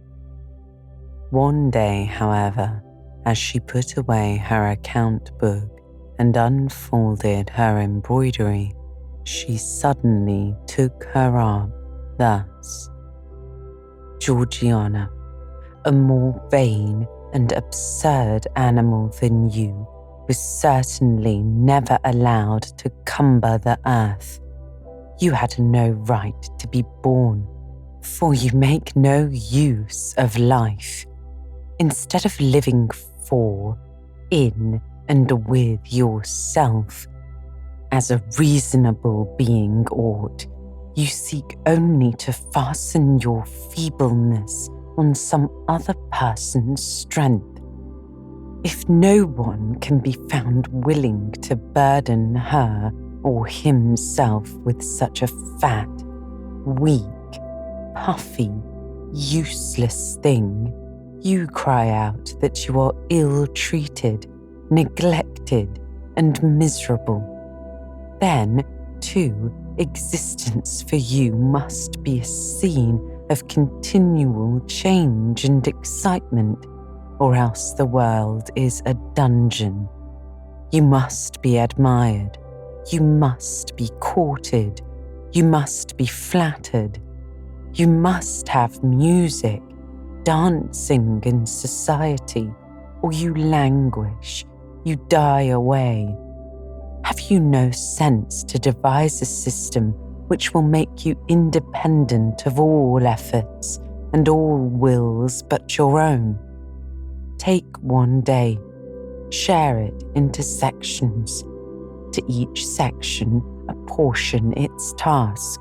Leave no stray, unemployed quarters of an hour, 10 minutes, 5 minutes. Include all. Do each piece of business in its turn with method, with rigid regularity. The day will close almost before you are aware it has begun, and you are indebted to no one for helping you to get rid of one vacant moment. You have had to seek no one's company, conversation, sympathy, forbearance. You have lived, in short, as an independent being ought to do. Take this advice, the first and last I shall offer you. Then you will not want me or anyone else, happen what may. Neglect it. Go on as heretofore, craving, whining, and idling, and suffer the results of your idiocy, however bad and insufferable they may be. I tell you this plainly, and listen, for though I shall no more repeat what I am about to say, I shall steadily act on it. After my mother's death, I wash my hands of you. From the day her coffin is carried to the vault in Gateshead Church, you and I will be as separate as if we had never known each other. You need not think that because we chance to be born of the same parents, I shall suffer you to fasten me down by even the feeblest claim. I can tell you this, if the whole human race, ourselves excepted, were swept away, and we two stood alone on the earth, I would leave you in the old world and betake myself to the new. She closed her lips. You might have spared yourself the trouble of delivering that tirade, answered Georgiana. Everybody knows you are the most selfish, heartless creature in existence, and I know your spiteful hatred towards me. I have had a specimen of it before in the trick you played me about Lord Edwin Vere. You could not bear me to be raised above you, to have a title, to be received into circles where you dare not show your face, and so you acted the spy and informer and ruined my prospects forever. Georgiana took out her handkerchief and blew her nose for an hour afterwards. Eliza sat cold, impassible, and assiduously industrious. True, generous feeling is made small account of by some, but here were two natures rendered, the one intolerably acrid, the other despicably savourless for the want of it. Feeling without judgment is a washy draught indeed, but judgment untempered by feeling is too bitter and husky a morsel to swallow. It was a wet and windy afternoon. Georgiana had fallen asleep on the sofa over the perusal of a novel. Eliza was gone to attend a Saint's Day service at the new church, for in matters of religion she was a rigid formalist. No weather ever prevented the punctual discharge of what she considered her devotional duties. Fair or foul, she went to church thrice every Sunday, and as often on weekdays as there were prayers. I bethought myself to go upstairs and see how the dying woman sped, who lay there almost unheeded. The very servants paid her but a remittent attention. The hired nurse, being little looked after, would slip out of the room whenever she could. Bessie was faithful, but she had her own family to mind and could only come occasionally to the hall. I found the sick room unwatched, as I had expected. No nurse was there. The patient lay still and seemingly lethargic, her livid face sunk in the pillows. The fire was dying in the grate. I renewed the fuel, rearranged the bedclothes, gazed a while on her who could not now gaze on me, and then I moved away to the window. The rain beat strongly against the panes. The wind blew tempestuously. One lies there, I thought, who will soon be so beyond the war of earthly elements. Whither will that spirit, now struggling to quit its material tenement, flit when at length released? In pondering the great mystery, I thought of Helen Burns, recalled her dying words, her faith, her doctrine of the equality of disembodied souls. I was still listening in thought to her well-remembered tones, still picturing her pale and spiritual aspect, her wasted face and sublime gaze as she lay on her placid deathbed and whispered her longing to be restored to her divine Father's bosom, when a feeble voice murmured from the couch behind, "Who is that?" I knew Mrs. Reed had not spoken for days. Was she reviving? I went up to her. "It is I, Aunt Reed." "Who I?" was her answer. "Who are you?" Looking at me with surprise and a sort of alarm, but still not wildly. "You are quite a stranger to me.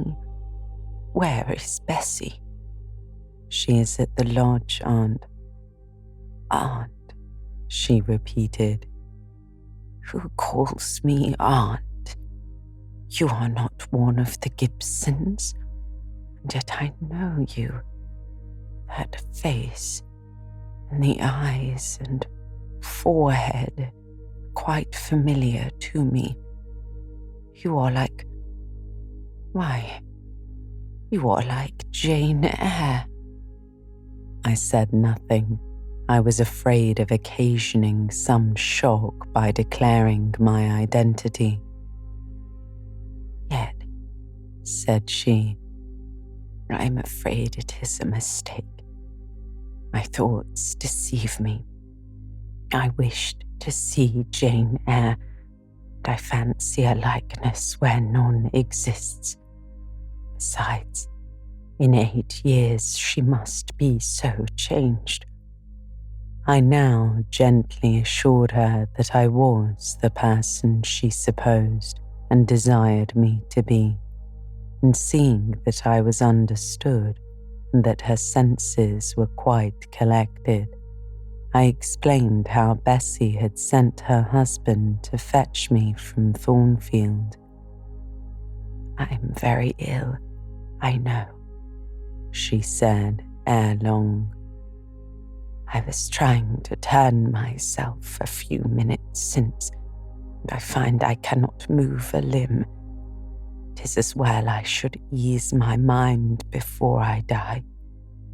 What we think little of in health burdens us at such an hour as the present is to me.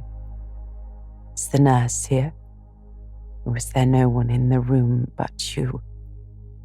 I assured her we were alone.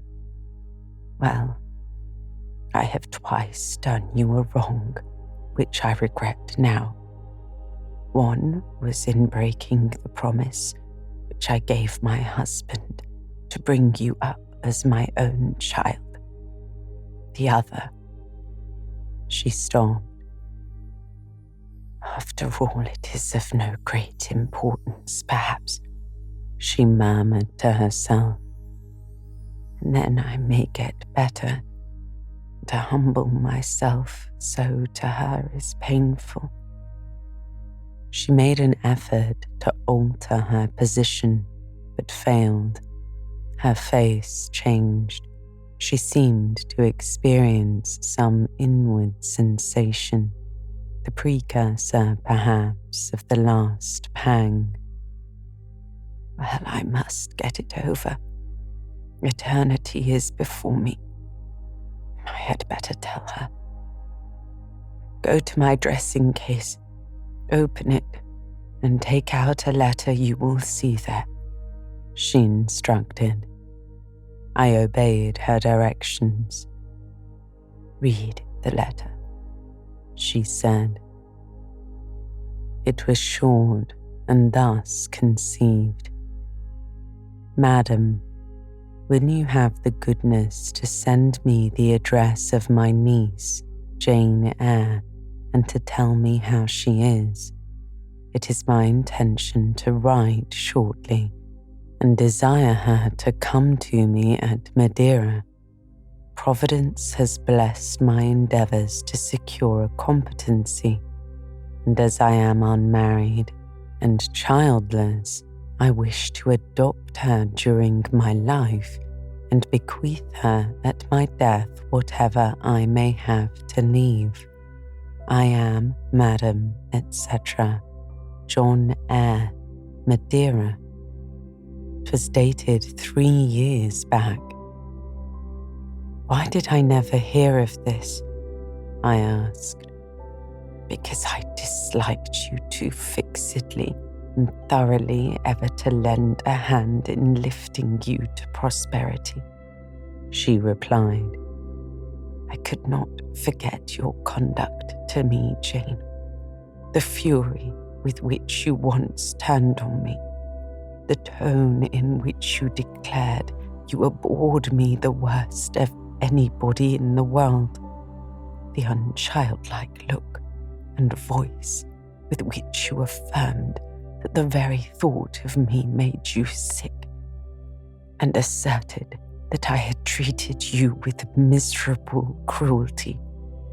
I could not forget my own sensations when you thus started up and poured out the venom of your mind. I felt fear, as if an animal that I had struck or pushed had looked up at me with human eyes and cursed me in a man's voice. Bring me some water. Make haste." "Dear Mrs. Reed," said I as I offered her the draught she required, "think no more of this. Let it pass away from your mind. Forgive me for my passionate language. I was a child then. 8, 9 years have passed since that day." She heeded nothing of what I said, but when she had tasted the water and drawn breath, she went on thus. "I tell you, I could not forget it, and I took my revenge.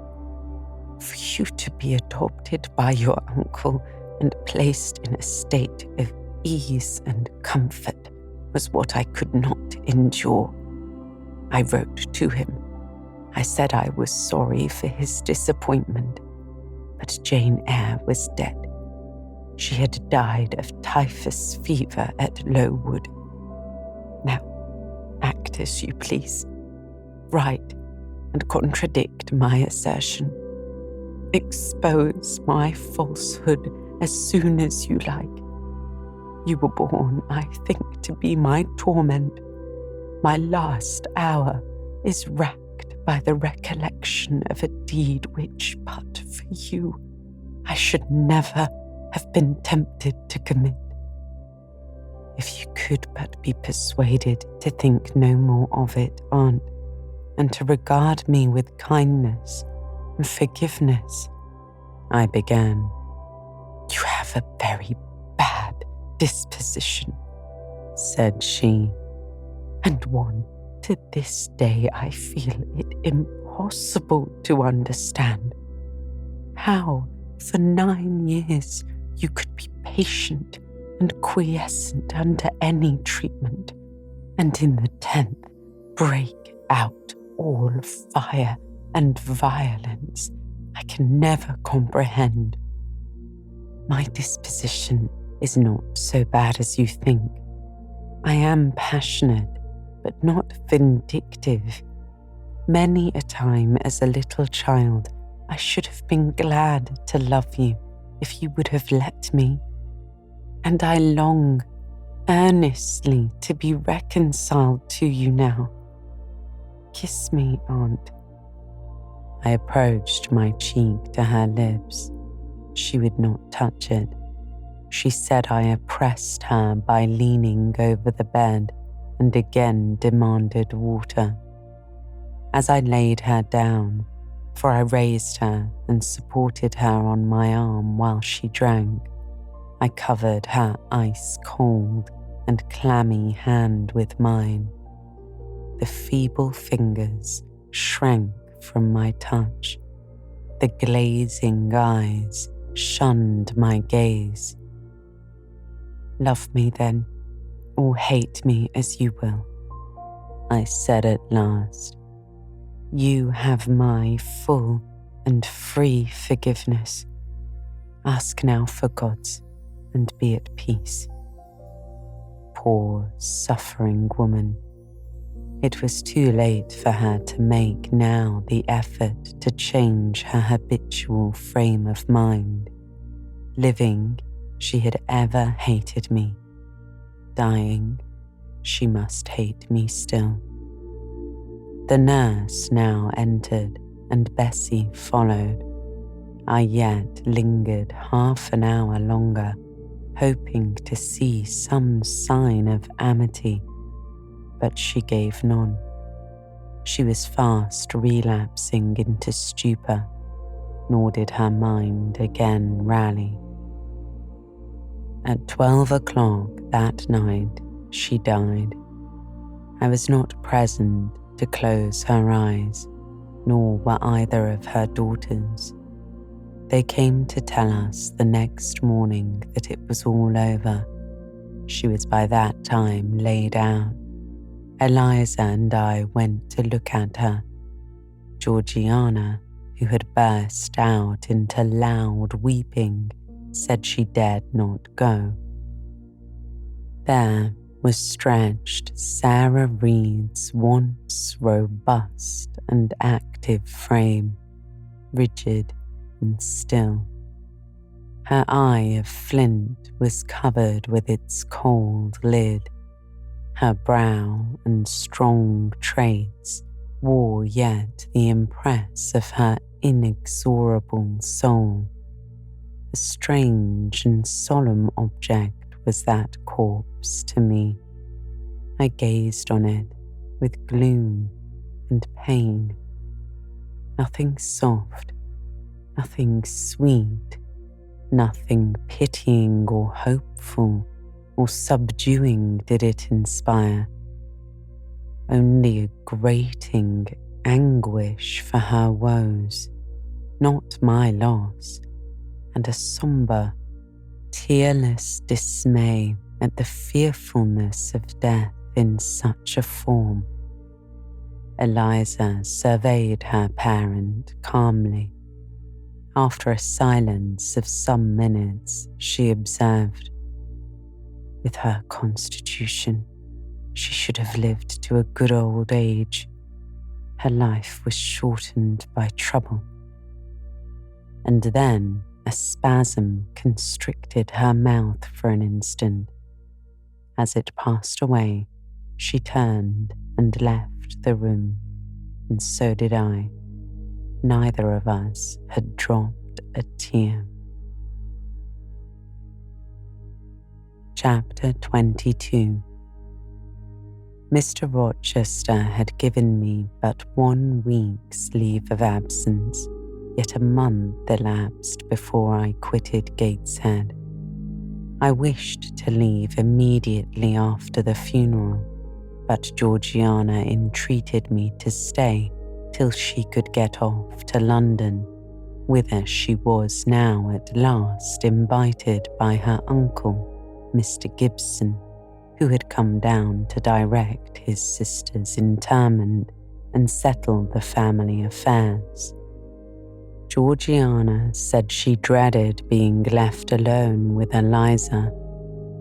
From her she got neither sympathy in her dejection, support in her fears, nor aid in her preparations. So I bore with her the feeble-minded wailings and selfish lamentations as well as I could, and did my best in sewing for her and packing her dresses. It is true that while I worked, she would idle, and I thought to myself, if you and I were destined to live always together, cousin, we would commence matters on a different footing. I should not settle tamely down into being the forbearing party. I should assign you your share of labour and compel you to accomplish it, or else it should be left undone. I should insist also on your keeping some of those drawling, half-insincere complaints hushed. It is only because our connection happens to be very transitory and comes at a peculiarly mournful season that I consent thus to render it so patient and compliant on my part. At last I saw Georgiana off, but now it was Eliza's turn to request me to stay another week. Her plans required all her time and attention, she said. She was about to depart for some unknown bourne, and all day long she stayed in her own room, her door bolted within, filling trunks, emptying drawers, burning papers, and holding no communication with anyone. She wished me to look after the house, to see callers, and answer notes of condolence. One morning, she told me I was at liberty.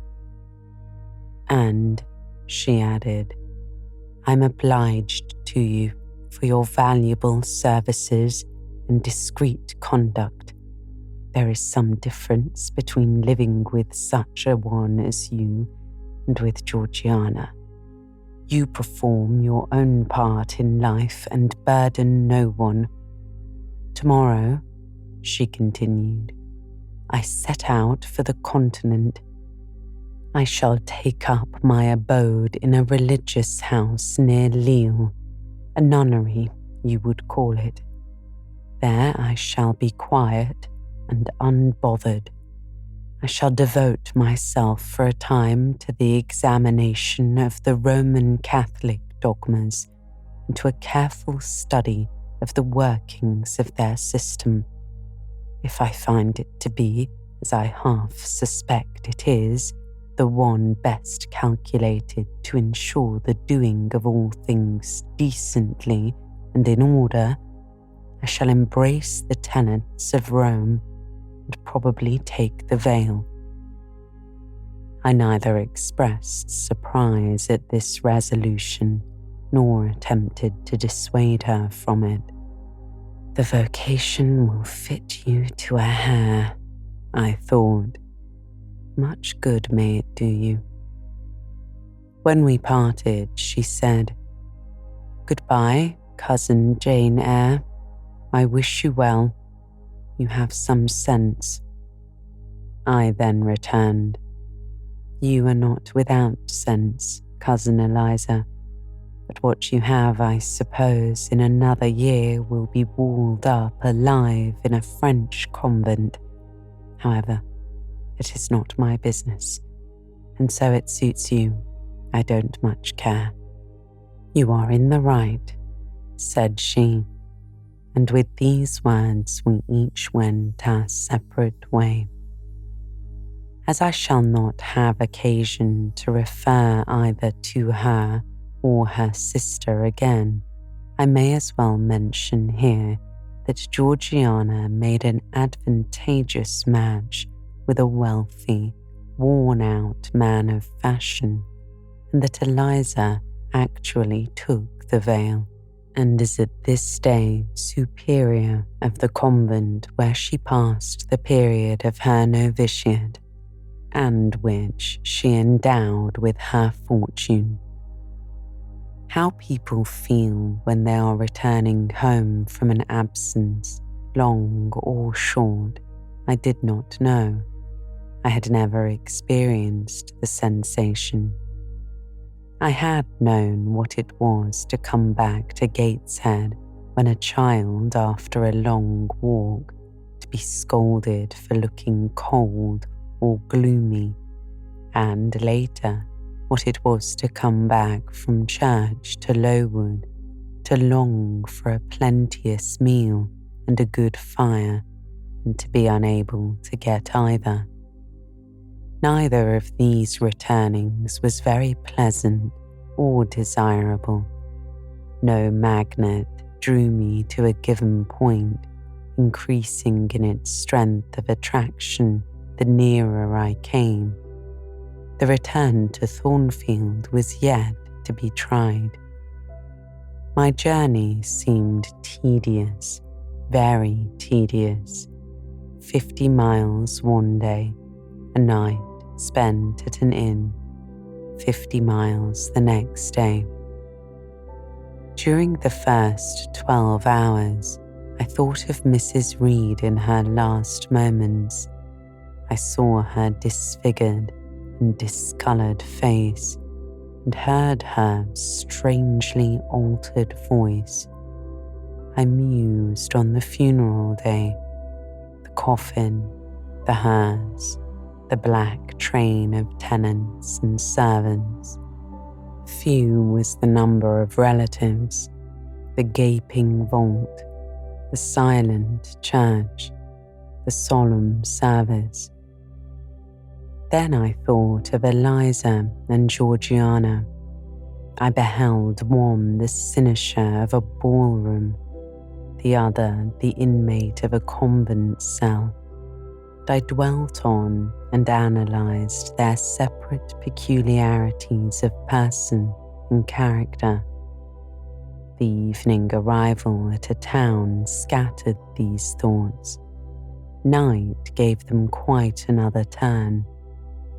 Laid down on my traveller's bed, I left reminiscence for anticipation. I was going back to Thornfield. But how long was I to stay there? Not long, of that I was sure. I had heard from Mrs. Fairfax in the interim of my absence. The party at the hall were dispersed.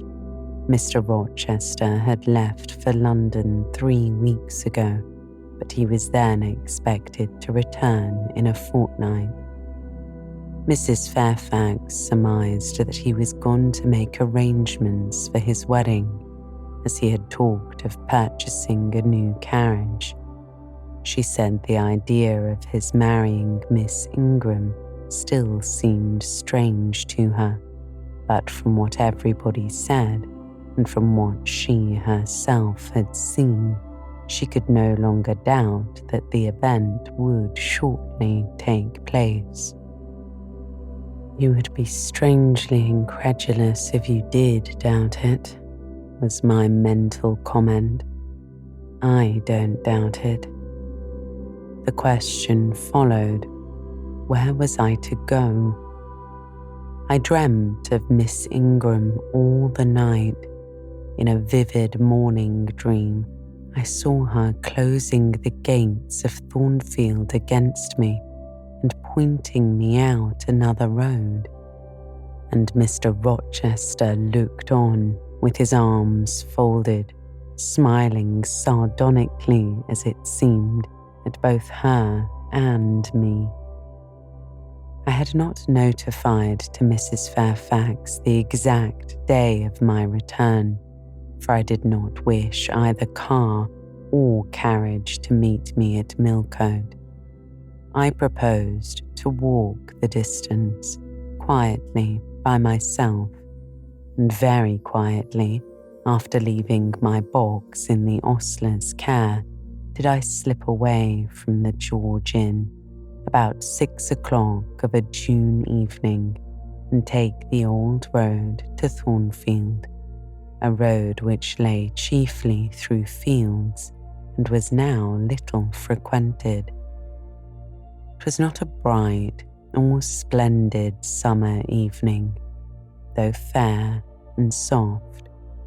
The haymakers were at work all along the road, and the sky, though far from cloudless, was such as promised well for the future.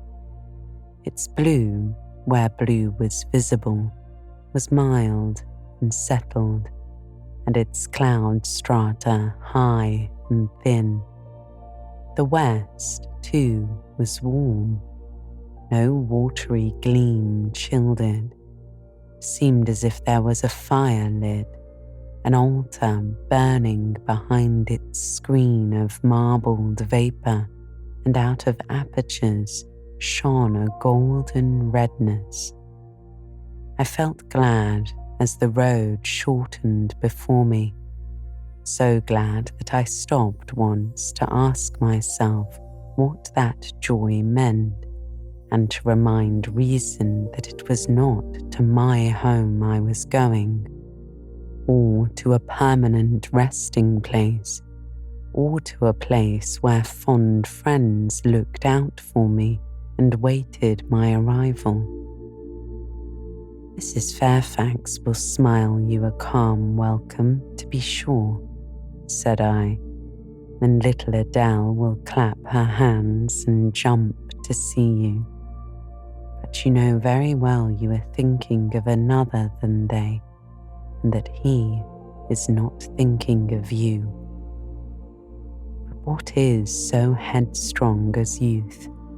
What so blind as inexperience? These affirmed that it was pleasure enough to have the privilege of again looking on Mr. Rochester, whether he looked on me or not, and they added, "Hasten, hasten, be with him while you may, but a few more days or weeks at most, and you are parted from him forever." And then, I strangled a newborn agony, a deformed thing which I could not persuade myself to own and rear, and ran on. They are making hay too in Thornfield meadows, or rather the labourers are just quitting their work and returning home with their rakes on their shoulders now at the hour I arrive. I have but a field or two to traverse, and then I shall cross the road and reach the gates. How full the hedges are of roses, but I have no time to gather any. I want to be at the house. I passed a tall briar, shooting leafy and flowery branches across the path. I see the narrow stile with stone steps, and I see Mr. Rochester sitting there, and a book and pencil in his hand. He is writing. Well, he is not a ghost, yet every nerve I have is unstrung. For a moment I am beyond my own mastery. What does it mean? I did not think I should tremble in this way when I saw him, or lose my voice, or the power of motion in his presence. I will go back as soon as I can stir. I need not make an absolute fool of myself. I know another way to the house. It does not signify if I knew 20 ways, for he has seen me. Hello, he says, and he puts up his book and his pencil. There you are. Come on, if you please.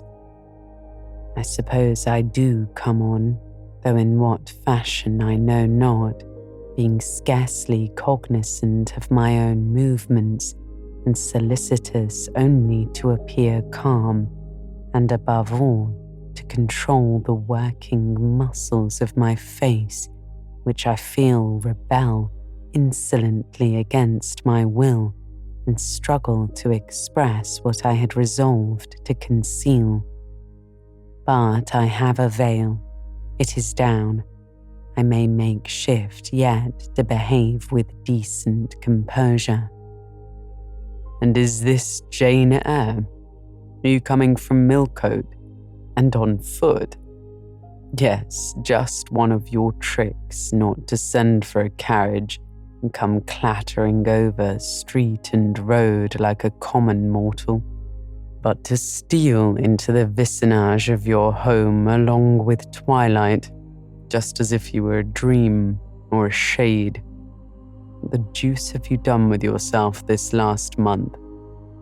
I've been with my aunt, sir, who is dead.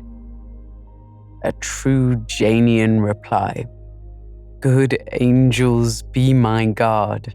She comes from the other world, from the abode of people who are dead, and tells me so when she meets me, alone, here in the gloaming.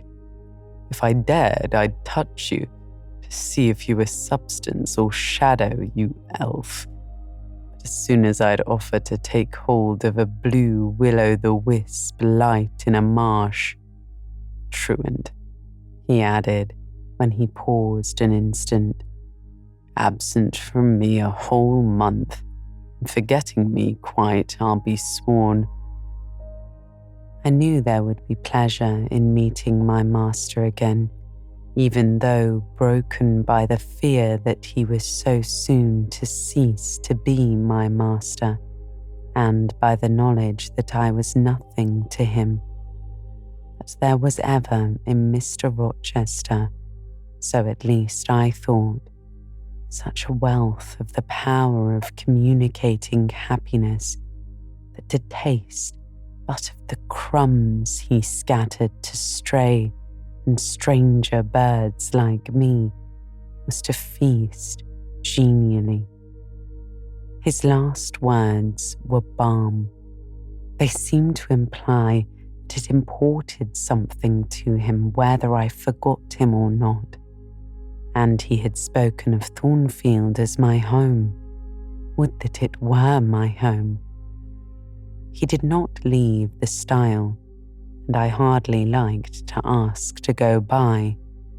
I inquired soon if he had not been to London. Yes, I suppose you found out that by second sight, he replied. Mrs. Fairfax told me in a letter. And did she inform you what I went to do? Oh, yes, sir. Everybody knew your errand. You must see the carriage, Jane, and tell me if you don't think it will suit Mrs. Rochester exactly, and whether she won't look like Queen Boadicea leaning back against those purple cushions. I wish Jane I were a trifle better adapted to match with her externally. Tell me now, fairy as you are, can't you give me a charm, or a filter, or something of that sort to make me a handsome man? It would be past the power of magic, sir, I replied, and in thought I added, a loving eye is all the charm needed. To such you are handsome enough, or rather your sternness has a power beyond beauty. Mr. Rochester had sometimes read my unspoken thoughts with an acumen to me incomprehensible. In the present instance, he took no notice of my abrupt, vocal response, but he smiled at me with a certain smile he had of his own, and which he used but on rare occasions. He seemed to think it too good for common purposes. It was the real sunshine of feeling. He shed it over me now. Pass, Jane, said he, making room for me to cross the stile.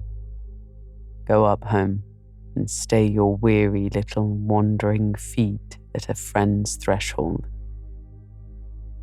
All I had now to do was to obey him in silence.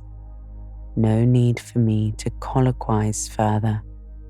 I got over the stile without a word and meant to leave him calmly. An impulse held me fast.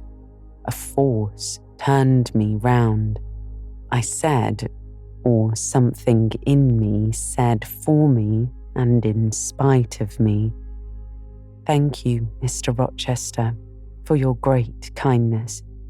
I'm strangely glad to get back again to you, and wherever you are is my home, my only home."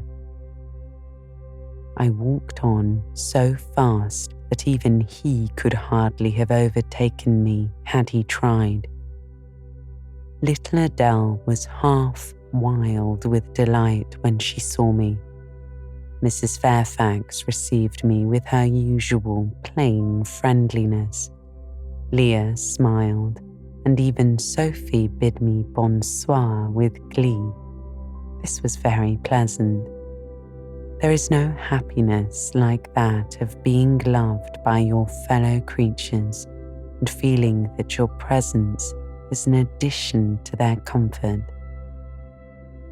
I, that evening, shut my eyes resolutely against the future. I stopped my ears against the voice that kept warning me of near separation and coming grief.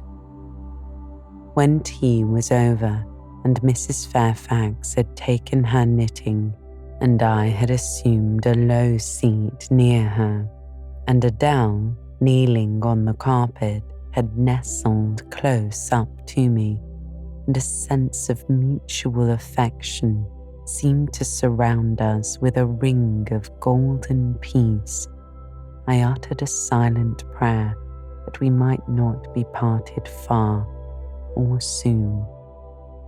But when, as we thus sat, Mr. Rochester entered, unannounced, and looking at us, seemed to take pleasure in the spectacle of a group so amicable.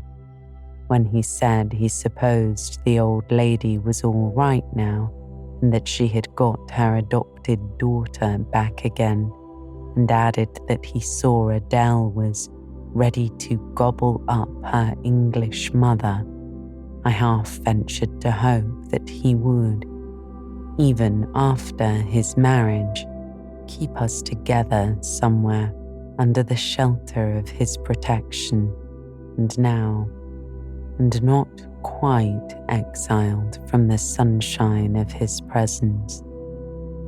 A fortnight of dubious calm succeeded my return to Thornfield Hall. Nothing was said of the master's marriage, and I saw no preparation going on for such an event. Almost every day I asked Mrs. Fairfax if she had yet heard anything decided.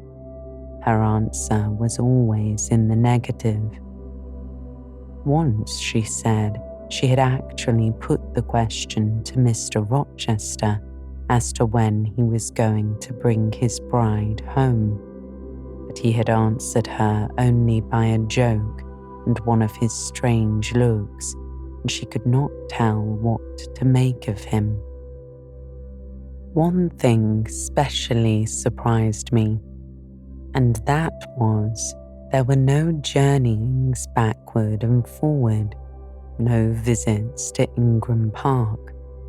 To be sure, it was 20 miles off, on the borders of another county, but what was that distance to an ardent lover? To so practised and indefatigable a horseman as Mr. Rochester, it would be but a morning's ride. I began to cherish hopes I had no right to conceive, that the match was broken off, that the rumour had been mistake, that one or both parties had changed their minds. I used to look at my master's face to see if it was sad or fierce, but I could not remember the time when it had been so uniformly clear of clouds or evil feelings. If in the moments I and my pupil spent with him, I lacked spirits and sank into inevitable dejection, he became even happy. Never had he called me more frequently to his presence, never been kinder to me when there, and alas, never had I loved him so well.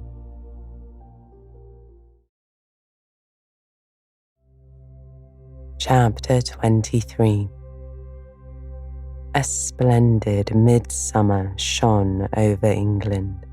Skies so pure, suns so radiant as were then seen in long succession, seldom favour, even singly, our wave-girt land. It was as if a band of Italian days had come from the south, like a flock of glorious passenger birds, and lighted to rest them on the cliffs of Albion. The hay was all got in. The fields round Thornfield were green and shorn, the roads white and baked. The trees were in their dark prime, hedge and wood, full-leaved and deeply tinted, contrasted well with the sunny hue of the cleared meadows between. On Midsummer Eve, Adele, weary with gathered wild strawberries in Hay Lane half the day, had gone to bed with the sun. I watched her drop asleep, and when I left her, I sought the garden. It was now the sweetest hour of the 24. Day its fervid fires had wasted, and dew fell cool on panting plain and scorched summit. Where the sun had gone down in simple state, pure of the pomp of clouds, spread a solemn purple, burning with the light of red jewel and furnace flame at one point, on one hill peak, and extending high and wide, soft and still softer, over half heaven.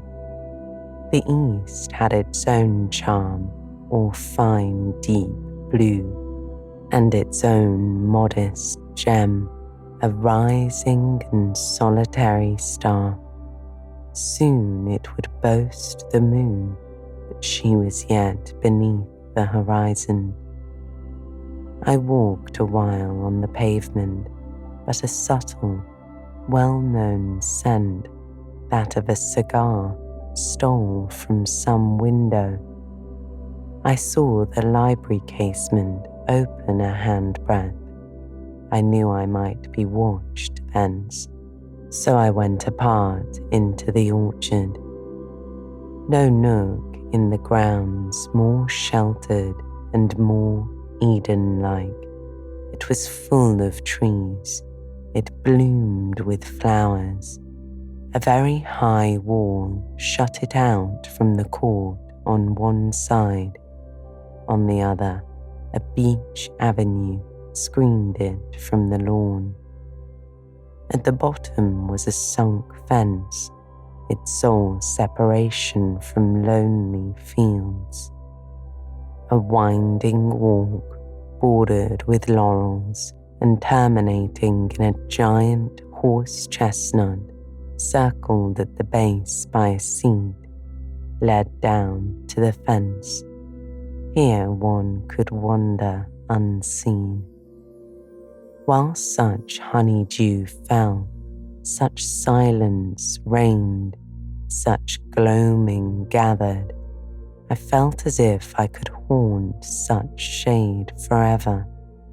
But in threading the flower and fruit parterres at the upper part of the enclosure, enticed there by the light the now rising moon cast on this more open quarter, my step is stayed, not by sound, not by sight, but once more by a warning fragrance. Sweetbriar and southernwood jasmine, pink and rose, have long been yielding their evening sacrifice of incense. This new scent is neither of shrub nor flower. It is, I know it well, it is Mr. Rochester's cigar. I look round and I listen. I see trees laden with ripening fruit. I hear a nightingale warbling in a wood half a mile off. No moving form is visible, no coming step audible, but that perfume increases. I must flee. I make for the wicket leading to the shrubbery, and I see Mr. Rochester entering. I step aside into the ivy recess. He will not stay long.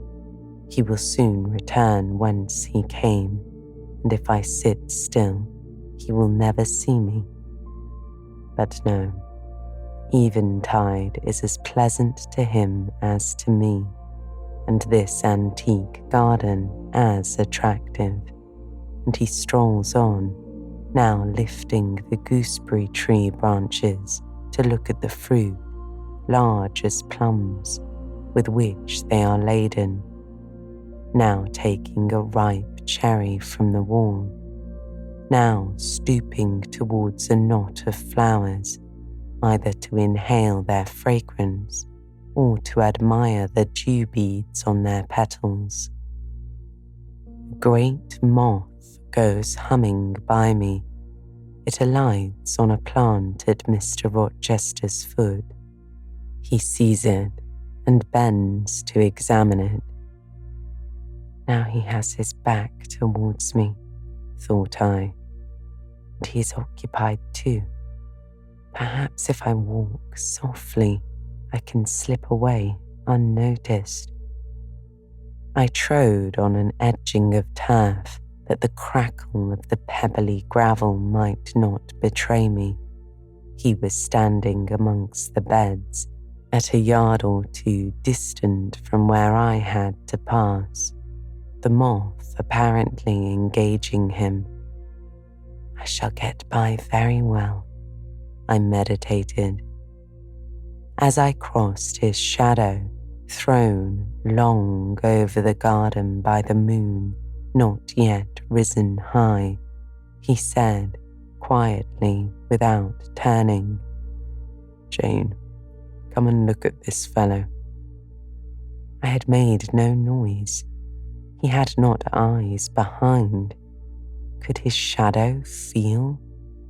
I started at first, and then I approached him. "Look at his wings," said he. "He reminds me rather of a West Indian insect. One does not often see so large and cheery a night rover in England. There, he is flown." The moth roamed away.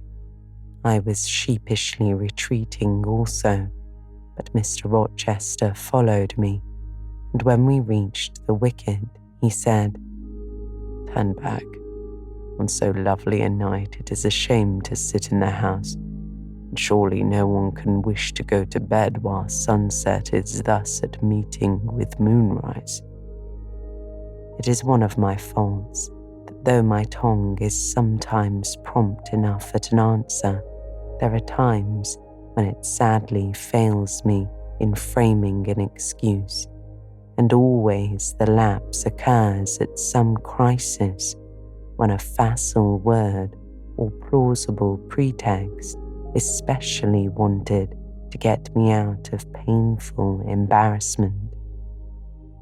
I did not like to walk at this hour alone with Mr. Rochester in the shadowy orchard, but I could not find a reason to allege for leaving him.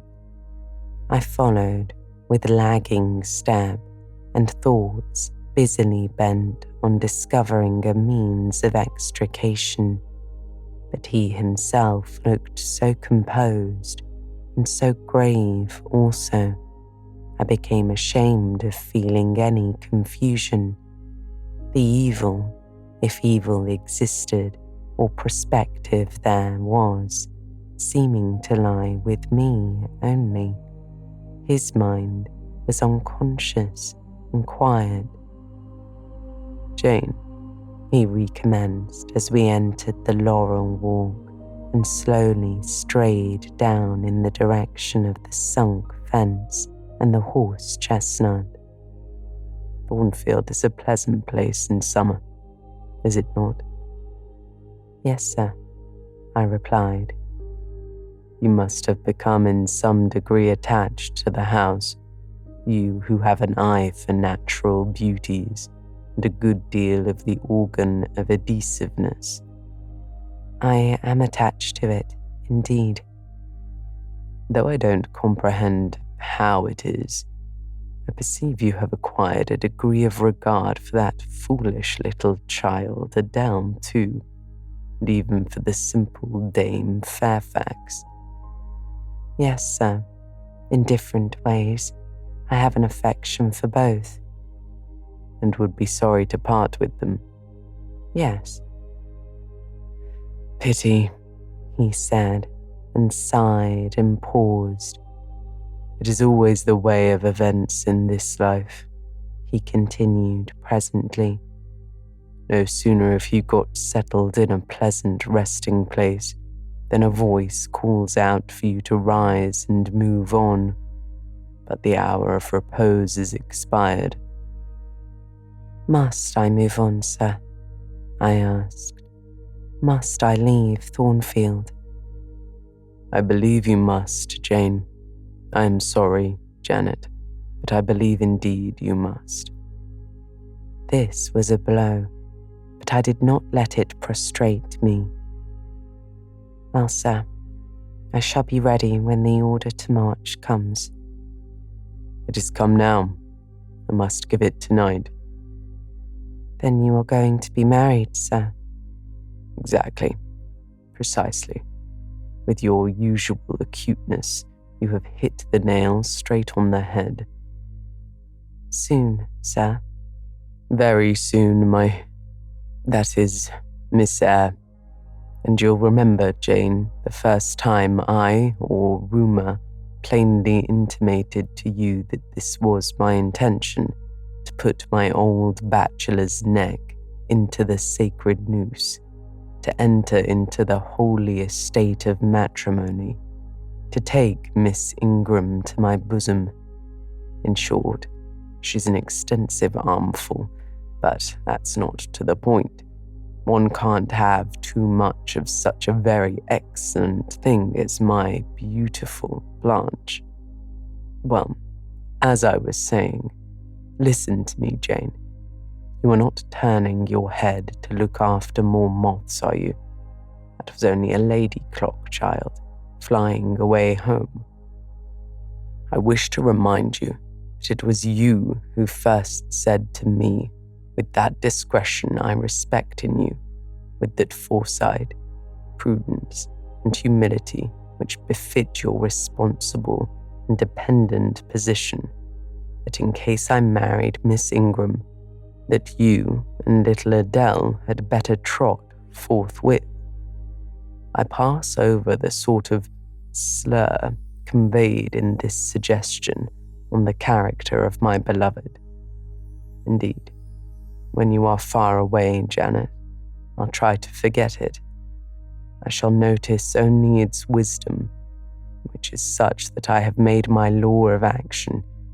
Adele must go to school, and you, Miss Eyre, must get a new situation.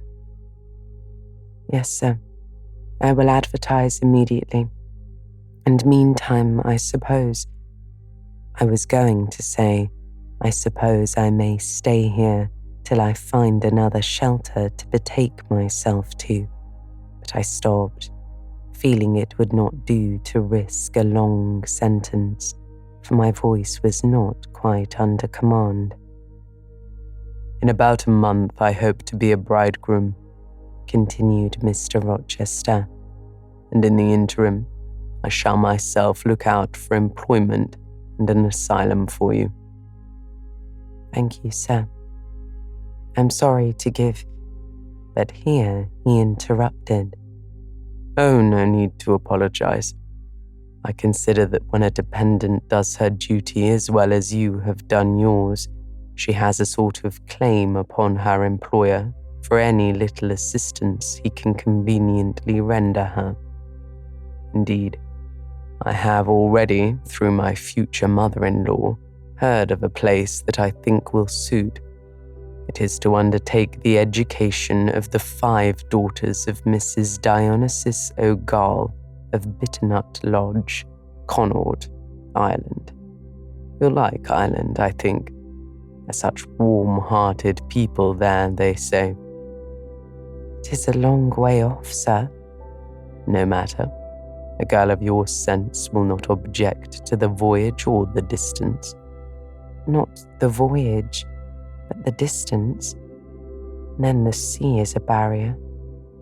From what, Jane? From England, and from Thornfield, and... Well? From you, sir.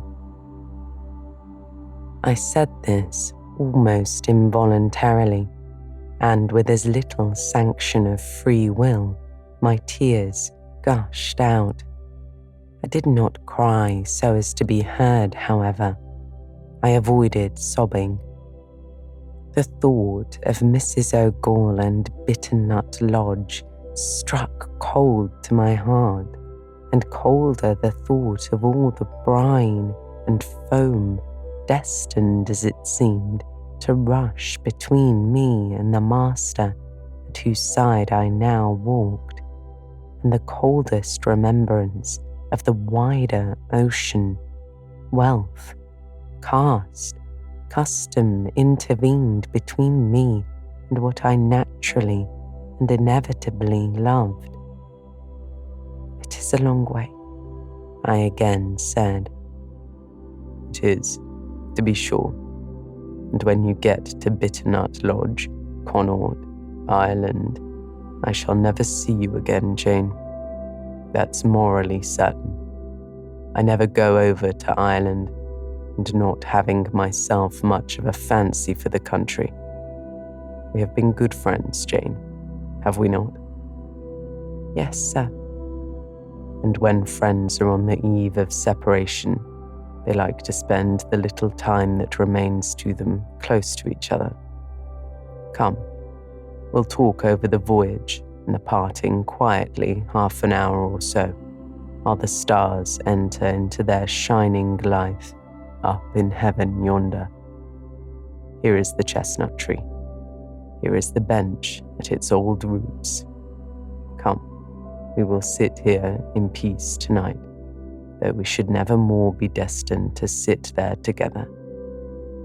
He seated me and himself. "It is a long way to Ireland, Janet, and I'm sorry to send my little friend on such weary travels, but if I can't do better, how is to be helped? Are you anything akin to me, do you think, Jane?" I could risk no sort of answer by this time. My heart was still. "Because," he said, "I sometimes have a strange feeling with regard to you, especially when you are near me as now. It's as if I had a string somewhere under my left ribs, tightly and inextricably knotted to a similar string situated in the corresponding quarter of your little frame. If that boisterous channel and 200 miles or so of land come broad between us, I'm afraid that cord of communion will be snapped. But then I have a nervous notion I should take to bleeding inwardly. As for you, you'd forget me." "That I never should, sir." "Jane, do you hear that nightingale singing in the wood? Listen." In listening, I sobbed convulsively, for I could repress what I endured no longer. I was obliged to yield, and I was shaken from head to foot with acute distress. When I did speak, it was only to express an impetuous wish that I had never been born or never come to Thornfield. "Because you were sorry to leave it?" he asked. The vehemence of emotion stirred by grief and love within me was claiming mastery and struggling for full sway and asserting a right to predominate, to overcome, to live, rise and reign at last. Yes, and to speak. "I grieve to leave Thornfield. I love Thornfield. I love it because I have lived in it a full and delightful life, momentarily at least. I have not been trampled on. I have not been petrified. I have not been buried with inferior minds and excluded from every glimpse of communion with what is bright and energetic and high. I have talked face to face with what I reverence, with what I delight in, with an original and vigorous and expanded mind. I have known you, Mr. Rochester, and it strikes me with terror and anguish to feel I absolutely must be torn from you forever. I see the necessity of the departure. It is like looking on the necessity of death. Where do you see the necessity? He asked suddenly. Where? You, sir, have placed it before me. In what shape? In the shape of Miss Ingram, a noble and beautiful woman, your bride. My bride? What bride? I have no bride. But you will have. Yes, I will. He set his teeth. Then I must go. You have said it yourself. No, you must stay. I swear it, and the oath shall be kept. I tell you I must go, I retorted, roused to something like passion. Do you think I can stay to become nothing to you? Do you think I am an automaton, a machine without feelings, and can bear to have my morsel of bread snatched from my lips and my drop of living water dashed from my cup? Do you think because I am poor, obscure, plain, and little, I am soulless and heartless? You think wrong. I have as much soul as you, and full as much heart, and if God had gifted me with some beauty and much wealth, I should have made it as hard for you to leave me as it is now for me to leave you. I'm not talking to you now through the medium of custom, conventionalities, or even of mortal flesh. It is my spirit that addresses your spirit, just as if both had passed through the grave and we stood at God's feet, equal as we are. As we are, repeated Mr. Rochester. So, he added, enclosing me in his arms, gathering me to his chest, pressing his lips on my lips. So, Jane. Yes, so, sir, I rejoined. And yet not so, for you are a married man, or as good as married, and wed to one inferior to you, to one with whom you have no sympathy, whom I do not believe you truly love, for I have seen and heard you sneer at her. I would scorn such a union. Therefore, I am better than you. Let me go. Where, Jane? To Ireland? Yes, to Ireland. I have spoken my mind and can go anywhere now. Jane, be still. Don't struggle so, like a wild, frantic bird that is rendering its own plumage in desperation. I am no bird, and no net ensnares me. I am a free human being with an independent will, which I now exert to leave you. Another effort set me at liberty, and I stood erect before him. And your will shall decide your destiny, he said. I offer you my hand, my heart, and a share of all my possessions. You play a farce, which I merely laugh at. I ask you, Jane, to pass through life at my side, to be my second self and best earthly companion. For that fate, you have already made your choice and must abide by it. Jane, be still a few moments.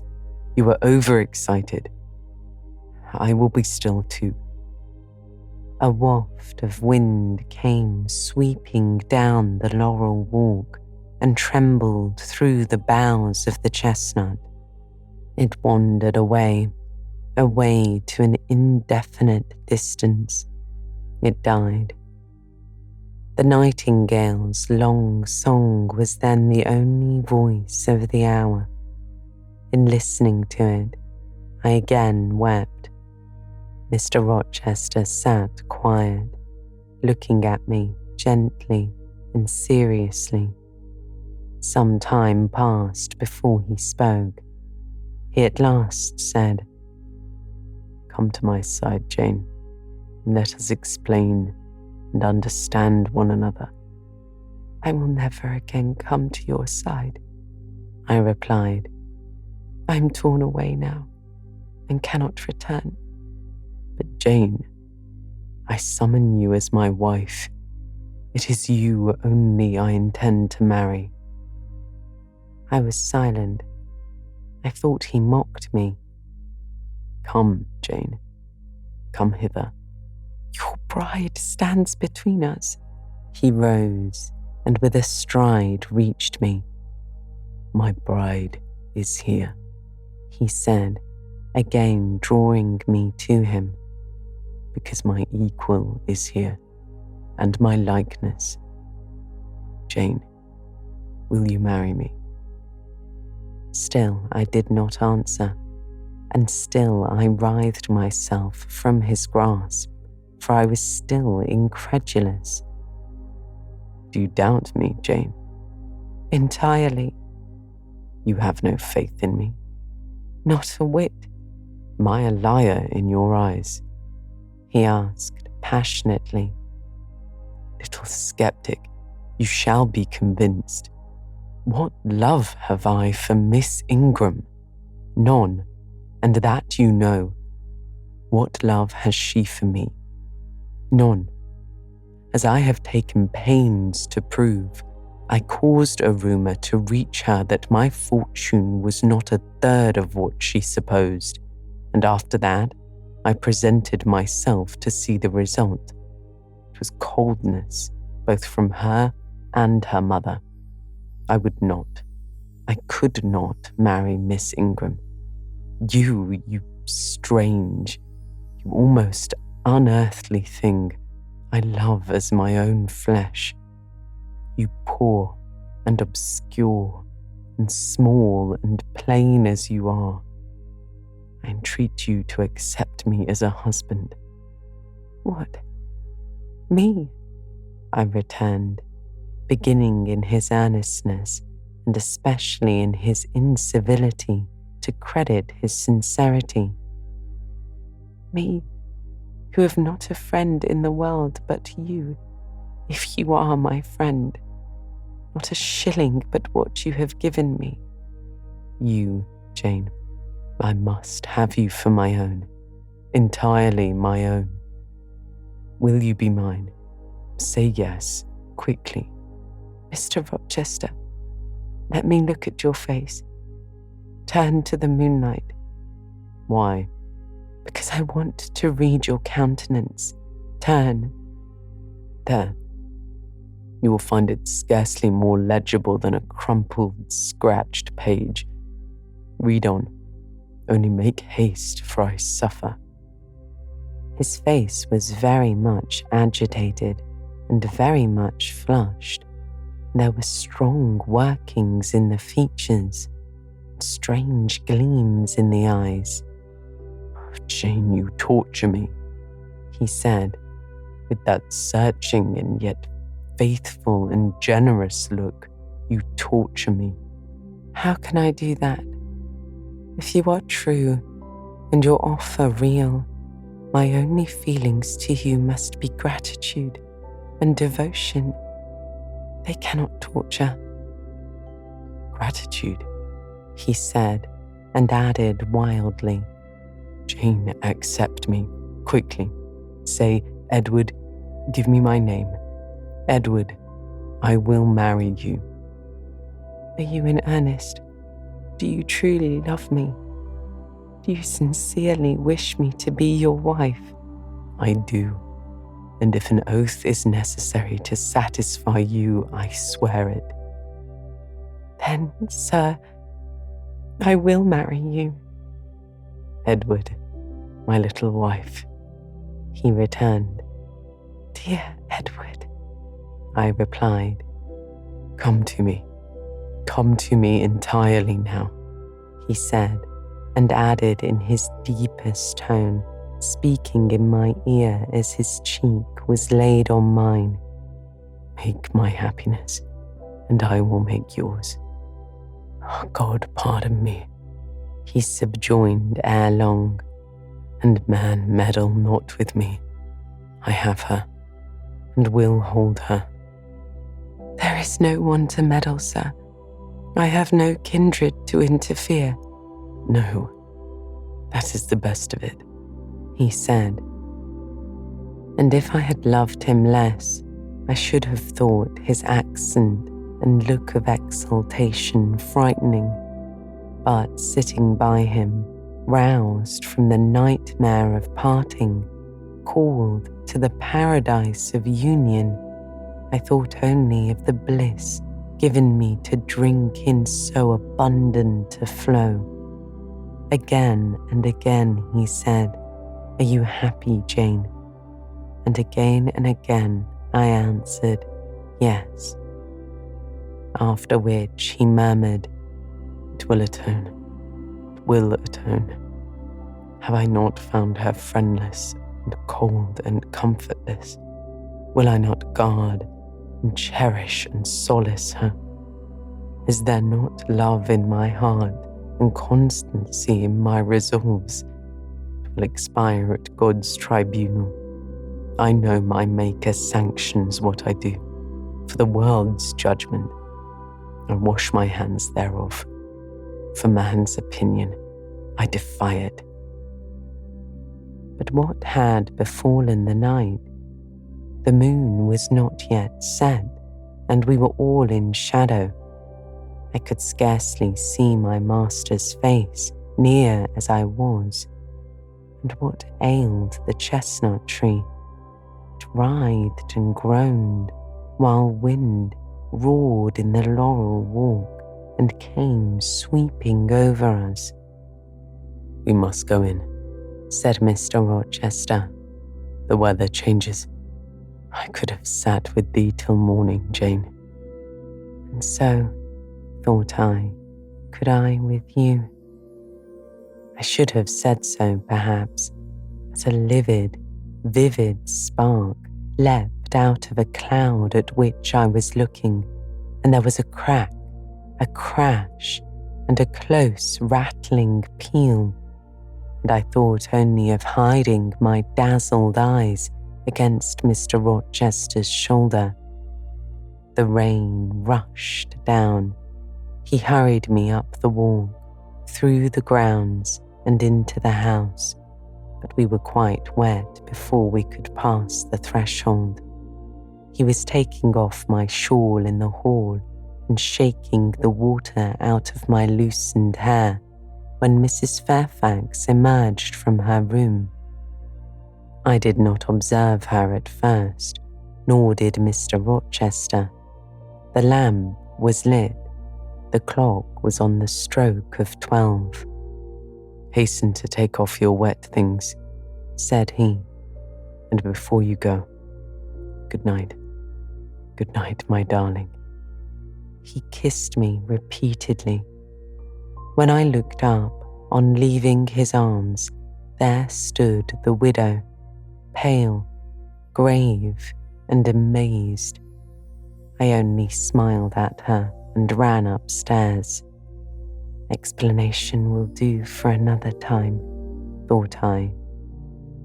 Still, when I reached my chamber, I felt a pang at the idea she should even temporarily misconstrue what she had seen. But joy soon effaced every other feeling, and loud as the wind blew, near and deep as the thunder crashed, fierce and frequent as the lightning gleamed, cataract-like as the rain fell during a storm of 2 hours' duration, I experienced no fear and little awe. Mr. Rochester came thrice to my door in the course of it to ask if I was safe and tranquil, and that was comfort, that was strength for anything. Before I left my bed in the morning, little Adele came running in to tell me that the great horse chestnut at the bottom of the orchard had been struck by lightning in the night, and half of it split away. Chapter 24.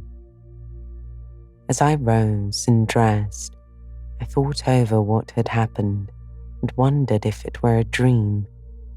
I could not be certain of the reality till I had seen Mr. Rochester again and heard him renew his words of love and promise. While arranging my hair, I looked at my face in the glass and felt it was no longer plain.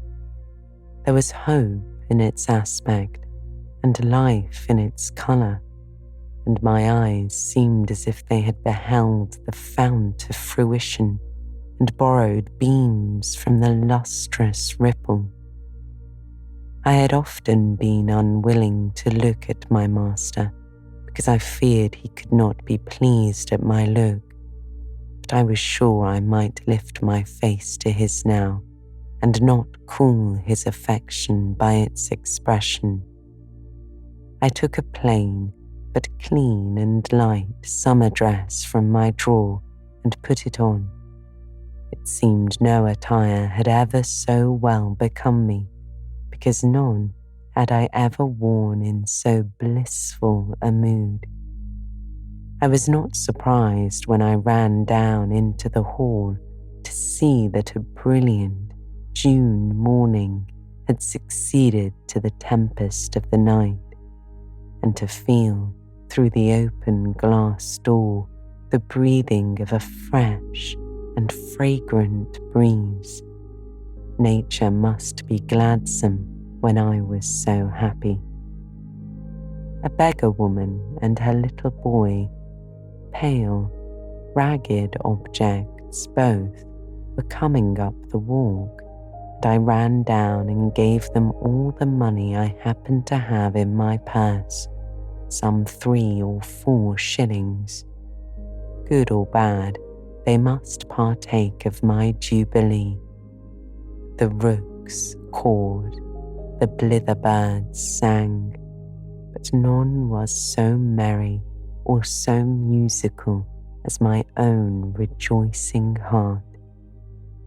Mrs. Fairfax surprised me by looking out of the window with a sad countenance and saying gravely, "Miss Eyre, will you come to breakfast?"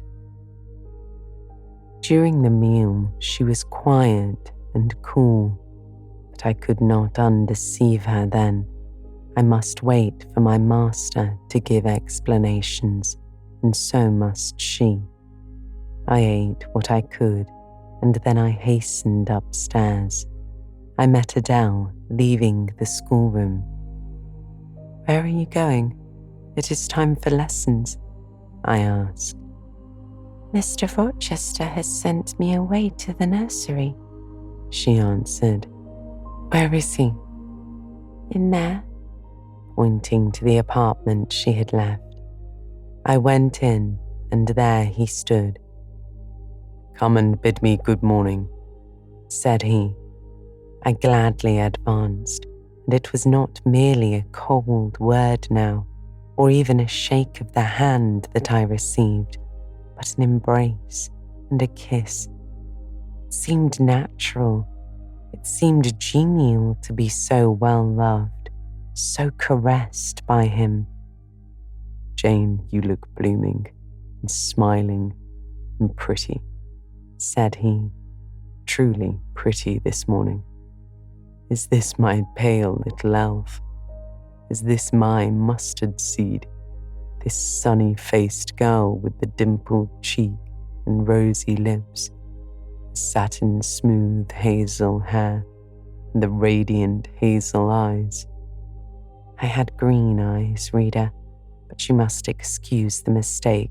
For him they were new-dyed, I suppose. It is Jane Eyre, sir." "Soon to be Jane Rochester," he added. "In 4 weeks, Janet. Not a day more. Do you hear that? I did, and I could not quite comprehend it. It made me giddy. The feeling the announcement sent through me was something stronger than was consistent with joy, something that smote and stunned. It was, I think, almost fear. You blushed. Now you are white, Jane. What is that for? Because you gave me a new name, Jane Rochester. It seems so strange. Yes, Mrs. Rochester, said he. Young Mrs. Rochester. Fairfax Rochester's girl bride. It can never be, sir. It does not sound likely. Human beings never enjoy complete happiness in this world. I was not born for a different destiny to the rest of my species. To imagine such a lot befalling me is a fairy tale, a daydream. Which I can and will realize, he replied. I shall begin today.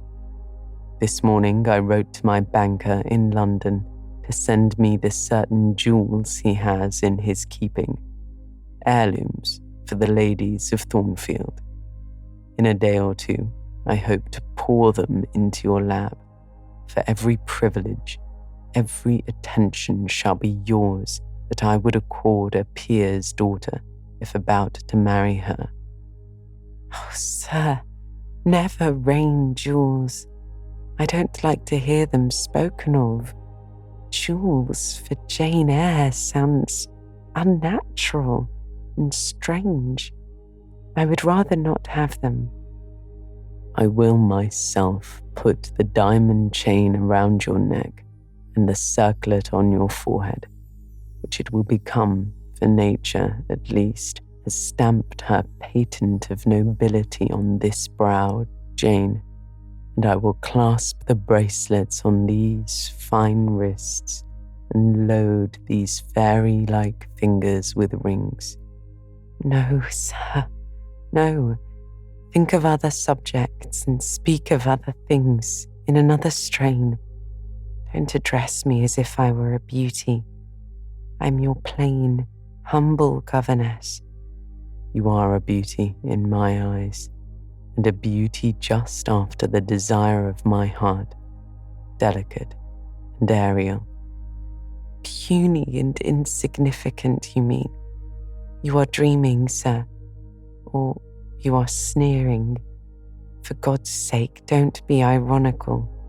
I will make the world acknowledge you a beauty too, he went on, while I really became uneasy at the strain he had adopted, because I felt he was either deluding himself or trying to delude me. I will attire my Jane in satin and lace, and she shall have roses in her hair, and I will cover the head I love best with a priceless veil. And then you won't know me, sir, and I shall not be your Jane Eyre any longer, but an ape in a harlequin's jacket, a jay in borrowed plumes. I would as soon see you, Mr. Rochester, tricked out in stage trappings as myself clad in a court lady's robe. And I don't call you handsome, sir, though I love you most dearly, far too dearly to flatter you. Don't flatter me. He pursued his theme, however, without noticing my deprecation. This very day I shall take you in the carriage to Millcote, and you must choose some dresses for yourself. I told you we shall be married in 4 weeks. The wedding is to take place quietly in the church down below yonder. Then I shall waft you away at once to town. After a brief stay there, I shall bear my treasure to regions nearer the sun, to French vineyards and Italian plains, and she shall see whatever is famous in old story and in modern record. She shall taste, too, of the life of cities, and she shall learn to value herself by just comparison with others. Shall I travel? And with you, sir? You shall sojourn at Paris, Rome, and Naples, at Florence, Venice, and Vienna. All the ground I have wandered over shall be retrodden by you. Wherever I stamped my hoof, your sylph's foot shall step also. 10 years since I flew through Europe half mad, with disgust, hate, and rage as my companions. Now I shall revisit it healed and cleansed, with a very angel as my comforter. I laughed at him as he said this. I'm not an angel, I asserted, and will not be one till I die. I will be myself, Mr. Rochester. You must neither expect nor exact anything celestial of me, for you will not get it, any more than I shall get it of you, which I do not at all anticipate. What do you anticipate of me? For a little while, you will perhaps be as you are now, a very little while, and then you will turn cool, then you will be capricious, then you will be stern, and I shall have much ado to please you. But when you will get well used to me, you will perhaps like me again. Like me, I say, not love me. I suppose your love will effervesce in 6 months or less. I have observed in books written by men that period assigned as the farthest to which a husband's ardour extends. Yet after all, as a friend and companion, I hope never to become quite distasteful to my dear master. Distasteful? And like you again? I think I shall like you again, and yet again. I will make you confess I do not only like, but I love you with truth, fervour, constancy. Yet you are not capricious, sir. To women who please me only by their faces, I'm the very devil when I find they have neither souls nor hearts. When they open to me a perspective of flatness, triviality, and perhaps imbecility, coarseness, and ill temper. But to the clear eye and eloquent tongue, to the soul made of fire, and the character that bends but does not break, at once supple and stable, tractable and consistent, I am ever tender and true. Have you ever experience of such a character, sir? Did you ever love such a one? I love it now. But before me, if I indeed in any respect come up to your difficult standard. I never met your likeness, Jane. You please me, and you master me. You seem to submit, and I like the sense of pliancy you impart. But while I am twining the soft, silken skein round my finger, it sends a thrill up my arm to my heart.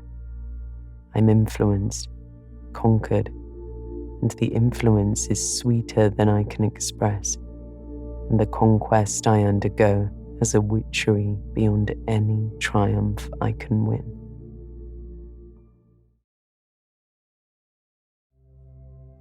Chapter 24 continued. Why do you smile, Jane? What does that inexplicable, that uncanny turn of countenance mean? Asked Mr. Rochester. I was thinking of you, sir. You will excuse the idea, it was involuntary. I was thinking of Hercules and Samson with their charmers. You were, you little elfish creature, said he. Hush, sir. You don't talk very wisely just now, any more than those gentlemen acted very wisely. However, had they been married, they would no doubt, by their severity as husbands, have made up for their softness as suitors, and so will you, I fear. I wonder how you will answer me in a year hence, should I ask a favour it does not suit your convenience or pleasure to grant. Ask me something now, Janet. The least thing. I desire to be entreated. Indeed, sir, I will. I have my petition all ready. Speak, but if you look up at me and smile with that countenance, I shall swear concession before I know what, and that will make a fool of me. Not at all, sir. I ask only this. Don't send for the jewels, and don't crown me with roses. You might as well put a border of gold lace round that plain pocket handkerchief you have there. I might as well gild refined gold. I know it. Your request is granted then, for the time. I will remand the order I dispatched to my banker, but you have not yet asked for anything. You have prayed a gift to be withdrawn. Try again.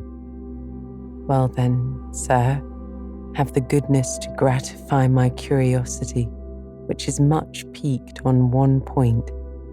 He looked disturbed. What? He said hastily. Curiosity is a dangerous petition.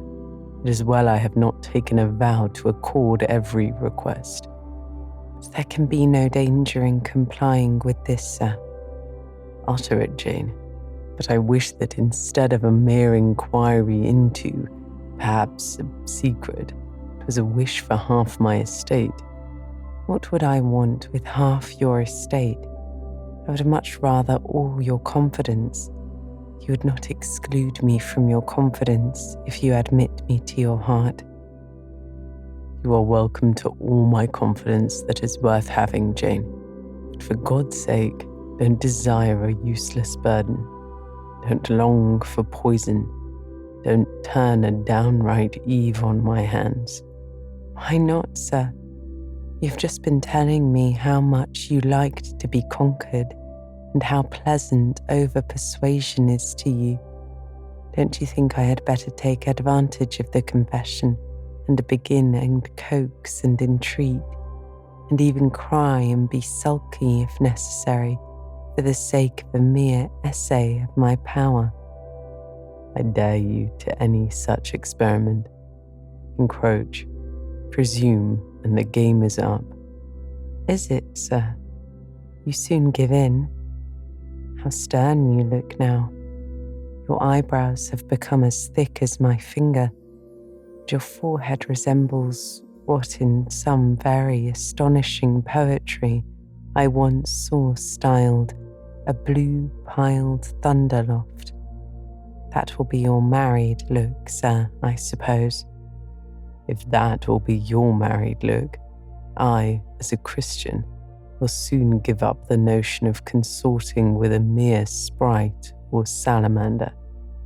But what had you to ask, thing? Out with it. There, you are less than civil now, and I like rudeness a great deal better than flattery. I'd rather be a thing than an angel. This is what I have to ask. Why did you take such pains to make me believe you wish to marry Miss Ingram? Is that all? Thank God it is no worse. And now he unknit his black brows, looked down, smiling at me, and stroked my hair as if well pleased at seeing a danger averted. I think I may confess, he continued, even although I should make you a little indignant, Jane, and I have seen what a fire spirit you can be when you are indignant. You glowed in the cool moon night last night when you mutinied against fate and claimed your rank as my equal. Janet, by the by, it was you who made me the offer. Of course I did. But to the point, if you please, sir. Miss Ingram. Well, I feigned courtship of Miss Ingram because I wished to render you as madly in love with me as I was with you, and I knew jealousy would be the best ally I could call in for the furtherance of that end. Excellent. Now you are small, not one whit bigger than the end of my little finger. It was a burning shame and a scandalous disgrace to act in that way. Did you think nothing of Miss Ingram's feelings, sir? Her feelings are concentrated in one, pride, and that needs humbling. Were you jealous, Jane? Never mind, Mr. Rochester. It is in no way interesting to you to know that. Answer me truly once more. Do you think Miss Ingram will not suffer from your dishonest coquetry? Won't she feel forsaken and deserted? Impossible. When I told you how she, on the contrary, deserted me, the idea of my insolvency cooled, or rather extinguished her flame in a moment. You have a curious, designing mind, Mr. Rochester. I'm afraid your principles on some points are eccentric. My principles were never trained, Jane. They may have grown a little awry for want of attention. Once again, seriously, may I enjoy the great good that has been vouchsafed to me, without fearing that anyone else is suffering the bitter pain I myself felt a while ago. That you may, my good little girl. There is not another being in the world that has the same pure love for me as yourself. For that I lay pleasant unction to my soul, Jane, a belief in your affection. I turned my lips to the hand that lay on my shoulder. I loved him very much, more than I could trust myself to say, more than words had power to express. Ask something more, he said presently. It is my delight to be entreated and to yield. I was again ready with my request. Communicate your intentions to Mrs. Fairfax, sir. She saw me with you last night in the hall, and she was shocked. Give her some explanation before I see her again. It pains me to be misjudged by so good a woman. Go to your room and put on your bonnet, he replied. I mean you to accompany me to Millcote this morning, and while you prepare for the drive, I will enlighten the old lady's misunderstanding. Did she think, Janet, you had given the world for love and considered it well lost? I believe she thought I had forgotten my station, and yours, sir. Station? Your station is in my heart, and on the necks of those who would insult you now or hereafter. Go. I was soon dressed, and when I heard Mr. Rochester quit Mrs. Fairfax's parlour, I hurried down to it. The old lady had been reading her morning portion of scripture, the lesson for the day. Her Bible lay open before her, and her spectacles were upon it. Her occupation, suspended by Mr. Rochester's announcement, seemed now forgotten.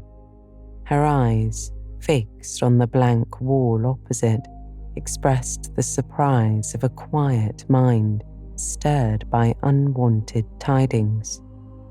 Seeing me, she roused herself. She made a sort of effort to smile and framed a few words of congratulation. The smile expired, and the sentence was abandoned unfinished. She put up her spectacles, shut the Bible, and pushed her chair back from the table. I feel so astonished, she began. I hardly know what to say to you, Miss Eyre. I have surely not been dreaming, have I? Sometimes I half fall asleep when I am sitting alone and fancy things that have never happened.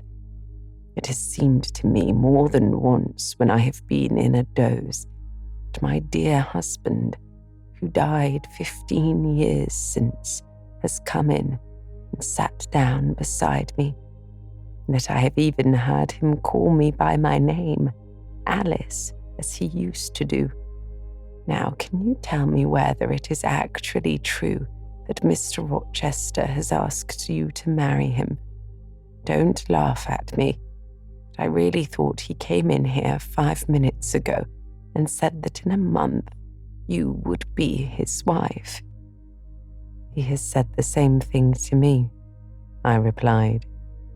He has. Do you believe him? Have you accepted him? Yes. She looked at me, bewildered. I could never have thought it. He is a proud man. All the Rochesters were proud, and his father at least liked money. He too has always been called careful. He means to marry you. He tells me so. She surveyed my whole person.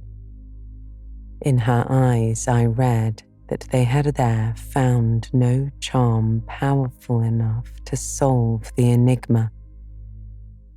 It passes me, she continued, but no doubt it is true, since you say so. However, it will answer, I cannot tell. I really don't know. Equality of position and fortune is often advisable in such cases. There are 20 years of difference in your ages. He might almost be your father. No, indeed, Mrs. Fairfax, said I, nettled. He is nothing like my father. No one who saw us together would suppose it for an instant. Mr. Rochester looks as young and is as young as some men at 25. Is it really for love he is going to marry you? She asked. I was so hurt by her coldness and skepticism that the tears rose to my eyes. I am sorry to grieve you, pursued the widow, but you are so young and so little acquainted with men. I wished to put you on your guard. 'Tis an old saying that all is not gold that glitters, and in this case I do fear there will be something to be found different to what either you or I expected. Why, am I a monster? I said. Is it impossible that Mr. Rochester should have a sincere affection for me? No, you are very well and much improved of late, and Mr. Rochester, I dare say, is fond of you. I've always noticed that you were a sort of pet of his.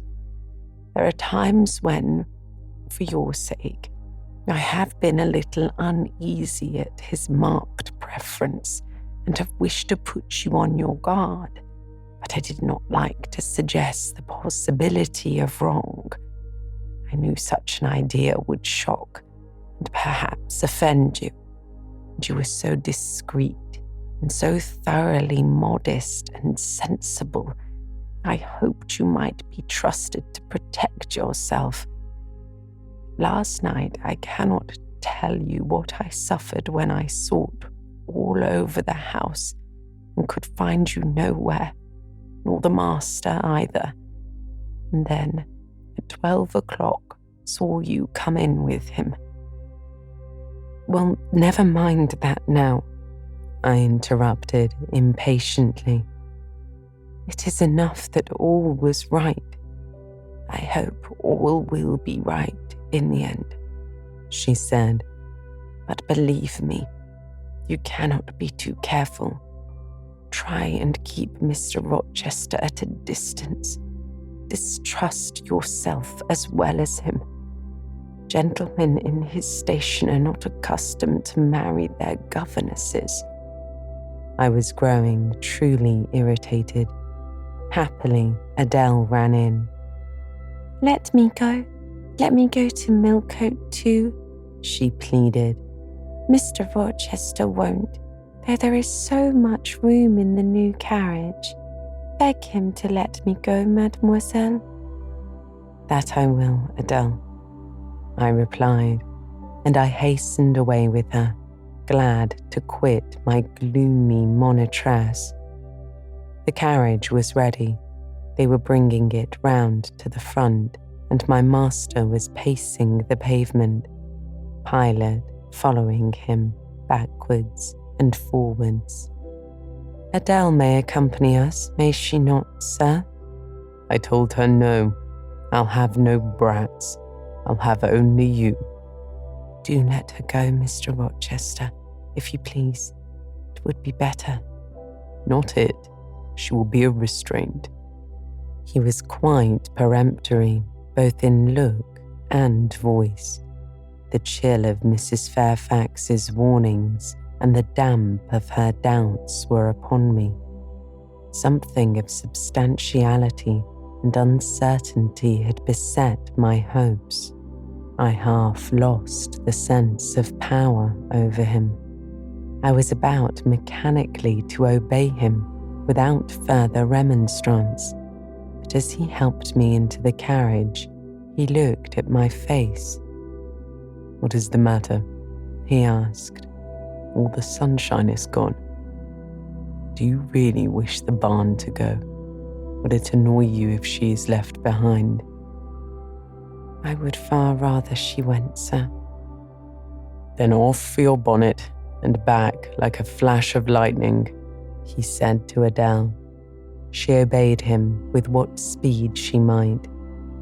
"After all, a single morning's interruption will not matter much," said he, "when I mean shortly to claim you, your thoughts, conversation and company for life." Adele, when lifted in, commenced kissing me by way of expressing her gratitude for my intercession. She was instantly stowed away into a corner on the other side of him. She then peeped round to where I sat. So stern a neighbour was too restrictive. To him, in his present fractious mood, she dared whisper no observations, nor ask of him any information. "Let her come to me," I entreated. "She will perhaps trouble you, sir. There is plenty of room on this side." He handed her over as if she had been a lapdog. "I'll send her to school yet," he said, but now he was smiling. Adele heard him and asked if she was to go to school, sans mademoiselle.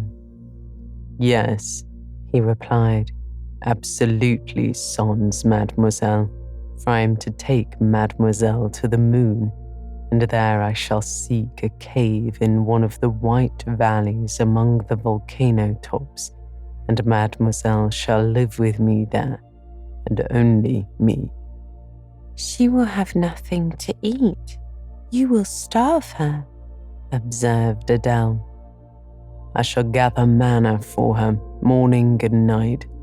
The plains and hillsides in the moon are bleached with manna, Adele." "She will want to warm herself.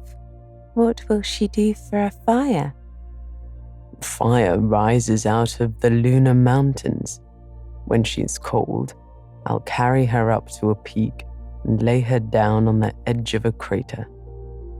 "And her clothes? They will wear out. How can she get new ones?" Mr. Rochester professed to be puzzled. "What would you do, Adele? Cudgel your brains for an expedient. How would a white or pink cloud answer for a gown, do you think? and one could cut a pretty enough scarf out of a rainbow. She is far better as she is, concluded Adele after rousing some time. Besides, she would get tired of living with only you in the moon. If I were Mademoiselle, I would never consent to go with you. She has consented. She has pledged her word. But you can't get her there. There is no road to the moon. It is all air, and neither you nor she can fly. Adele, look at that field, he instructed. We were now outside Thornfield gates and bowling lightly along the smooth road to Millcote, where the dust was well laid by the thunderstorm, and where the low hedges and lofty timber trees on either side glistened green and rain-refreshed. In that field, Adele, I was walking late one evening, about a fortnight since, the evening of the day you helped me make hay in the orchard meadows. And as I was tired with raking swathes, I sat down to rest me on a stile. And there I took out a little book and pencil, and I began to write about a misfortune that befell me long ago, and a wish I had for happy days to come. I was writing away very fast, though daylight was fading from the leaf, and something came up the path and stopped 2 yards off me. I looked at it. It was a little thing with a veil of gossamer on its head. I beckoned it to come near me. It stood at my knee. I never spoke to it, and it never spoke to me in words, but I read its eyes, and it read mine, and our speechless colloquy was to this effect. It was a fairy, and had come from Elfland, it said, and its errand was to make me happy. I must go with it out of the common world to a lonely place, such as the moon, for instance.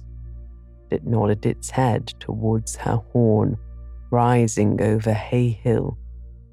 It told me of the alabaster cave and the silver vale where we might live. I said I should like to go, but reminded it, as you did me, that I had no wings to fly. Oh, returned the fairy, that does not signify. Here is a talisman that will remove all difficulties. And she held out a pretty gold ring. Put it, she said, on the 4th finger of my left hand, and I am yours, and you are mine, and we shall leave earth and make our own heaven yonder. She nodded again at the moon. The ring, Adele, is in my breeches pocket, under the disguise of a sovereign, but I mean soon to change it to a ring again. But what has Mademoiselle to do with it? I don't care for the fairy. You said it was Mademoiselle you would take to the moon. Mademoiselle is a fairy, he said, whispering mysteriously, whereupon I told her not to mind his words, and she, on her part, evinced a fund of genuine French scepticism, assuring him that she made no account whatever of his contes de fées, and that she was sure they would never appear to him, nor ever give him rings, or offer to live with him in the moon. The hour spent at Millcote was somewhat a harassing one to me. Mr. Rochester obliged me to go to a certain silk warehouse. There I was ordered to choose 6 dresses. I hated the business. I begged leave to defer it. No, it should be gone through with now. By dint of entreaties expressed in energetic whispers, I reduced the 6 to 2. These, however, he vowed he would select himself. With anxiety, I watched his eye rove over the stores. He fixed on a rich silk of the most brilliant amethyst dye and a superb pink satin.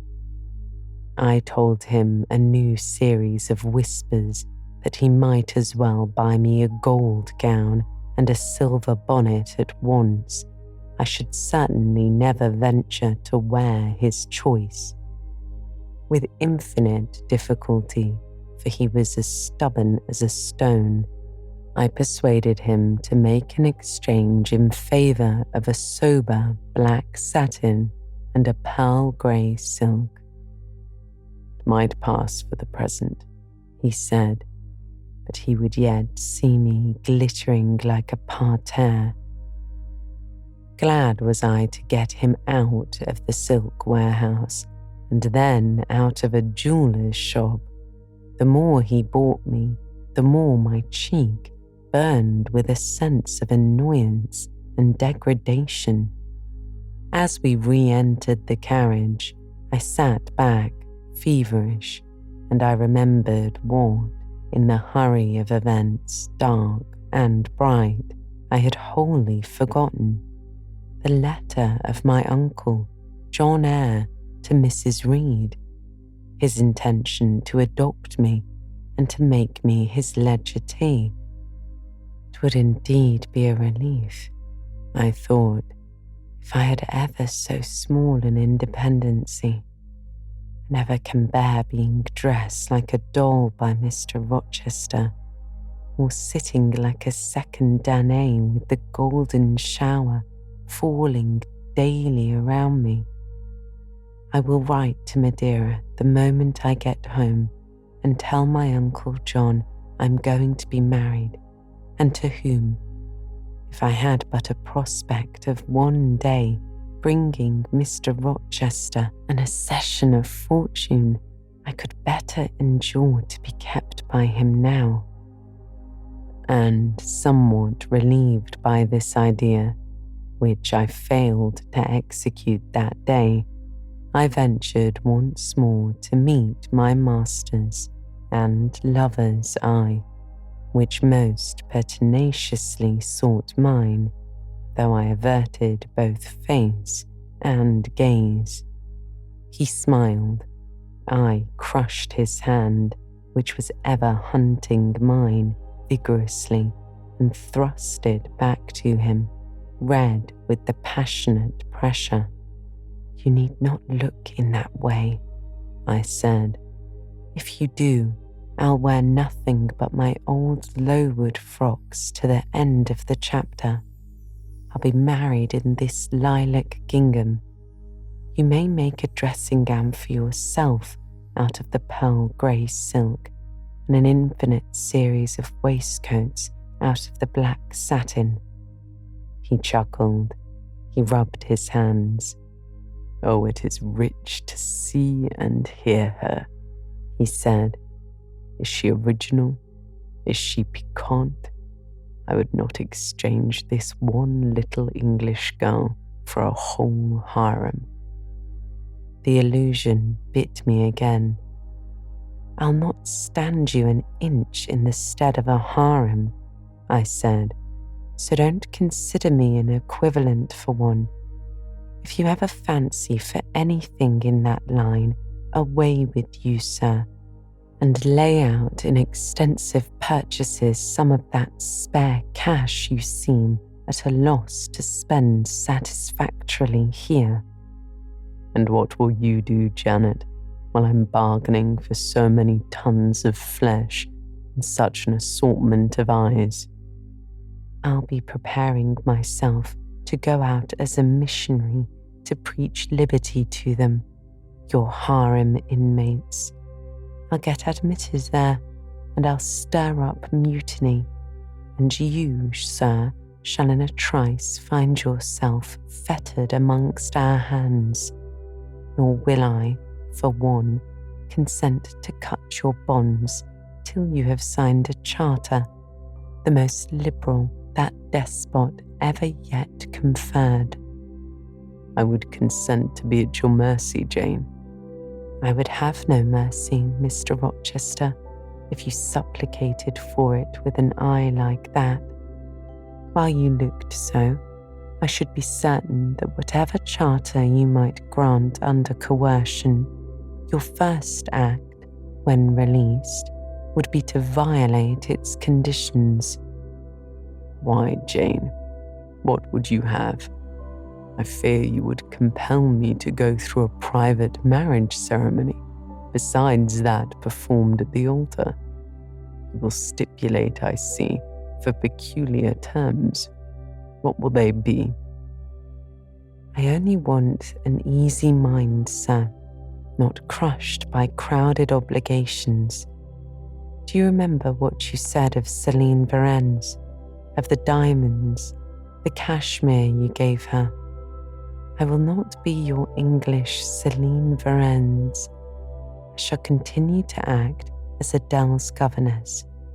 By that, I shall earn my board and lodging, and £30 a year besides.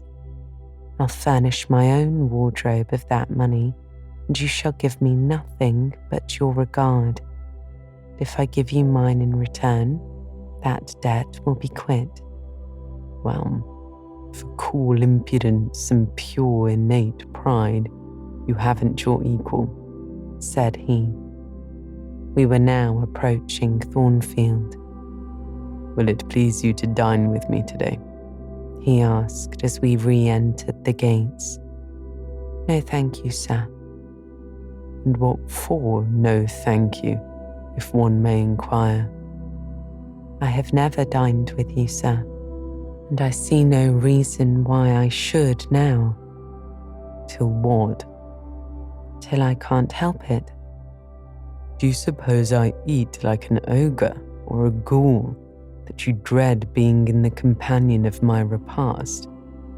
I have formed no supposition on the subject, sir, but I want to go on as usual for another month. You will give up your governessing slavery at once? Indeed, begging your pardon, sir, I shall not. I shall just go on with it as usual. I shall keep out of your way all day, as I have been accustomed to do. You may send for me in the evening when you feel disposed to see me, and I'll come then, but at no other time. I want a smoke, Jane, or a pinch of snuff to comfort me under all this, and unfortunately I have neither my cigar case nor my snuff box. But listen, whisper. It is your time now, little tyrant, but it will be mine presently.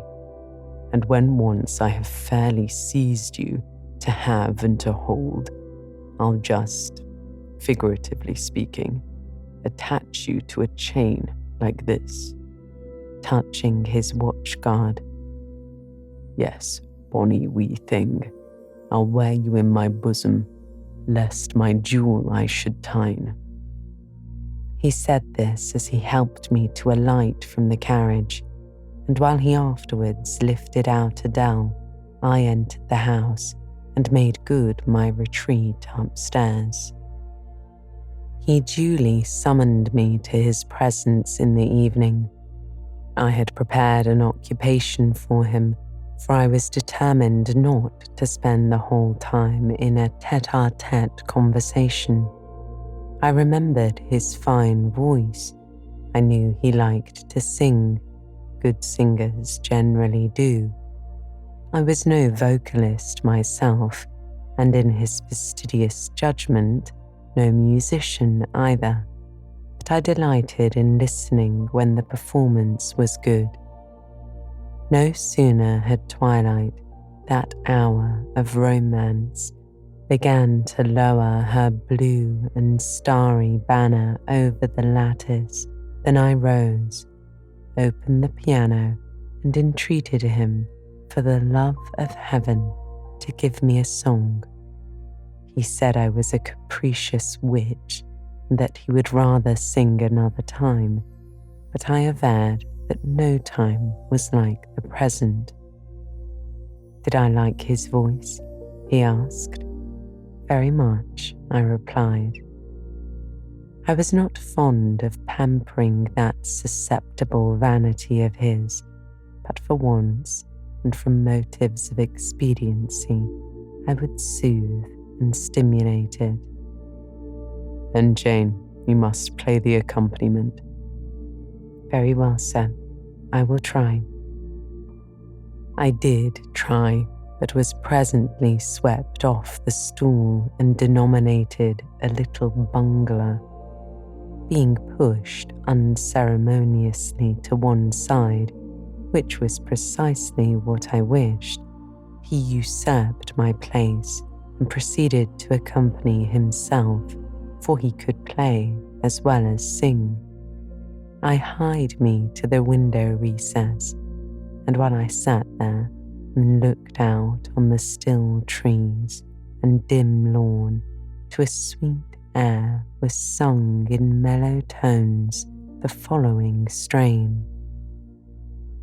The truest love that ever heart felt at its kindled core did through each vein in quickened start the tide of being pour.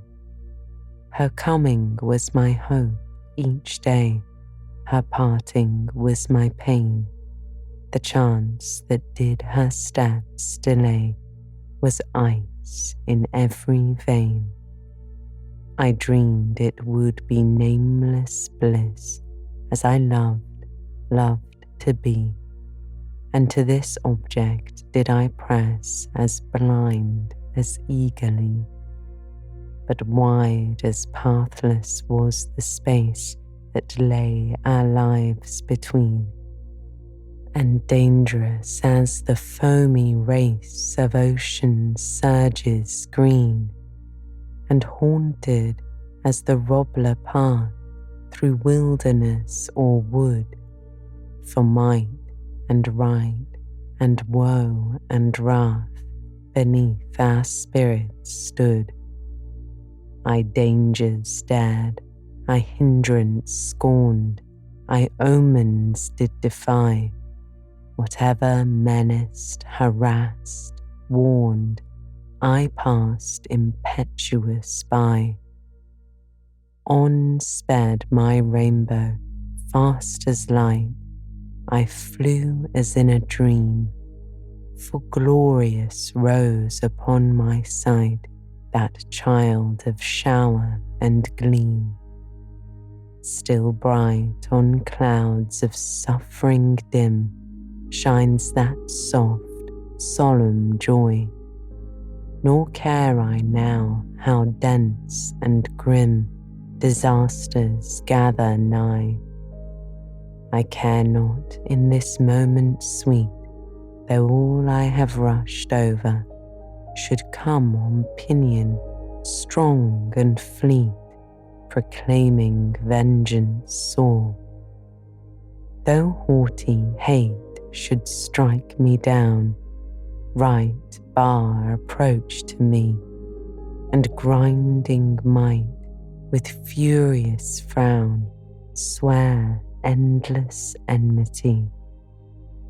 My love has placed her little hand with noble faith in mine, and vowed that wedlock's sacred band our nature shall entwine. My love has sworn with sealing kiss with me to live, to die. I have at last my nameless bliss, as I loved am I. He rose and came towards me, and I saw his face all kindled, and his full falcon eye flashing, and tenderness and passion in every lineament. I quailed momentarily, then I rallied.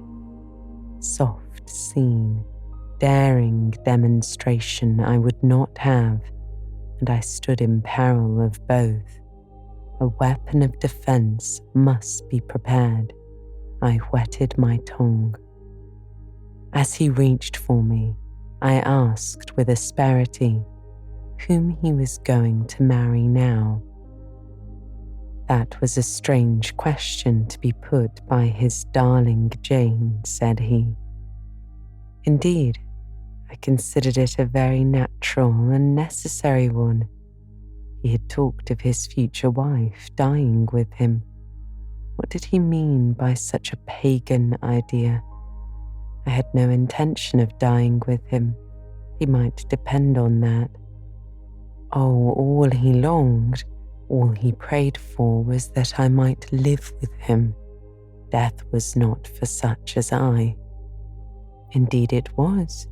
I had as good a right to die when my time came as he had, but I should bide that time and not be hurried away upon my husband's funeral pyre.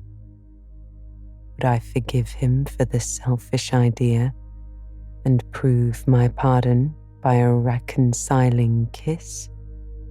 No, I would rather be excused. Here I heard myself apostrophized as a hard little thing, and it was added, any other woman would have been melted to marrow at hearing such stanzas crooned in her praise. I assured him I was naturally hard, very flinty, that he would often find me so, and that, moreover, I was determined to show him divers rugged points in my character before the ensuing 4 weeks elapsed. He should know how fully what sort of a bargain he had made, while there was yet time to rescind it. Would I be quiet and talk rationally? I would be quiet if he liked, and as to talking rationally, I flattered myself I was doing that now. He fretted, pished, and pshawed. Very good, I thought. You may fume and fidget as you please. This is the best plan to pursue with you, I'm certain. I like you more than I can say, but I'll not sink into a bathos of sentiment. And with this needle of repartee, I'll keep you from the edge of the gulf too, and, moreover, maintain by its pungent aid that distance between you and myself most conducive to our real mutual advantage. From less to more, I worked him up to considerable irritation. Then, after he had retired, in dudgeon quite to the other side of the room, I got up, saying, I wish you good night, sir, in my natural and wonted respectful manner. I slipped out the side door and got away. The system thus entered on, I pursued during the whole season of probation, and with the best success. He was kept, to be sure, rather cross and crusty, but on the whole I could see he was excellently entertained, and that a lamb-like submission and turtle-dove sensibility, while fostering his despotism more, would have pleased his judgment, satisfied his common sense, and even suited his taste less. In other people's presence I was, as formerly, deferential and quiet, any other line of conduct being uncalled for. It was only in the evening conferences I thus thwarted and afflicted him.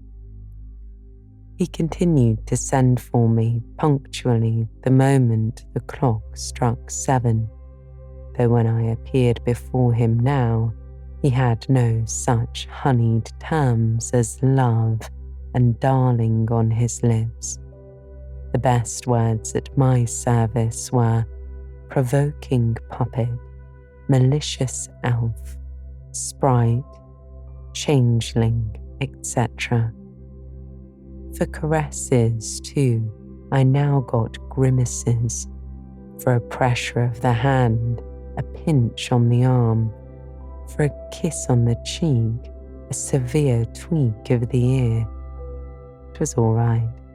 At present, I decidedly preferred these fierce favours to anything more tender. Mrs. Fairfax, I saw, approved of me. Her anxiety on my account vanished. Therefore, I was certain I did well.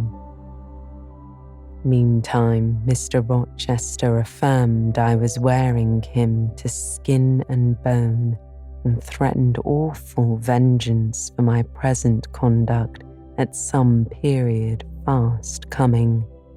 I laughed in my sleeve at his menaces. I can keep you in reasonable check now, I reflected. I don't doubt to be able to do it hereafter. If one expedient loses its virtue, another must be devised. Yet, after all, my task was not an easy one.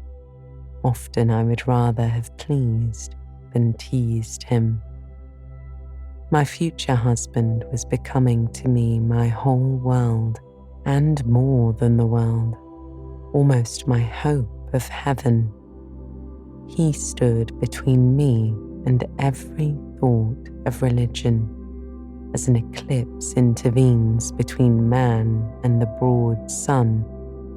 I could not in those days see God for his creature, of whom I had made an idol.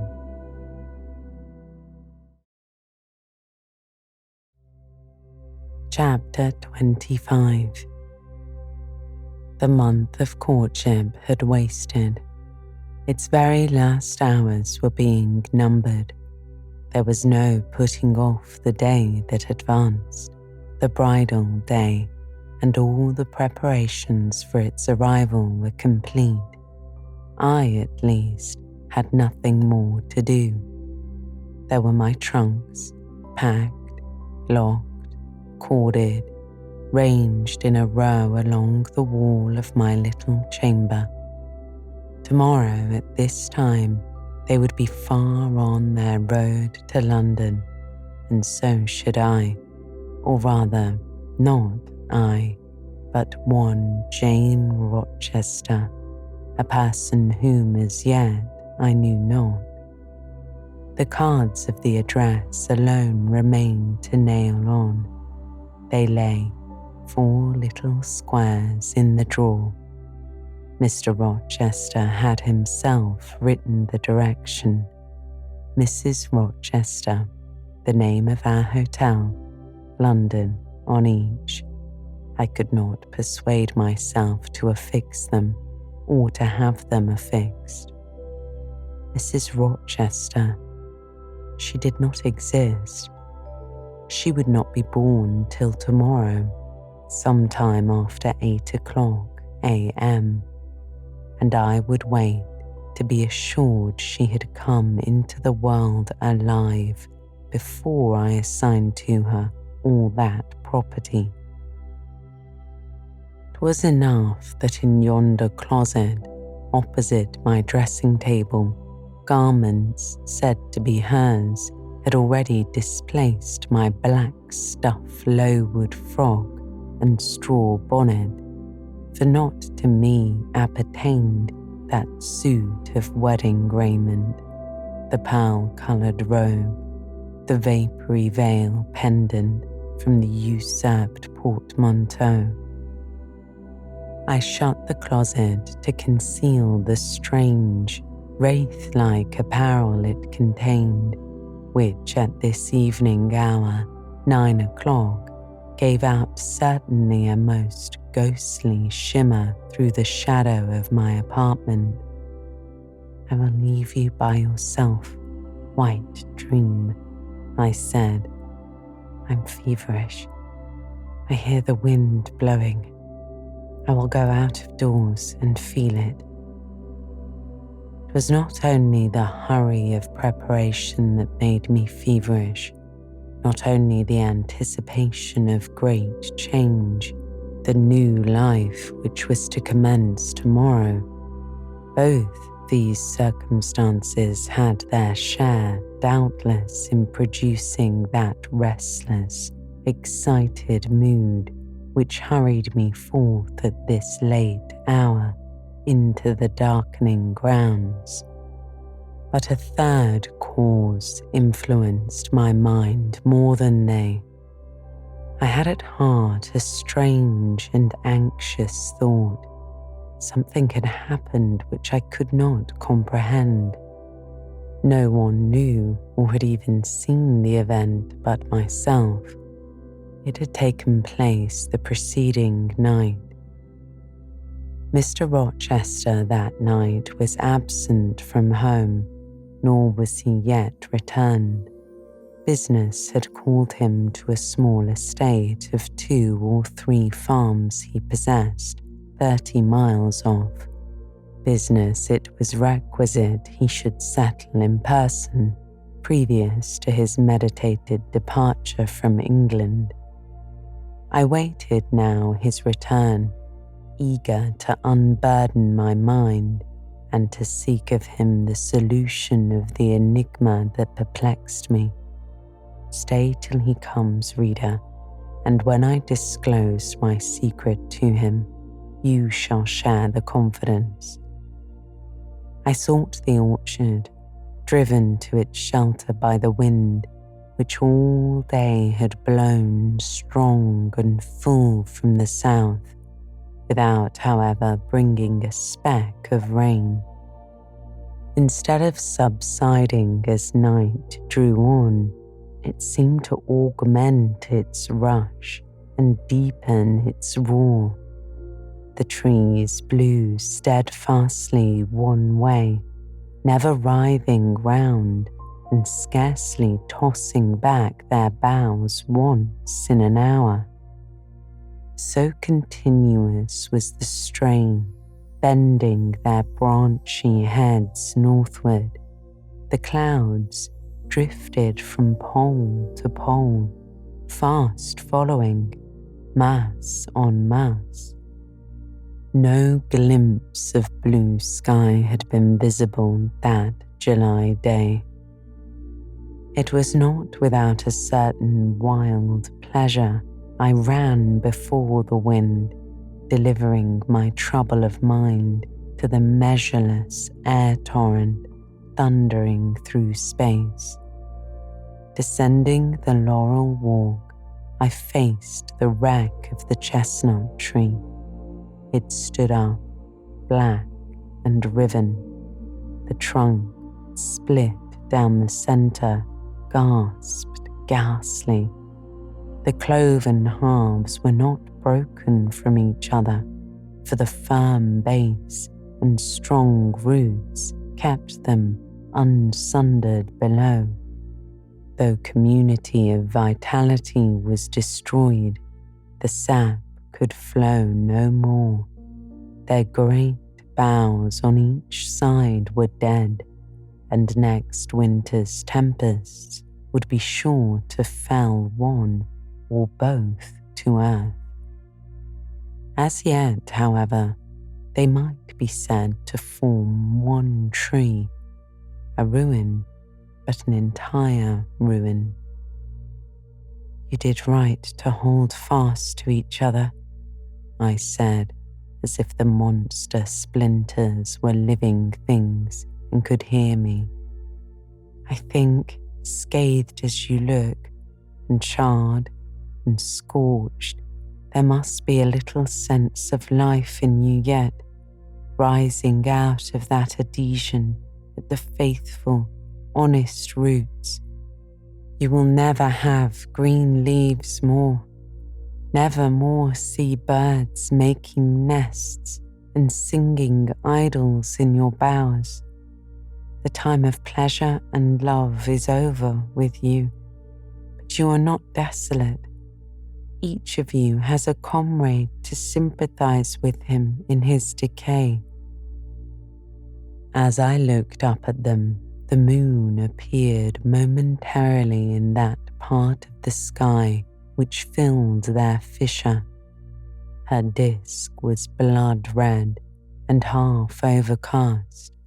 She seemed to throw on me one bewildered, dreary glance and buried herself again instantly in the deep drift of cloud. The wind fell for a second round Thornfield, but far away over wood and water poured a wild, melancholy wail. It was sad to listen to, and I ran off again. Here and there I strayed through the orchard, gathered up the apples with which the grass round the tree roots was thickly strewn. Then I employed myself in dividing the ripe from the unripe. I carried them into the house and put them away in the storeroom. Then I repaired to the library to ascertain whether the fire was lit, for though summer, I knew on such a gloomy evening Mr. Rochester would like to see a cheerful hearth when he came in. Yes, the fire had been kindled some time and burned well. I placed his armchair by the chimney corner. I wheeled the table near it. I let down the curtain and had the candles brought in ready for lighting. More restless than ever when I had completed these arrangements, I could not sit still, nor even remain in the house. A little timepiece in the room and the old clock in the hall simultaneously struck 10. "How late it grows," I said. "I will run down to the gates. It is moonlit at intervals. I can see a good way down the road. He may be coming now, and to meet him will save some minutes of suspense."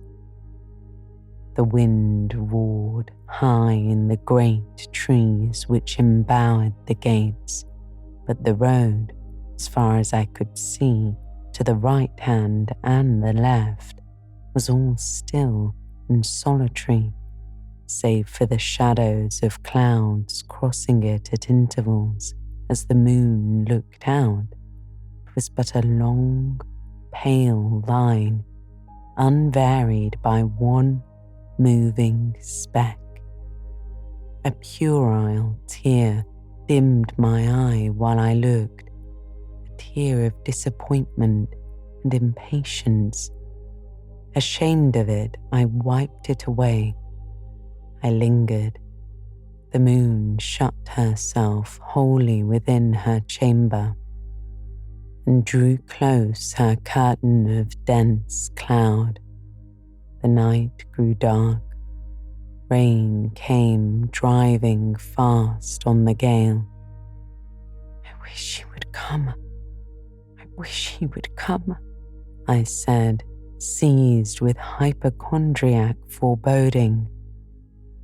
I had expected his arrival before tea. Now it was dark. What could keep him?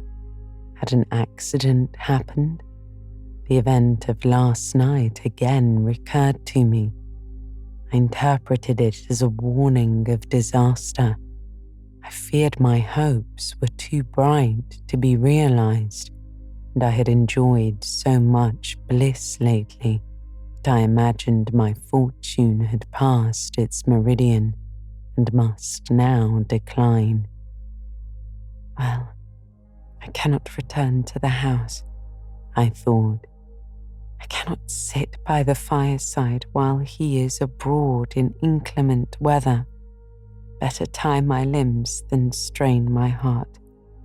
I will go forward and meet him. I set out.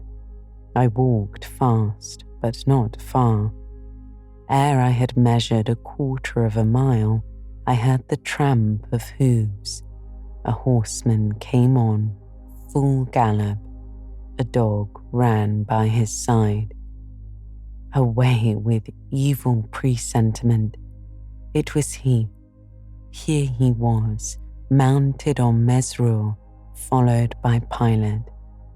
He saw me, for the moon had opened a blue field in the sky and rode in it watery bright. He took his hat off and waved it round his head. I now ran to meet him. "There," he said as he stretched out his hand and bent from the saddle. "You can't do without me, that is evident. Step on my boot toe. Give me both hands. Mount." I obeyed. Joy made me agile. I sprang up before him, a hearty kissing I got for a welcome and some boastful triumph, which I swallowed as well as I could. He checked himself in his exultation to demand, "But is there anything the matter, Janet? Did you come to meet me at such an hour? Is there anything wrong?" "No, but I thought you would never come," I replied. "I could not bear to wait in the house for you, especially with this rain and wind." "Rain and wind indeed," said he. "Yes, you are dripping like a mermaid. Pull my cloak round you. But I think you are feverish, Jane. Both your cheek and hand are burning hot. I ask again, is there anything the matter?" "Nothing now. I am neither afraid nor unhappy." "Then you have been both?" "Rather, but I'll tell you all about it by and by, sir, and I dare say you will only laugh at me for my pains." "I'll laugh at you heartily when tomorrow is past. Till then, I dare not. My prize is not certain. This is you, who have been as slippery as an eel this last month, and as thorny as a briar rose. Could not lay a finger anywhere but I was pricked, and now I seem to have gathered up a stray lamb in my arms. You wandered out of the fold to seek your shepherd, did you, Jane?" "I wanted you, but don't boast. Here we are at Thornfield. Now let me get down." He landed me on the pavement as John took his horse, and he followed me into the hall. He told me to make haste and put something dry on, and then return to him in the library. And he stopped me as I made for the staircase to extort a promise that I would not be long, nor was I long. In 5 minutes I rejoined him. I found him at supper. "Take a seat and bear me company, Jane. Please God it is the last meal but one you will eat at Thornfield Hall for a long time." I sat down near him, but I told him I could not eat. "Is it because you have the prospect of a journey before you, Jane? Is it the thoughts of going to London that takes away your appetite?" "I cannot see my prospects clearly tonight, sir. But I hardly know what thoughts I have in my head. Everything in life seems unreal." "Except me," he returned. "I'm substantial enough. Touch me." "You, sir, are the most phantom-like of all. You are a mere dream." He held out his hand, laughing. "Is that a dream?" he said, placing it close to my eyes. He had a rounded, muscular and vigorous hand, as well as a long, strong arm. "Yes, though I touch it, it is a dream," said I as I put it down from before me. "Sir, have you finished supper?" "Yes, Jane." I rang the bell and ordered away the tray. When we were again alone, I stirred the fire and then took a low seat at my master's knee. "'Tis near midnight," I said. "Yes, but remember, Jane, you promised to wake with me the night before my wedding." "I did, and I will keep my promise, for an hour or two at least. I have no wish to go to bed." "Are all your arrangements complete?" "All, sir." "And on my part likewise," he returned. "I've settled everything, and we shall leave Thornfield tomorrow within half an hour of our return from church." "Very well, sir." With what an extraordinary smile you uttered that word, "very well," Jane. What a bright spot of colour you have on each cheek. How strangely your eyes glitter. Are you well? "I believe I am." "Believe? What is the matter? Tell me what you feel." "I could not, sir.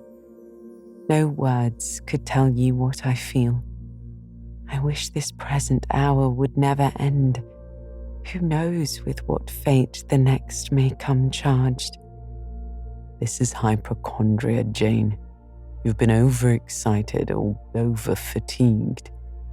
"Do you, sir, feel calm and happy?" Calm? No. But happy to the heart's core. I looked up at him to read the signs of bliss in his face. It was ardent and flushed. "Give me your confidence, Jane," he said.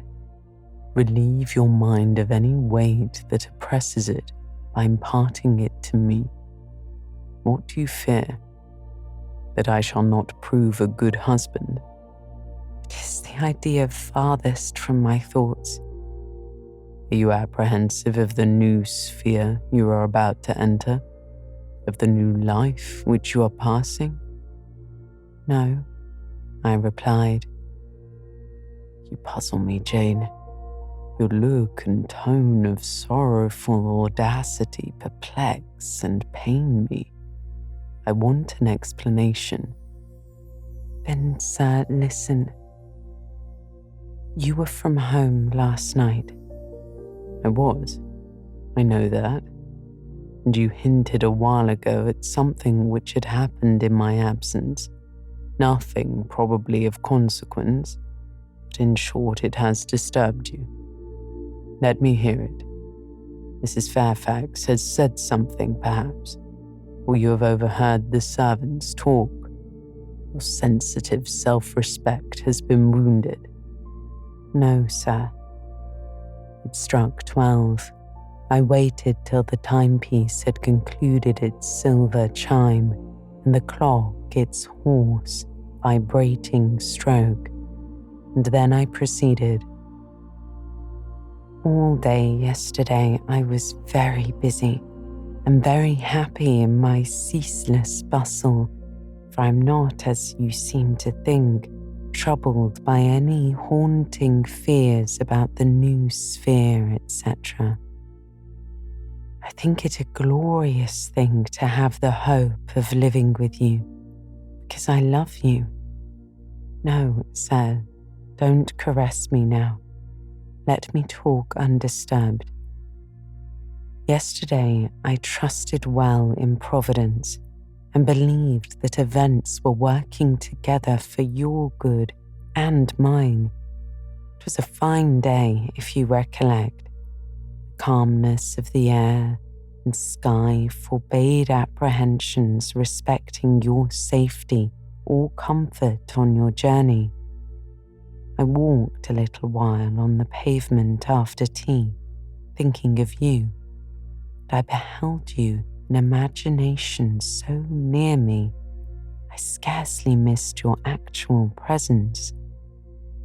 I thought of the life that lay before me, your life, sir, an existence more expansive and stirring than my own, as much more so as the depths of the sea to which the brook runs are the shallows of its own straight channel.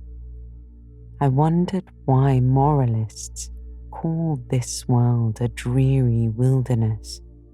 For me, it blossomed like a rose. Just at sunset, the air turned cold and the sky cloudy. I went in. Sophie called me upstairs to look at my wedding dress, which they had just brought, and under it, in the box, I found your present, the veil which, in your princely extravagance, you sent for from London. Resolved, I suppose, since I would not have the jewels, to cheat me into accepting something as costly. I smiled as I unfolded it and devised how I would tease you about your aristocratic tastes and your efforts to mask your plebeian bride in the attributes of a peeress. I thought how I would carry down to you the square of unembroidered blonde I had myself prepared as the covering for my low-born head, and ask you if that was not good enough for a woman who could bring her husband neither fortune, beauty, nor connections. I saw how plainly you would look, and heard your impetuous republican answers and your haughty disavowal of any necessity on your part to augment your wealth or elevate your standing by marrying either a purse or a coronet.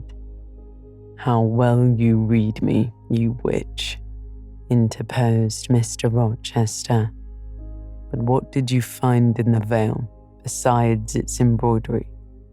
Did you find poison or a dagger that you look so mournful now? No, sir. Besides the delicacy and richness of the fabric, I found nothing save Fairfax Rochester's pride.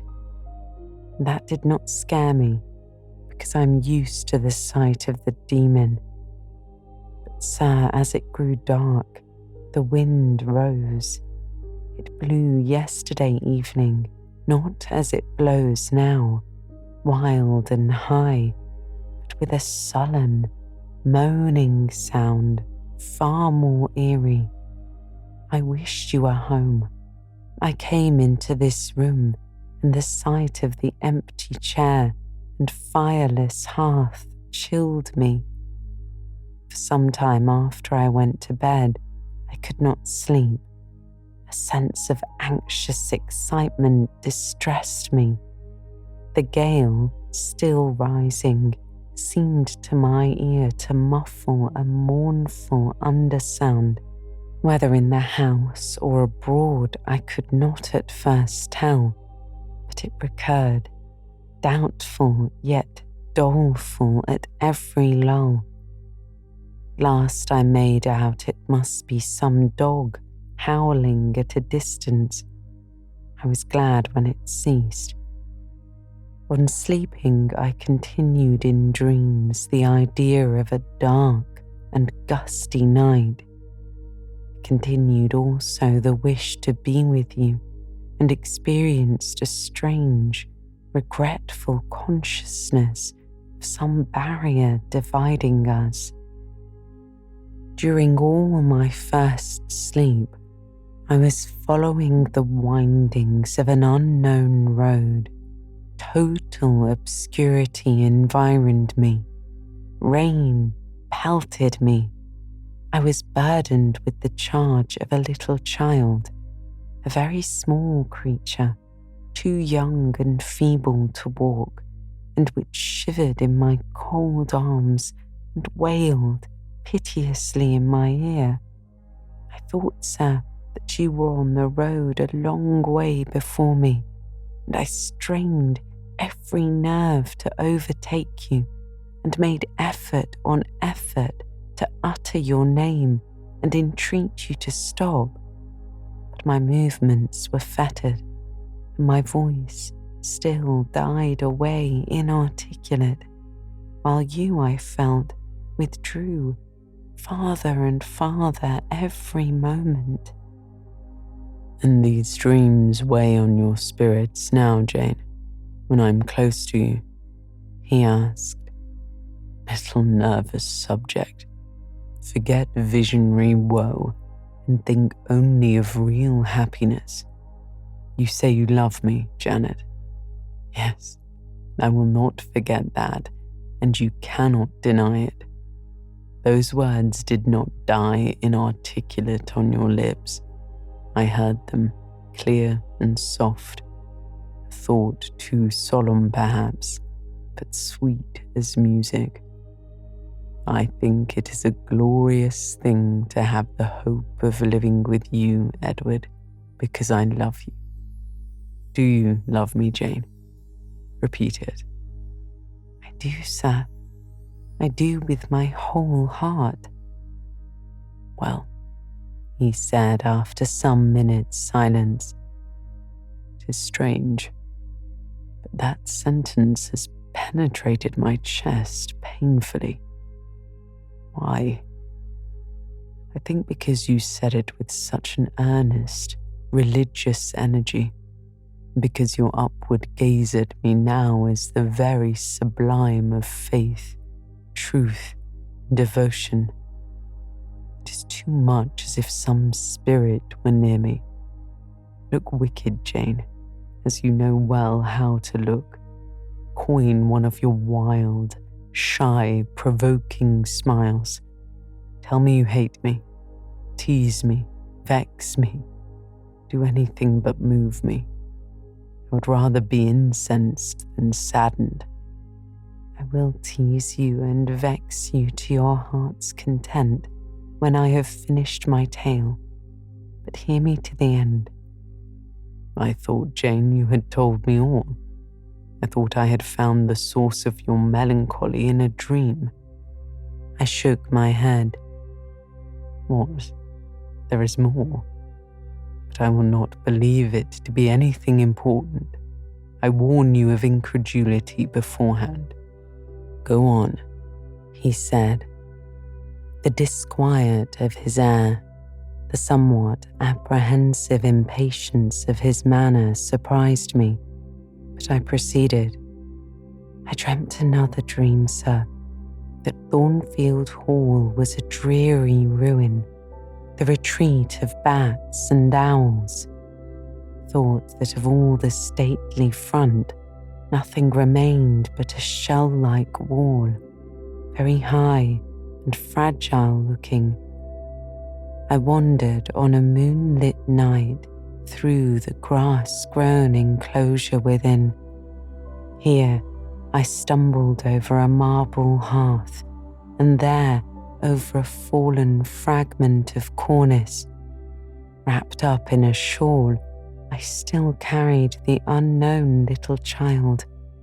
I might not lay it down anywhere, however tired were my arms, however much its weight impeded my progress.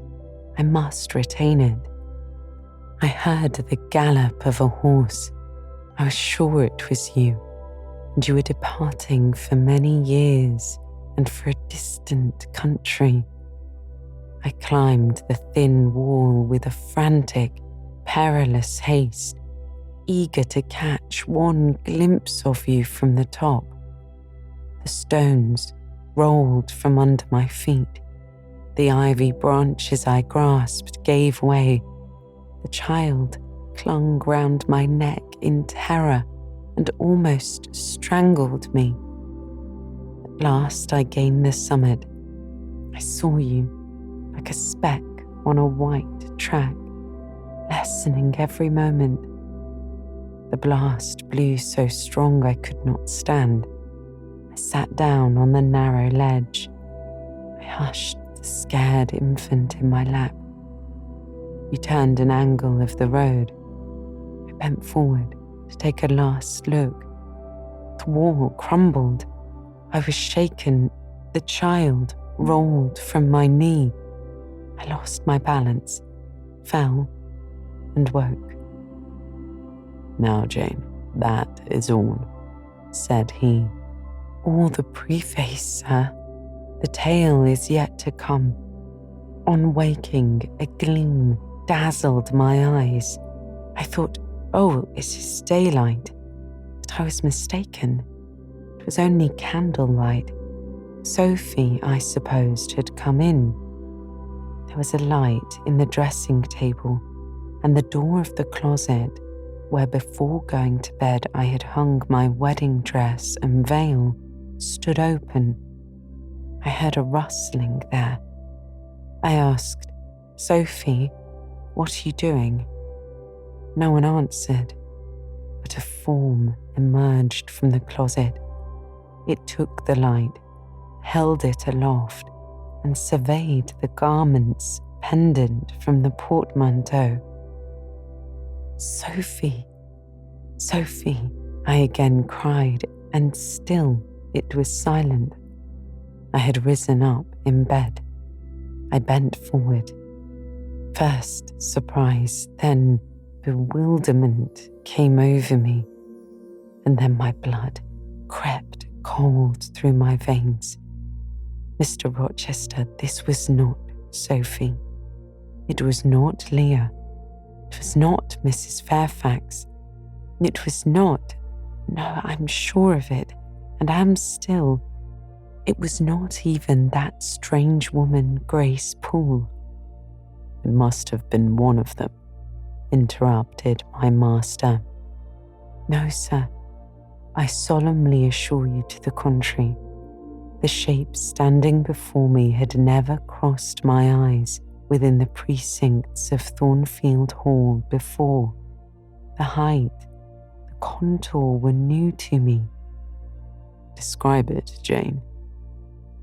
It seemed, sir, a woman, tall and large, with thick and dark hair hanging long down her back. I know not what dress she had on. It was white and straight, but whether a gown, sheet, or shroud, I cannot tell. Did you see her face? He asked. Not at first, but presently she took my veil from its place. She held it up, gazed at it long, and she threw it over her own head and turned to the mirror. At that moment, I saw the reflection of the visage and features quite distinctly in the dark, oblong glass. And how were they? Fearful and ghastly to me. Oh, sir, I never saw a face like it. I wish I could forget the roll of the red eyes and the fearful inflation of the lineaments. Ghosts are usually pale, Jane. The brow was furrowed, the black eyebrows widely raised over the bloodshot eyes. Shall I tell you of what it reminded me?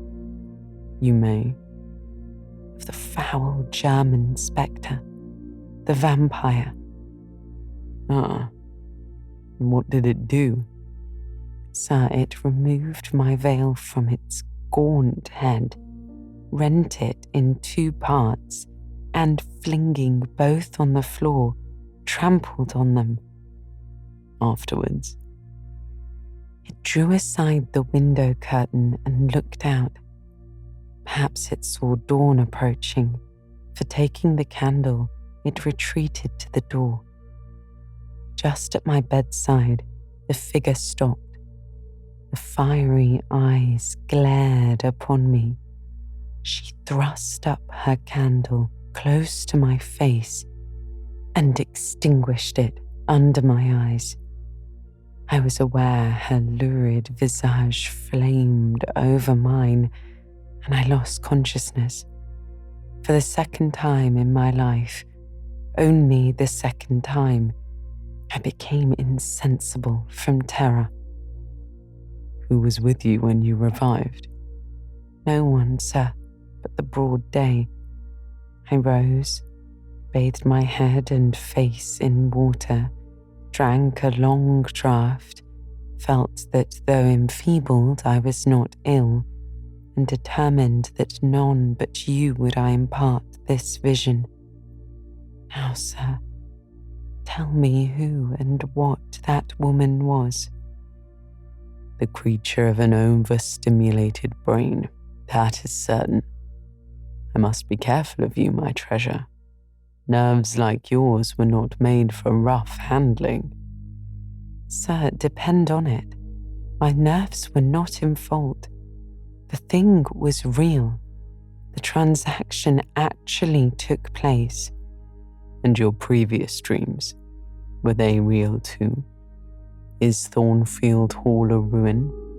Am I severed from you by insuperable obstacles? Am I leaving you without a tear, without a kiss, without a word? Not yet, I replied. Am I about to do it? Why, the day has already commenced, which is to bind us indissolubly. And when we are once united, there shall be no reoccurrence of these mental terrors. I guarantee that. Mental terrors, sir? I wish I could believe them to be only such. I wish it more now than ever, since even you cannot explain to me the mystery of that awful visitant. And since I cannot do it, Jane, it must have been unreal. But, sir, when I said so to myself on rising this morning, and when I looked round the room to gather courage and comfort from the cheerful aspect of each familiar object in full daylight, there, on the carpet, I saw what gave the distinct lie to my hypothesis. The veil, torn from top to bottom in two halves. I felt Mr. Rochester start and shudder. He hastily flung his arms round me. Thank God, he said, that if anything malignant did come near you last night, it was only the veil that was harmed. Oh, to think what might have happened. He drew his breath short and strained so close to him I could scarcely pant. After some minutes' silence, he continued cheerily. Now, Janet, I'll explain to you all about that. It was a half dream, half reality. A woman did, I doubt not, enter your room. And that woman must have been Grace Poole. You call her a strange being yourself. From all you know, you have reason to call her so. What did she do to me? What to Mason? In a state between sleeping and waking, you noticed her entrance and her actions, but feverish, almost delirious as you were, you ascribed to her a goblin appearance, different from her own. The long, dishevelled hair, the swelled face, the exaggerated stature were figments of imagination, results of a nightmare. The spiteful tearing of the veil was real and is like her. I see you would ask why I keep such a woman in your house. When we have been married a year and a day, I will tell you, but not now. Are you satisfied, Jane? Do you accept my solution of the mystery? I reflected, and in truth it appeared to me the only possible one. Satisfied I was not, but to please him, I endeavoured to appear so. Relieved I certainly did feel. So I answered him with a contented smile. Now, as it was long past 1, I prepared to leave him. Does not Sophie sleep with Adele in the nursery? He asked as I lit my candle. Yes, sir. and there is room enough in Adele's little bed for you. You must share it with her tonight, Jane. It is no wonder that the incident you have related should make you nervous. I would rather you did not sleep alone. Promise me to go to the nursery. I shall be very glad to do so, sir. And fasten the door securely on the inside. Wake Sophie when you go upstairs, under pretense of requesting her to rouse you in good time tomorrow, for you must be dressed and have finished breakfast before 8. And now, no more somber thoughts. Chase dull care away, Janet. Don't you hear what soft whispers the wind has fallen? There is no more beating of rain against the window panes. Look here. He lifted up the curtain. It's a lovely night. It was. Half heaven was pure and stainless. The clouds, now trooping before the wind, which had shifted to the west, were filing off eastward in long, silvered columns. The moon shone peacefully. Well, said Mr. Rochester, gazing inquiringly into my eyes. How is my Janet now? The night is serene, sir, and so am I.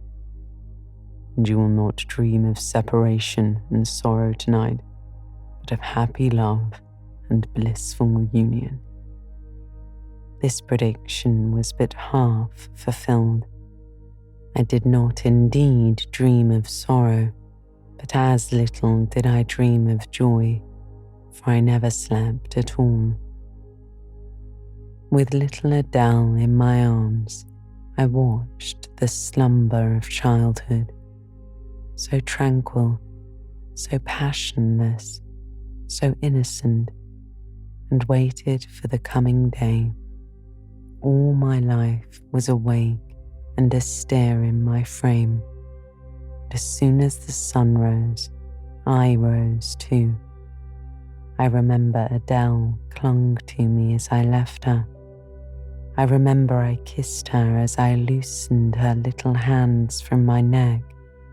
I cried over her with strange emotion and quitted her because I feared my sobs would break her still sound repose. She seemed the emblem of my past life, and I was now to array myself to meet the dread but adored type of my unknown future day.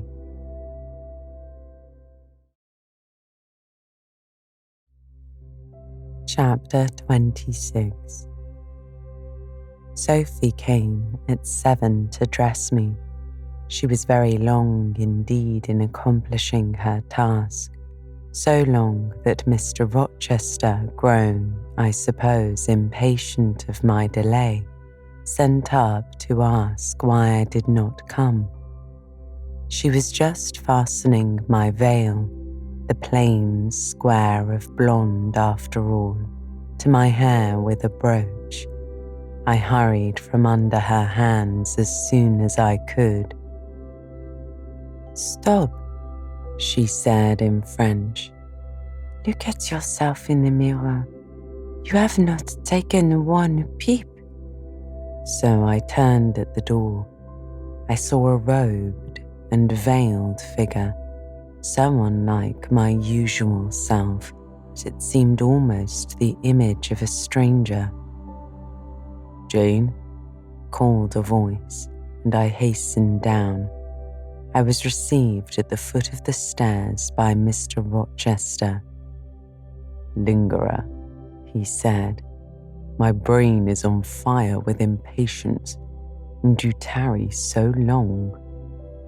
He took me into the dining room, surveyed me keenly all over, pronounced me fair as a lily, and not only the pride of his life, but the desire of his eyes, and then, telling me he would give me but 10 minutes to eat some breakfast, he rang the bell.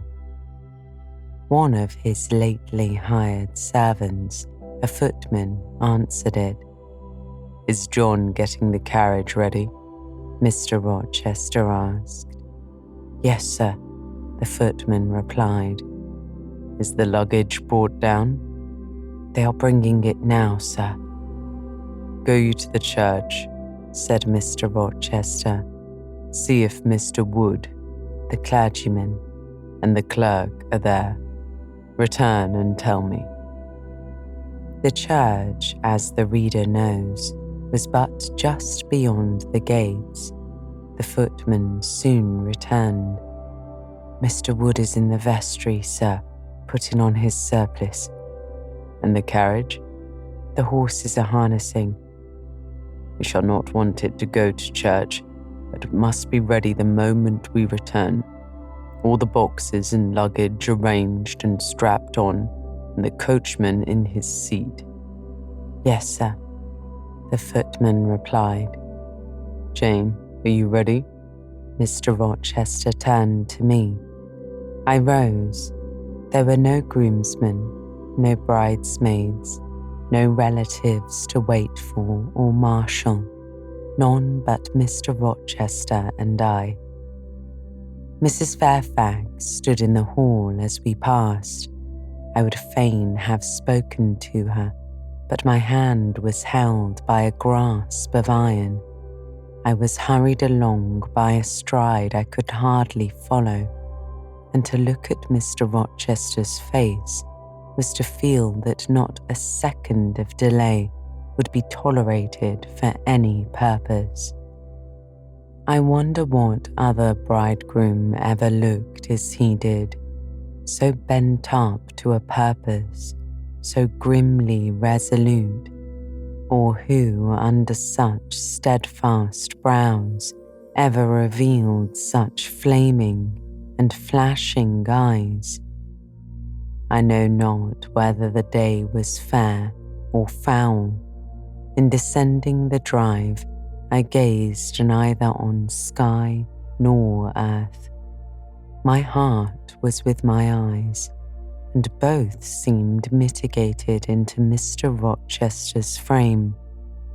I wanted to see the invisible thing on which, as we went along, he appeared to fasten a glance, fierce and fell. I wanted to feel the thoughts whose force he seemed resisting. At the churchyard wicket, he stopped. He discovered I was quite out of breath. "Am I cruel in my love?" he said. "Delay an instant. Lean on me, Jane." And now I can recall the picture of the grey old house, of God rising calm before me, of a rook wheeling round the steeple, of a ruddy morning sky beyond. I remember something too of the green grave mounds, and I have not forgotten either two figures of strangers straying amongst the low hillocks and reading the mementos graven on the few mossy headstones. I noticed them because as they saw us, they passed round to the back of the church, and I doubted not they were going to enter by the side aisle door and witness the ceremony. By Mr. Rochester, they were not observed. He was earnestly looking at my face, from which the blood had, I dare say, momentarily fled, for I felt my forehead dewy and my cheeks and lips cold. When I rallied, which I soon did, he walked gently with me up the path to the porch. We entered the quiet and humble temple. The priest waited in his white surplice at the lowly altar, the clerk beside him. All was still. 2 shadows only moved in a remote corner. My conjecture had been correct. The strangers had slipped in before us, and now they stood by the vault of the Rochesters, their backs towards us, viewing through the rails the old-time stained marble tomb where a kneeling angel guarded the remains of Dama de Rochester, slain at Marston Moor in the time of the Civil Wars, and of Elizabeth, his wife. Our place was taken at the communion rails. Hearing a cautious step behind me, I glanced over my shoulder. One of the strangers, a gentleman evidently, was advancing up the chancel. The service began. The explanation of the intent of matrimony was gone through, and then the clergyman came a step farther forward and, bending slightly towards Mr. Rochester, went on.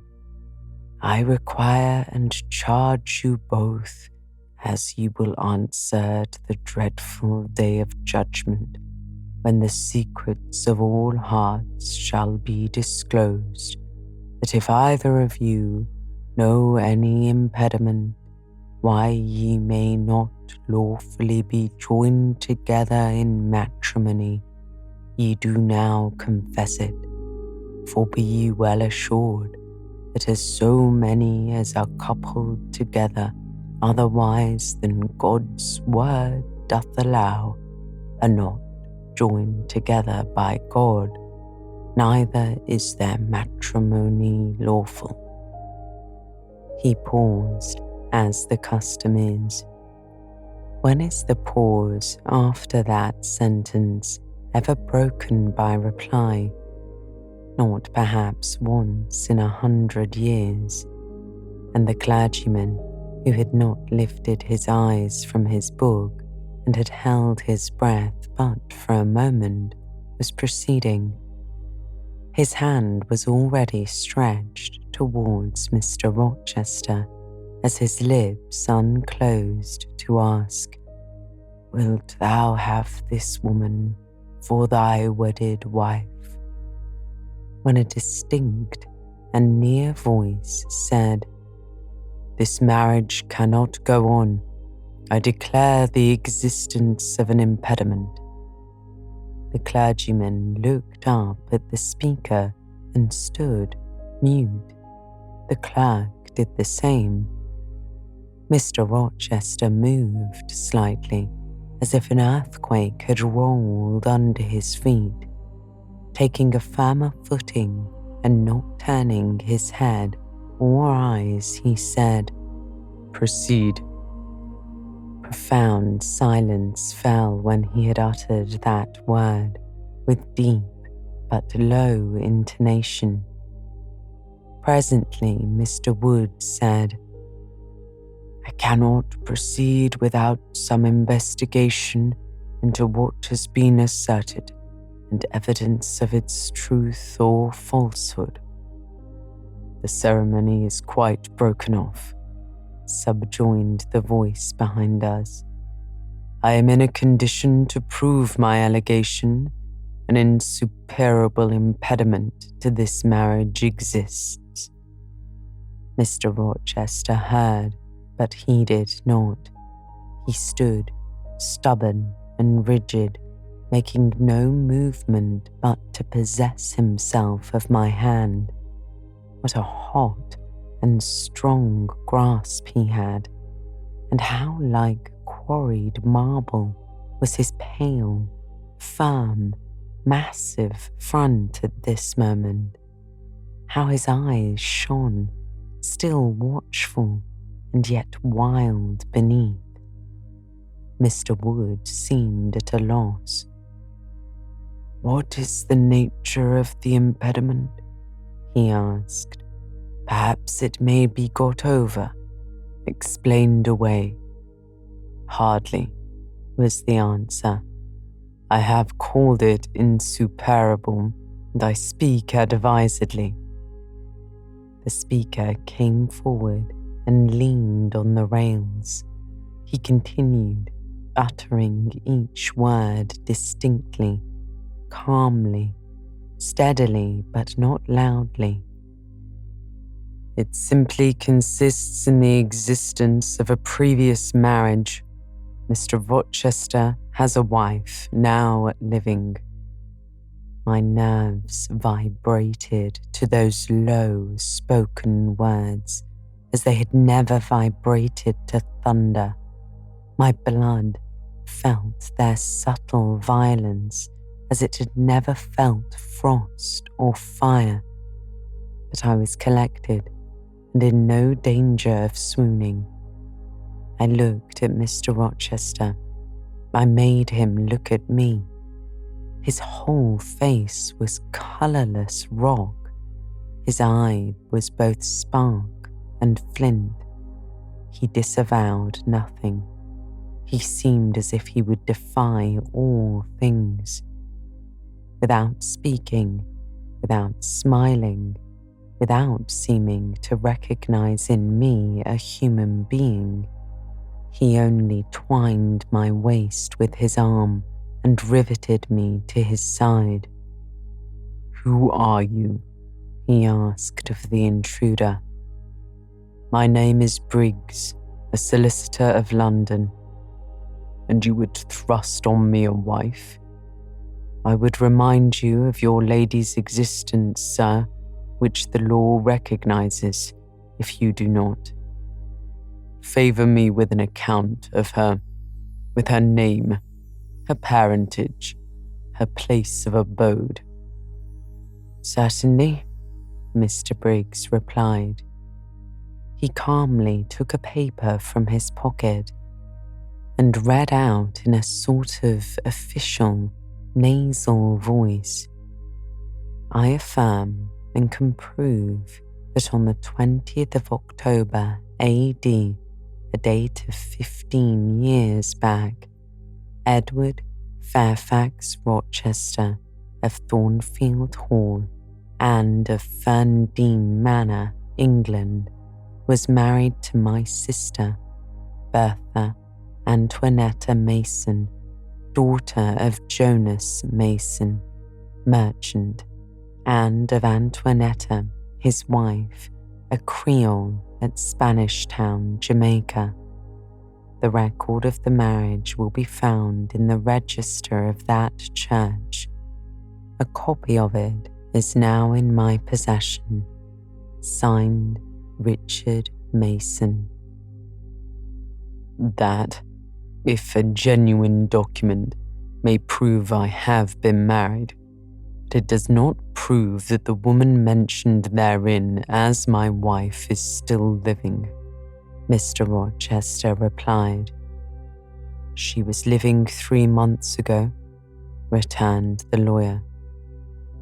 "How do you know?" "I have witness to the fact, whose testimony even you, sir, will scarcely controvert." "Produce him, or go to hell." "I will produce him first. He's on the spot. Mr. Mason, have the goodness to step forward." The second stranger, who had hitherto lingered in the background, now drew near. A pale face looked over the solicitor's shoulder. Yes, it was Mason himself. Mr. Rochester turned and glared at him. His eye, as I have often said, was a black eye. It had now a tawny, nay, a bloody light in its gloom, and his face flushed. Olive cheek and hueless forehead received a glow as if from spreading, ascending heart fire, and he stirred, lifting his strong arm. He could have struck Mason, dashed him on the church floor, shocked him by ruthless blow the breath from his body. But Mason shrank away and cried faintly, "Good God." Contempt fell cool on Mr. Rochester. His passion died as if a blight had shriveled it up. He only asked, "What have you to say?" An inaudible reply escaped Mason's white lips. "The devil is in it if you cannot answer distinctly. I again demand, what have you to say?" Sir, interrupted the clergyman, "do not forget you are in a sacred place." Then, addressing Mason, he inquired gently, "Are you aware, sir, whether or not this gentleman's wife is still living?" "Courage," urged the lawyer. "Speak out." "She is now living at Thornfield Hall," said Mason in more articulate tones. "I saw her there last April. I am her brother." "At Thornfield Hall," said the clergyman. "Impossible. I am an old resident in this neighborhood, sir, and I have never heard of a Mrs. Rochester at Thornfield Hall." I saw a grim smile contort Mr. Rochester's lips, and he muttered, "No, by God, I took care that none should hear of it, or of her under that name." He mused. For 10 minutes he held counsel with himself. He formed his resolve and announced it. "Enough. All shall bolt out at once, like the bullet from the barrel. Wood, close your book and take off your surplice. John Green," he said to the clerk, "leave the church. There will be no wedding today." The man obeyed. Mr. Rochester continued, hardily and recklessly. "Bigamy is an ugly word. I meant, however, to be a bigamist. But fate has outmaneuvered me, or Providence has checked me, perhaps the last. I am little better than a devil at this moment, and as my pastor there would tell me, I deserve no doubt the sternest judgments of God, even to the quenchless fire and deathless worm. Gentlemen, my plan is broken up. What this lawyer and his client say is true. I have been married, and the woman to whom I was married lives. You say you've never heard of a Mrs. Rochester at the house up yonder, Wood, but I dare say you have many a time inclined your ear to gossip about the mysterious lunatic kept there under watch and ward. Some have whispered to you that she is my half-sister, some my cast-off mistress. I now inform you that she is my wife, whom I married 15 years ago. Bertha Mason by name, sister of this resolute personage, who is now, with his quivering limbs and white cheeks, showing you what a stout heart men may bear. Bertha Mason is mad, and she came of a mad family through 3 generations, as I found out after I had wed the daughter, for they were silent on family secrets before. I had a charming partner, pure, wise, modest. You can fancy I was a happy man. I went through rich scenes. My experience has been heavenly, if only you knew it, but I owe you no further explanation. Briggs, Wood, Mason, I invite you all to come up to the house and visit Mrs. Poole's patient and my wife. You shall see what sort of a being I was cheated into espousing, judge whether or not I had a right to break the compact and seek sympathy with another woman. This girl," he continued, looking at me, "knew no more than you would of the disgusting secret.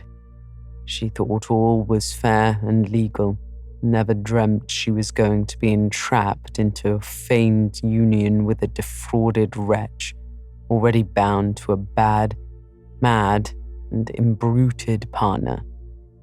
Come, all of you, follow." Still holding me fast, he left the church. The 3 gentlemen came after. At the front door of the hall, we found the carriage. "Take it back to the coach house, John," said Mr. Rochester coolly. "It will not be wanted today." At our entrance, Mrs. Fairfax, Adele, Sophie, Leah advanced to meet and greet us. "To the right about, every soul," said the master. "Away with your congratulations. Who wants them? Not I. They are 15 years too late." He passed on and ascended the stairs, still holding my hand and still beckoning the gentlemen to follow him, which they did. We mounted the first staircase, passed up the gallery, proceeded to the 3rd story. The low black door, opened by Mr. Rochester's master key, admitted us into the tapestried room with its great bed and its pictorial cabinet. "You know this place, Mason," said our guide. "She bit and stabbed you here." He lifted the hangings from the wall, uncovered the 2nd door. This too he opened. In a room without a window there burnt a fire, guarded by a high and strong fender, and a lamp suspended from the ceiling by a chain. Grace Poole bent over the fire, apparently cooking something in a saucepan. In the deep shade at the farther end of the room, a figure ran backwards and forwards. Who it was, one could not at first sight tell.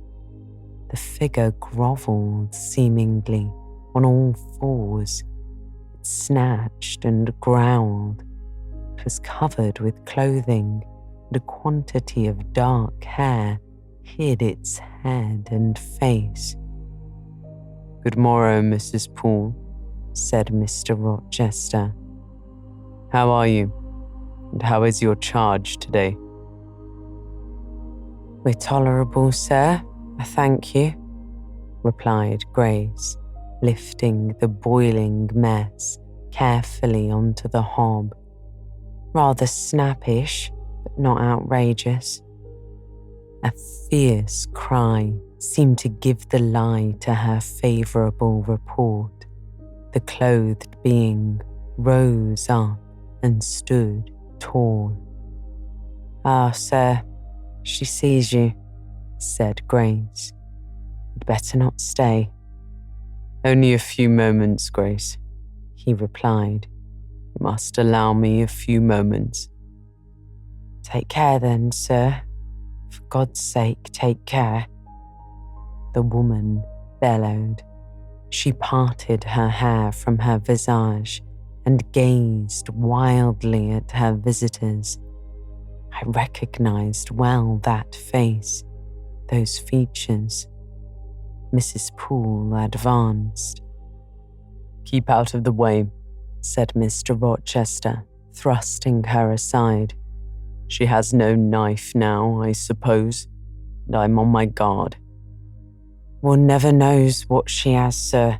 She's so cunning. It is not in mortal discretion to fathom her craft. We had better leave her, whispered Mason. Go to the devil, was his brother-in-law's recommendation. Beware, said Grace. The three gentlemen retreated simultaneously.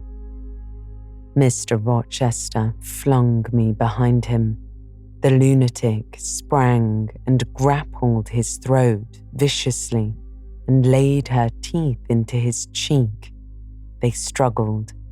She was a big woman, in stature almost equaling her husband, and corpulent besides. She showed force in the contest. More than once she almost throttled him, athletic as he was, but he would not strike. He would only wrestle. At last, he mastered her arms and pinioned them behind her. The operation was performed amidst the fiercest yells and the most convulsive plunges. Mr. Rochester then turned to the spectators. He looked at them with a smile, both acrid and desolate. That is my wife, said he. Such is the sole conjugal embrace I am ever to know. Such are the endearments which are to solace my leisure hours. This is what I wish to have, he said, laying his hand on my shoulder.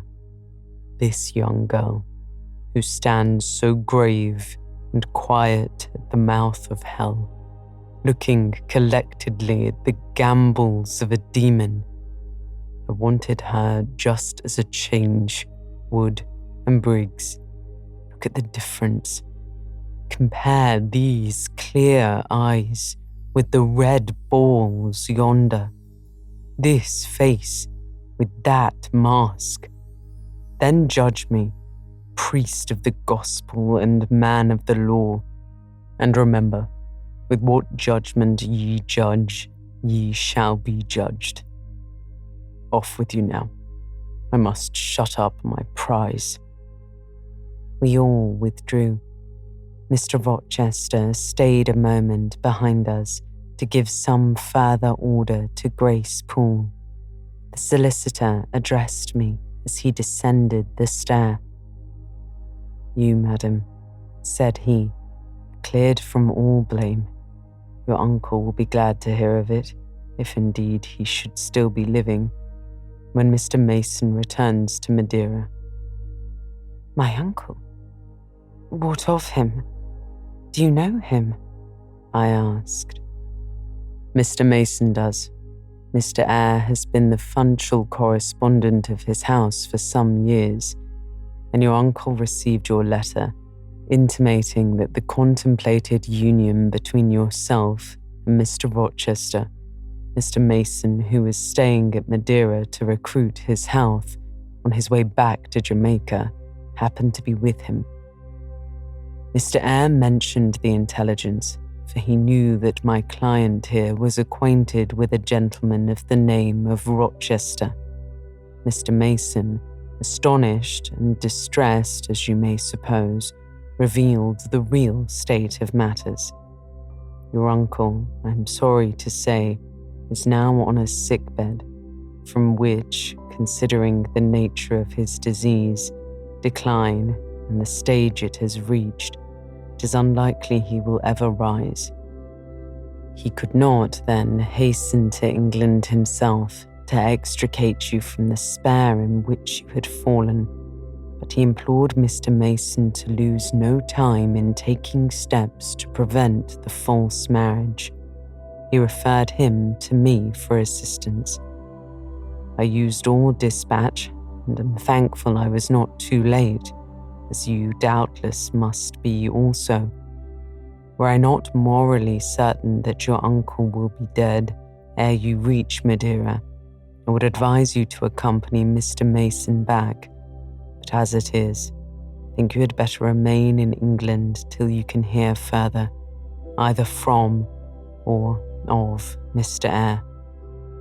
Have we anything else to stay for? He inquired of Mr. Mason. No, No, let us be gone, was the anxious reply. And without waiting to take leave of Mr. Rochester, they made their exit at the hall door. The clergyman stayed to exchange a few sentences, either of admonition or reproof, with his haughty parishioner. The duty done, he too departed. I heard him go as I stood at the half-open door of my own room, to which I had now withdrawn. The house cleared, I shut myself in, fastened the bolt that none might intrude, and proceeded not to weep, not to mourn, I was yet too calm for that, but mechanically to take off the wedding dress and replace it by the stuff gown I had worn yesterday, as I thought, for the last time. I then sat down. I felt weak and tired. I leaned my arms on a table, and my head dropped on them. And now, I thought, till now, I had only heard, seen, moved, followed up and down where I was led or dragged, watched event rush on event, disclosure open beyond disclosure.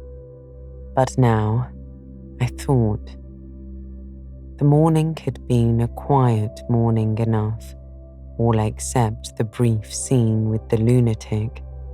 The transaction in the church had not been noisy.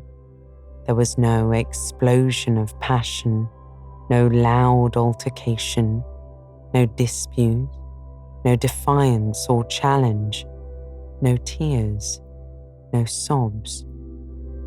A few words had been spoken, calmly pronounced objection to the marriage made, some stern, short questions put by Mr. Rochester, answers, explanations given, evidence adduced. An open admission of the truth had been uttered by my master. Then the living proof had been seen. The intruders were gone, and all was over. I was in my own room, as usual, just myself, without obvious change. Nothing had smitten me, or scathed me, or maimed me. And yet where was the Jane Eyre of yesterday? Where was her life? Where were her prospects? Jane Eyre, who had been an ardent, expectant woman, almost a bride, was a cold, solitary girl again. Her life was pale.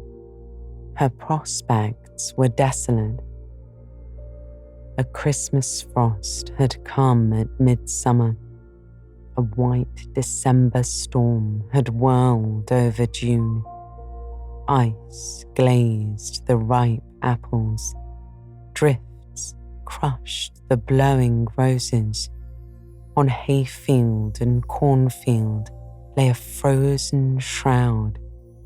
Lanes which last night blushed full of flowers, today were pathless with untrodden snow, and the woods which 12 hours since waved leafy and fragrant as groves between the tropics, now spread, waste, wild, and white as pine forests in wintry Norway. My hopes were all dead, struck with a subtle doom. I looked on my cherished wishes, yesterday so blooming and glowing. They lay stark, chill, livid corpses that could never revive. I looked at my love, that feeling which was my master's, which he had created. It shivered in my heart, like a suffering child in a cold cradle. Sickness and anguish had seized it. It could not seek Mr. Rochester's arms. It could not derive warmth from his chest. Oh, never more could it turn to him, for faith was blighted, confidence destroyed.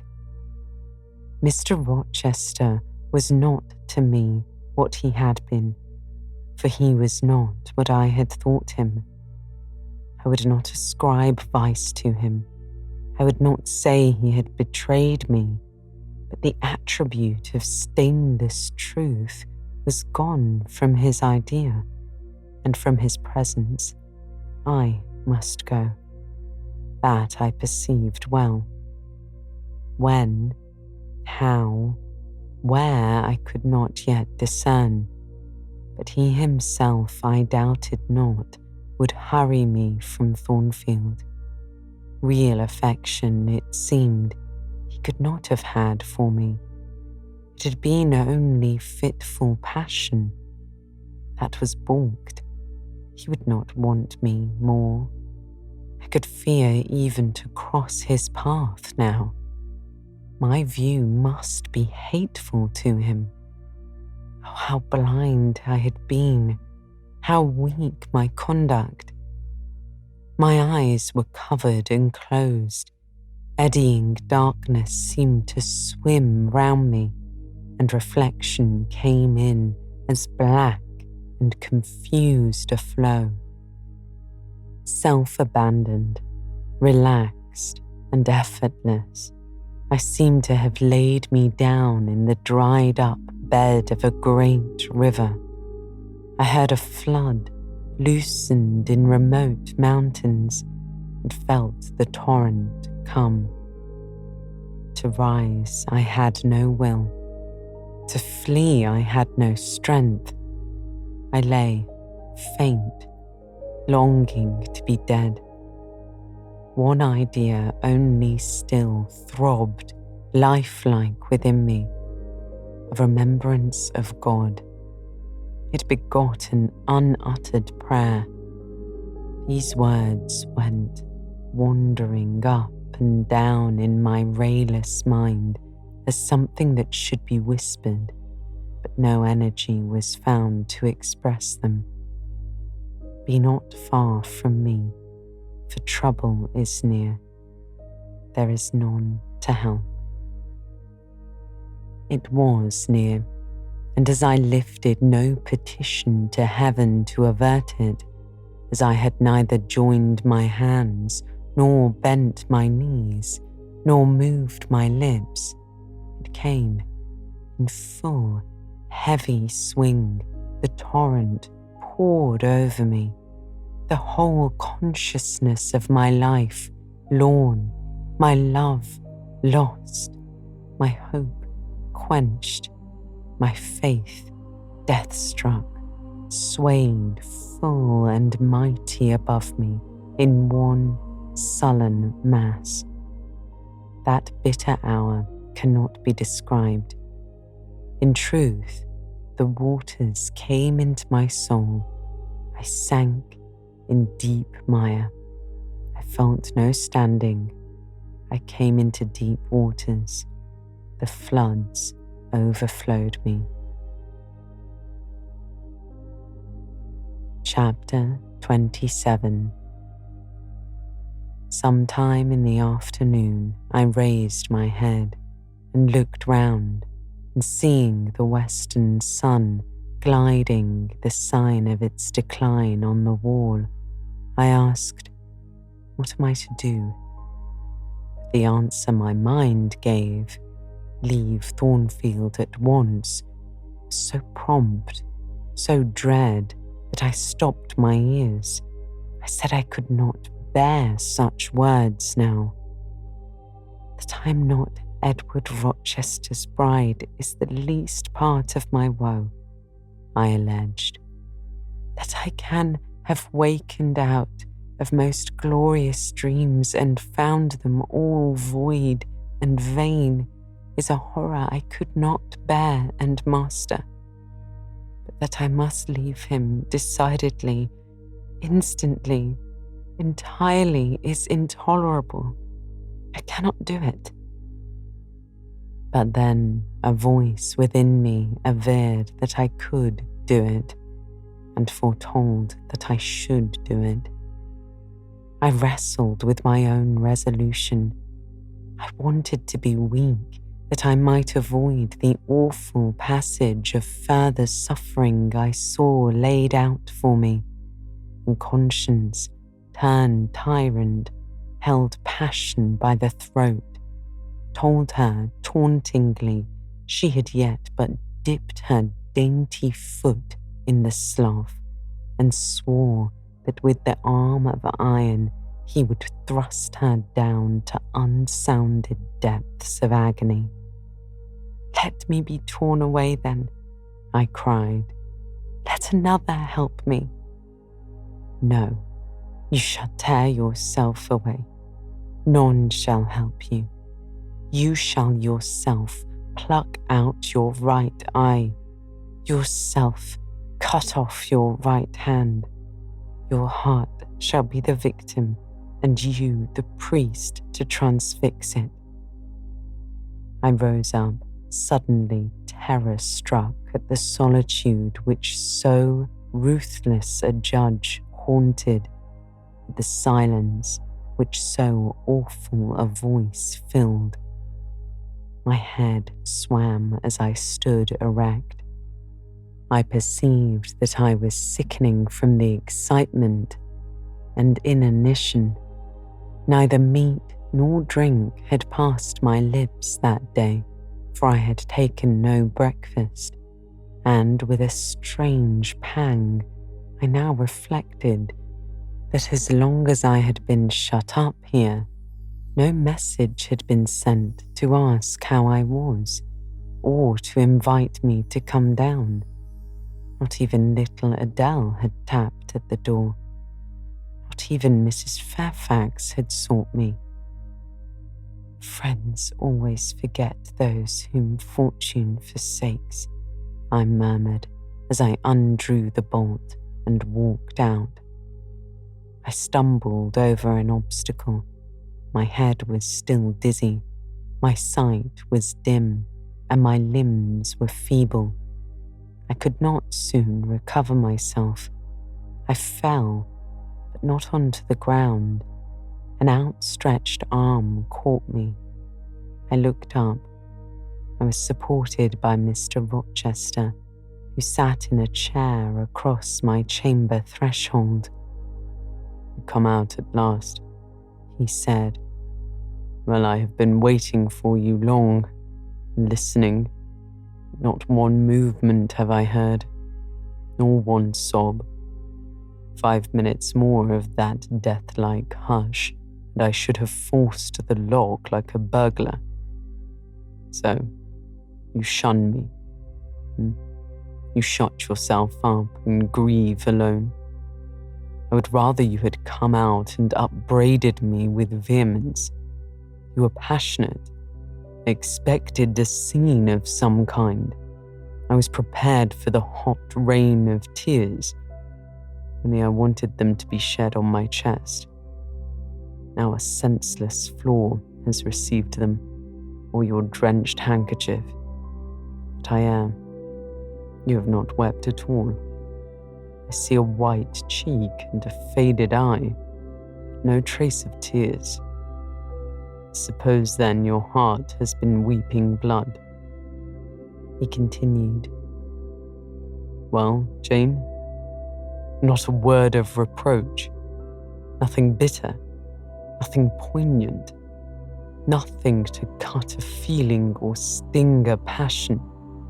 You sit quietly where I have placed you and regard me with a weary, passive look. Jane, I never meant to wound you thus.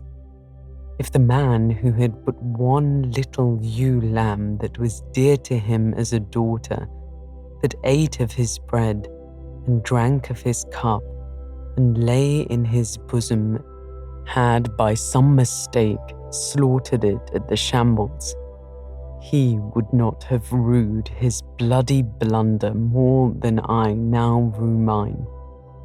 Will you ever forgive me? Reader, I forgave him at the moment and on the spot. There was such deep remorse in his eye, such true pity in his tone, such manly energy in his manner. And besides, there was such unchanged love in his whole look and mien. I forgave him all, not in words, not outwardly, only at my heart's core. You know I'm a scoundrel, Jane.